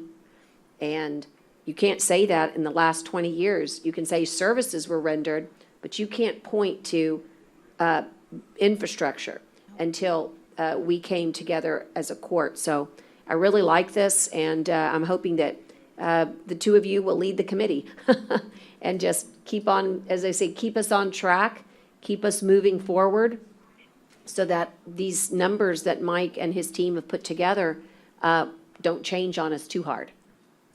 And would that be acceptable, I think, maybe to bring back and figure out how? I mean, you've got 500 acres there at Richard Borchard Fairgrounds. Maybe there's land there, right? But you want to be sensitive, because wherever you choose in that fairgrounds, you have other competing interests. So you don't want to have a horse show and knowing that you might have, you know, a noise, you know, barking factor. dogs, yeah. Right. I mean, you know what it feels like to be at Cavanagh's Field, you know, real close by the Gulf. So, you know, that's where your site selection committee comes into play, so. Anyway, there's no action, I don't believe. I'm going to go back in time here and double check that it was information only. But it sure was great information, Mike. Thank you. Edward, anything else? Can we conclude? Judge, this has been a very interesting project, as all our projects are. And Yeah. we got the chance to talk to Mike, and he's very knowledgeable, and Commissioner helped provide a lot of insight into those arenas. And so hopefully we'll end up with a good product once you choose the selection committee. And from what I know about our community and from the unbelievable interest Commissioner Vaughn has received from the dog park, I can tell you that people love spending dollars when it comes to their animals, because they are their best friends. And in times like now, you could use a best friend being taken care of. I also know that Bishop has had tremendous difficulty with animal care and control, tremendous difficulty. They have asked for our help over and over again. Our facility doesn't give that opportunity. This facility can. So I'm going to suggest, besides site selection, that you provide an economic overview of what the revenue building would be to maybe lend itself to option 1 or option 2, if you could bring revenue in from Robstown and Bishop. Now, to do that, you're gonna have to probably bring in, you know, somebody from the audit, it doesn't matter, whoever you all think is the best. But the point is that understand that your dollars can be mitigated by some of the revenue sharing, which can be achieved legally by, you know, MOUs, interlocals, I should say. Can not I say MOUs. something, Judge? Yeah. Good presentation. I didn't get to see a lot of it, but I'd already seen some of it anyway. But thank you, Edward, for all the hard work you did. I think when we looked at sites, we looked at what county owned is what we looked at. So we were very conscious of that. You know, who doesn't love a four-legged animal? That's one of the biggest complaints we get in the county is our facility out there. And I know a lot of you up here are thinking, well, there's something else we need. There are other things we need. But this would be a good investment for our county. We need that. It is a reflection on us on what we have sitting out there right now. And it is embarrassing. And we need to have a facility where we can put more animals. No doubt about it. So I'm hoping that we get to, I know that there's going to be a priority list. I realize that. But I'm hoping this is up there somewhere close to the top. Thank you. Thank you so much. Well, with that, Commissioners, we'll go on to, that concludes our Public Works. And we have left, just for the interest of our audience and time, typically at this point, I recognize that we've been working hard and it's 1 o'clock, but what I'm going to do is try to get us through these next items. We have executive session. Michael, when we get to item number 2, I'm going to have you hold. Let me finish auditor, HR will conclude, and that way I can move straight from there into executive session. It'll make it a lot cleaner, a lot more seamless. That's fine. And everybody seems to have tremendous endurance. I've been watching this audience, and I want to say thank you. The only thing I can hope is that you decided that a lesson in county government might have been a good thing for today. It was not meant to punish you, to be at the end. It was meant to be in sync with executive session. So to the audience, I'm very grateful for the patience. Okay, take us through the electronic bid proposals. Okay, so what we have before you, Judge and Commissioners, is the approval of adopting electronic bid and proposal rules under Section 262.0235. The Texas Local Government Code specifies that if the county wants to engage in electronic bidding, we have to have rules adopted by the court. And so I worked with the folks at LAN, specifically JP Grom was instrumental in helping us look at some rules that we would want to adopt. We also consulted with some folks in other counties to look at that set of rules, and we made some slight adjustments in there. And then we reviewed this finally with Belinda in County Attorney's Office. And so some of the questions that people may have when we switch from traditional paper bids to electronic bids is, what about the folks that may not have those capabilities yet? So if you'll see under number 2, we included a statement there which was also found in Dallas County's statement, where the county will accept any bids in hard copy format even if an electronic bid process is used. So we do have an avenue still for those that are not up to electronic standards to be able to participate. But LAN has indicated to us that this will enable the 2019 CIP projects that they were awarded to be our program managers for, to be able to administrate that in a quick and efficient manner that's transparent to all the participants. And this would represent probably the most forward advanced thing we've ever done for purchasing in the 12 years I've been with the county. So I think it's really an important thing. It's just a 2-pager, but it's going to mean a lot to me in my office, and so I recommend approval. It goes without saying, it's at the end. It does not have any weight on its significance. It's huge. So moved. And excited. Thank you, Commissioner. Sorry. Motion and a second. All those in favor signify by saying aye. Aye. Pose same sign. Okay, hold for me, Michael, and let me have they take us through just 2 budget change orders. One is number 22, and it's a budget change order that's to be followed by a capital budget change order, number 87. And will give us a chance to flip to those pages. Go ahead, Ide. Yes, thank you, Judge. I'm presenting the budget change order number 22. This is reallocation of funds. Normally, it's part of the regular process is we going towards the end of the fiscal year, so we had to reallocate all these funds. So you're gonna continue seeing, like probably on the couple of the next courts, more of this type. So you see in your departments, you see telephone and utilities. It's mainly because we had the iPads, so that's why. And then I think that this is an estimate through May, I believe so. So you're gonna continue. We're gonna have one more to cover the rest of the year. As a highlights, well, we had two big ones here, so it will be the one when we are allocating funds to cover some capital outlay. So this is to cover the computer replacement program that we have, and so to cover also the law enforcement equipment that we have, and it was already approved by court and back in June. And one of the big ones also is the county court capital law number 5. We always have that. It's a regular. I mean, it's a big court, so they need the funds. So I'm presenting this number 22 for approval. Okay, anyone have any thoughts? A So motion, moved. please? I've got a motion, a second. All those in favor signify by saying aye. Aye. Aye, same sign. Post same sign. Okay, super. And now you're, For the capital projects, Capital. all these projects haven't already been discussed and approved in court. We just reallocating all these funds to continue with this project. So it's mainly what we're presenting here. So if the court has any questions, I'm glad to answer. I'll make a motion to approve. I also want to direct everybody's attention to a document that Teresa handed out. It's such a great, you asked for this, and we love giving it to you. It's a great summary of these capital improvement projects. It gives you an idea of where we are, what we've spent.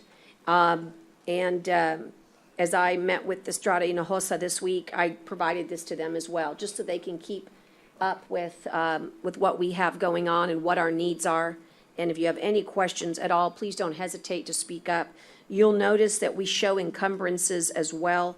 It's very helpful to me to look at the encumbrances. What good does it do me if I have an encumbrance, but I'm only seeing it in design phase, right? So if I'm doing a road, I want to know that I've encumbered the entire estimated construction of that road, right? So if you have any questions, it looks funny to you, it's just because we show it both ways. I think it's good. Okay, all those, I don't remember who seconded it. I made the motion, but I haven't seconded it. Will somebody? Second. Okay, thank you. And all those in favor signify by saying aye. Aye. Aye. Okay, we've got one movement on HR. It's a communication specialist number 2. It's position pay group 28. It's creating and unfreezing. Take this one, I Judge. appreciate it. Thank you. This was approved in budget. What it does, it moves somebody from information technology to my department to assist in the production of commissioners' court meetings. And at some point when Robert Durand is no longer around here, to carry out our public messaging and to do social messaging, and to possibly participate in other public messaging. But with all the technology in this courtroom, Lance and I talked about this at length, and we thought it was a good move together. Lance Murphy is supportive of moving this position to my department. Nobody's going to move or take up space or anything like that, but this was approved in the budget, and so we're asking the court to unfreeze it, to create it and unfreeze it in my department, and it will get posted, and people will apply, and we will hire. Yeah, this is the ministerial and housekeeping of what was already discussed in budget and what we approved. Is that correct? That's correct. Okay, great. Do I hear a motion? Motion. Okay, we've got a motion, and I'll second, and all those in favor signify by saying aye. Aye. Aye. Okay, that's good. All right, so just for, again, housekeeping, I'm getting ready because I know we're going to get up and move here shortly. We do have 3 executive session items, okay? Ms. Sands is looking, no one said no. No so- one said, okay. Well, I didn't hear. I'm sorry. You may have only heard 2 voices, but no I'm one said sorry. no. So. Well, y'all didn't say aye either, so I'm Okay, not gonna. I'm say sorry. Well, we Didn't can. say no. So is it Okay. an aye or abstaining? Didn't say no. Okay. So, do you want me to repeat it? Yeah, and all Okay. in favor, say aye. Okay, all those in favor, let's do a repeat. All those in favor say aye. Aye. Pose same sign. Okay. I can't explain, Miss Kara. I can only repeat it, and I did it. Sounded like 5-0 to me. Yeah, okay. All righty. So let's go on to the executive session piece of this. But first, Michael is going to set the table for us. Again, I'm alerting everybody that we are about to, in just momentarily, after Michael gives us background, go into executive session, not just to do this item, but to take care of a total of 3 items. And then I'm going to alert the clerk that I don't particularly think it's a quickie, but I don't expect to be there forever either. But I just think it's a good lunch break for you all as well, once I gavel us out and go into executive session. Okay, so Michael, let us go back in so that people who are following at home, basically this is item C2. It's a discuss and award of an RFP number 3137-20. It's medical services, and a very important service it is for the Nueces County Jail and the Juvenile Justice Center. It also includes the annex. So, Michael, tell everybody, kind of give them a little bit of the background, the history, and where we are. And then we've made it this election to go discuss this in executive session with our attorneys. Go ahead. And then, of course, we'll come back out. Sure. Okay, before I get started, I'm going to hand out some information to you guys Fine. regarding the scoring. of the Fine. evaluation.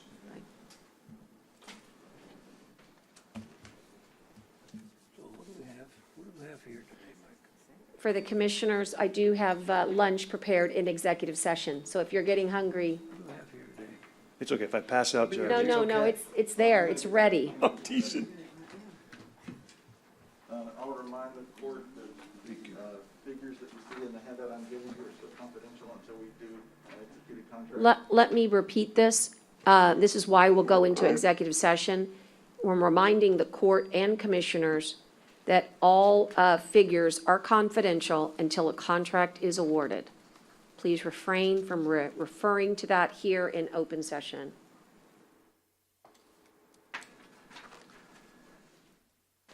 Okay. Judge and commissioners, the court provided an order for me to go out for RFP for medical services for the jail and the Juvenile Justice Center.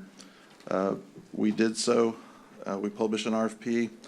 The proposal opening was originally scheduled for August 13th. We received some questions in excess of about 75 questions close to that bid open date. So we extended the bid open date to accommodate the needs of the vendors, to give them an opportunity to see the answers to the questions and then provide responses, include that in their bid proposal. So that was done on August the 20th. We conducted a meeting of the evaluation committee. That evaluation committee, normally the normal process is we review the submissions, we score those evaluations, and then we come back to the court and make a recommendation. In this case, we, as a committee, felt that we had a couple of contenders, and we wanted to find out some more information from both parties. So we provided an opportunity for both contenders to come and speak to the committee and answer our questions. And so we conducted that review as well. And then after that, we come to court at this point to provide y'all with the scores that were resulting from the committee.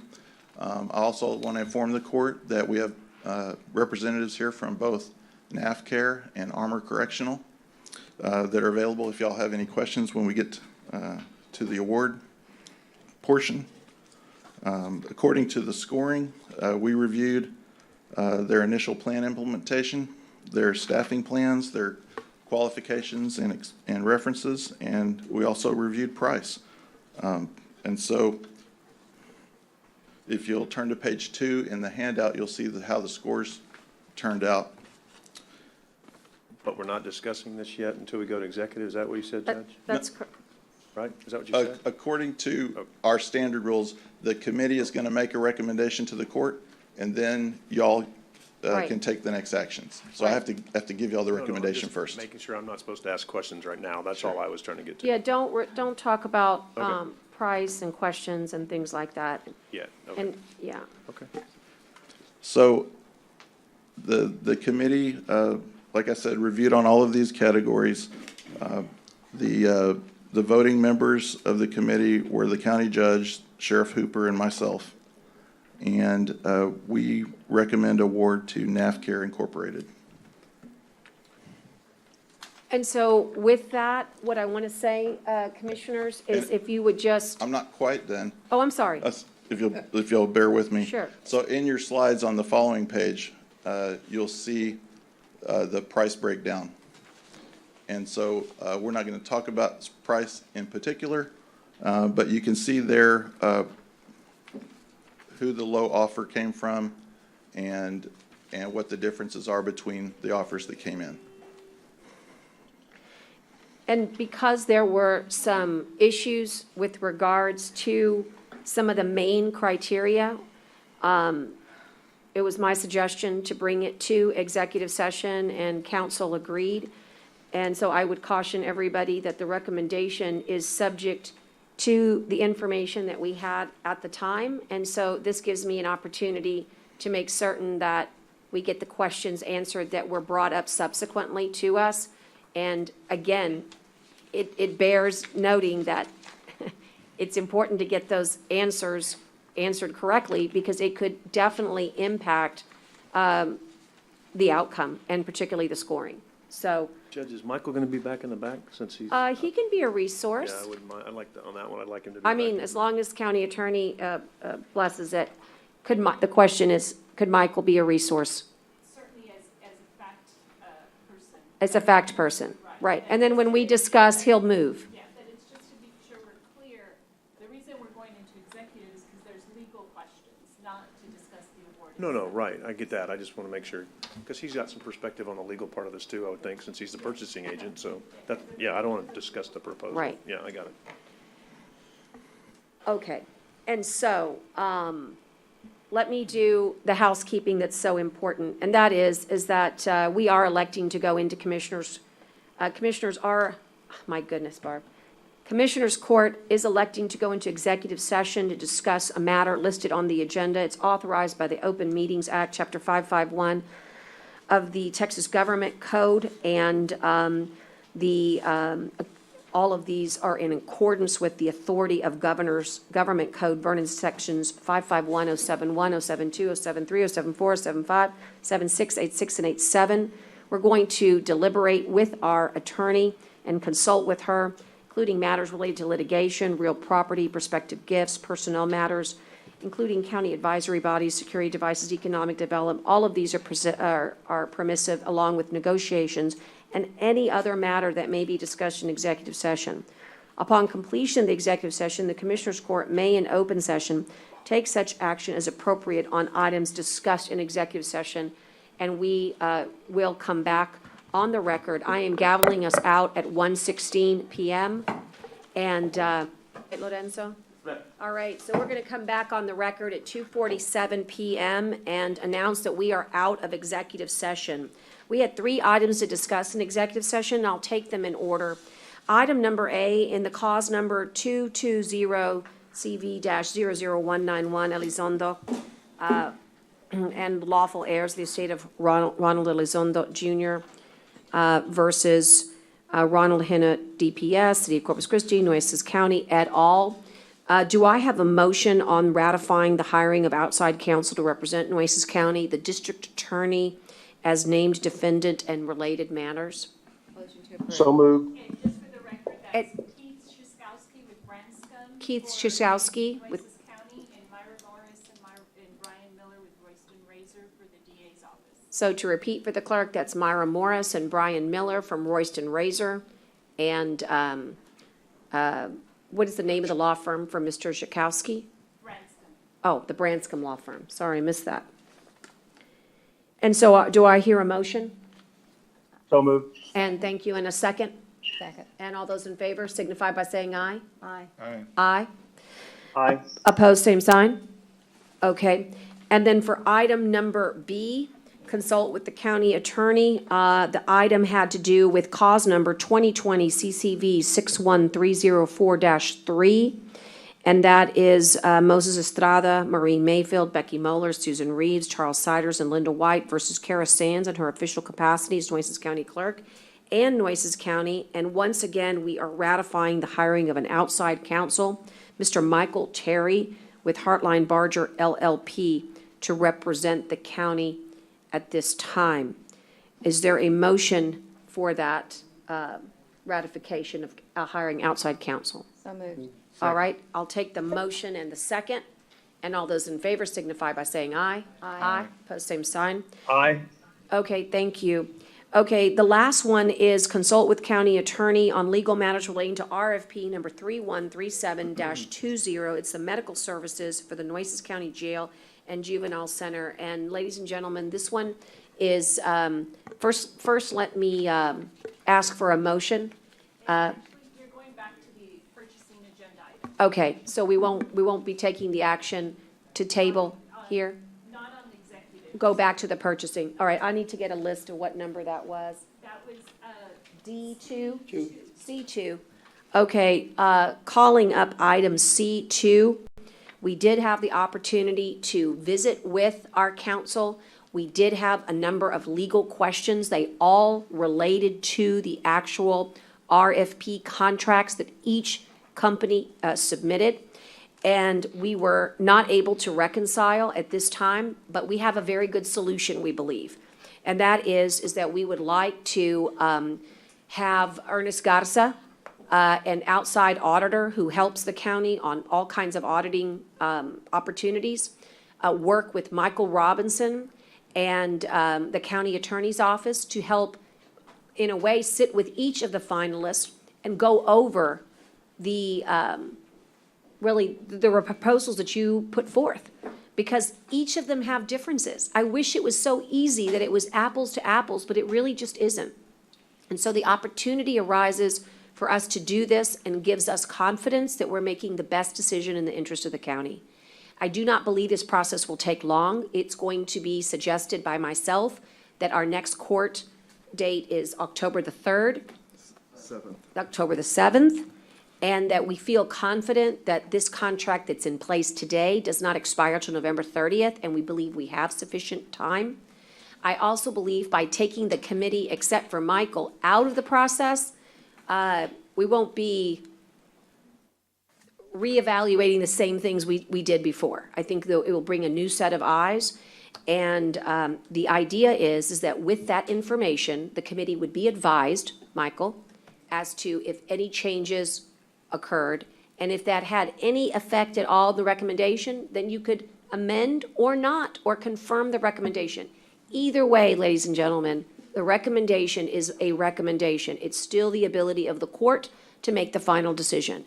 And so I think this is a good process. It gives me confidence as the judge to say to both of you, thank you for being here today. I'm going to suggest that no time is ever wasted if good governance is given.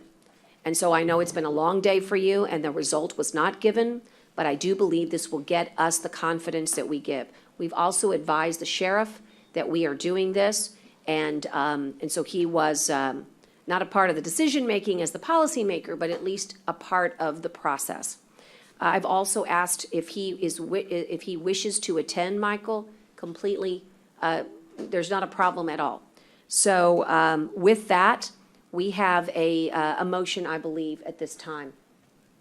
Motion to table, Judge? Thank you, to October the 7th. Correct? I need a Yes. date. All right, and do I have a second? Second. Second. All right, and all those in favor signify by saying aye. Aye, opposed, same sign. Aye. Okay, and what I'll do is have Belinda or another attorney, depending on who is assigned this task, reach out to each of the companies through Michael, but it will be swift and soon, okay? And again, I thank you so much for the time that you've given to me. So you can see that we care about medical services in our county. We care very much about making good decisions for the taxpayer. And so every dollar matters, and this is what the purpose of this exercise is. Okay, with that, court, I believe I have tackled all of the executive session items that required an action. Belinda, will you confirm? And if so, I would like to suggest that we ask for adjournments in memory. Commissioner Chesney, virtually, do you have any? Okay, Commissioner Modis? No, ma'am, sorry. Okay. Oh, Commissioner Gonzalez does. I'll let Commissioner Gonzalez proceed. Mr. Miguel Leon passed away on September the 8th, 2020. Miguel came to Corpus Christi in 1983 from Mexico with a vision to establish a home and a better future for his family. He worked hard with his vision of establishing his first business became a reality when he established his first business, Taqueria Jalisco, on Ford and Ruth. Has now grown as a family-owned business, has become a big part of the community. Miguel will always be remembered, and our condolences and prayers go out to the family. And I know that he will be missed by the entire community, especially the restaurant business. That's when it'd be Roland Flores Sr. passed away on September the 2nd, nephew of former County Commissioner Betty Jean Longoria. Parents were Alma Flores and the late Raul Flores. That's going to be Agustin Maldonado, a proud veteran, did a lifelong realtor, and his wife of over 50 years, loved the Jalisco restaurant on 18th, where he spent a lot of his mornings, and he'll be missed by all friends and family members, and our prayers go out to the family. And I know he takes with him a lot of taco mouths. Thank you. So hearing no other adjournment in memories, I just did a double check. One of the sad things that happens to me as a county judge every day is sometime about this time every day, I find out whether or not people have died in our community due to COVID-19. Today, I'm sad to report we have 2 additional deaths. That would mark 409 in our community. That's an unbelievable number. It makes us in the top 10 of all Texas counties. And it also makes us quite vulnerable per capita, I believe 1 in 51 per capita on our cases. Although we are very proud of our numbers in fast decline, it still is painful to recognize that each and every day people are dying of this insidious disease. And so I would like to adjourn in memory of our 409 citizens that have lost their life to COVID-19, and I would ask for prayers for their family, and we extend our Nueces County family's condolences. With that, I want to thank you for a good and long court today, and I believe that we had much to accomplish, and we did so. So the time is 2:56 p.m., and we are now officially adjourned and off the record, and if you would take our mics off, please.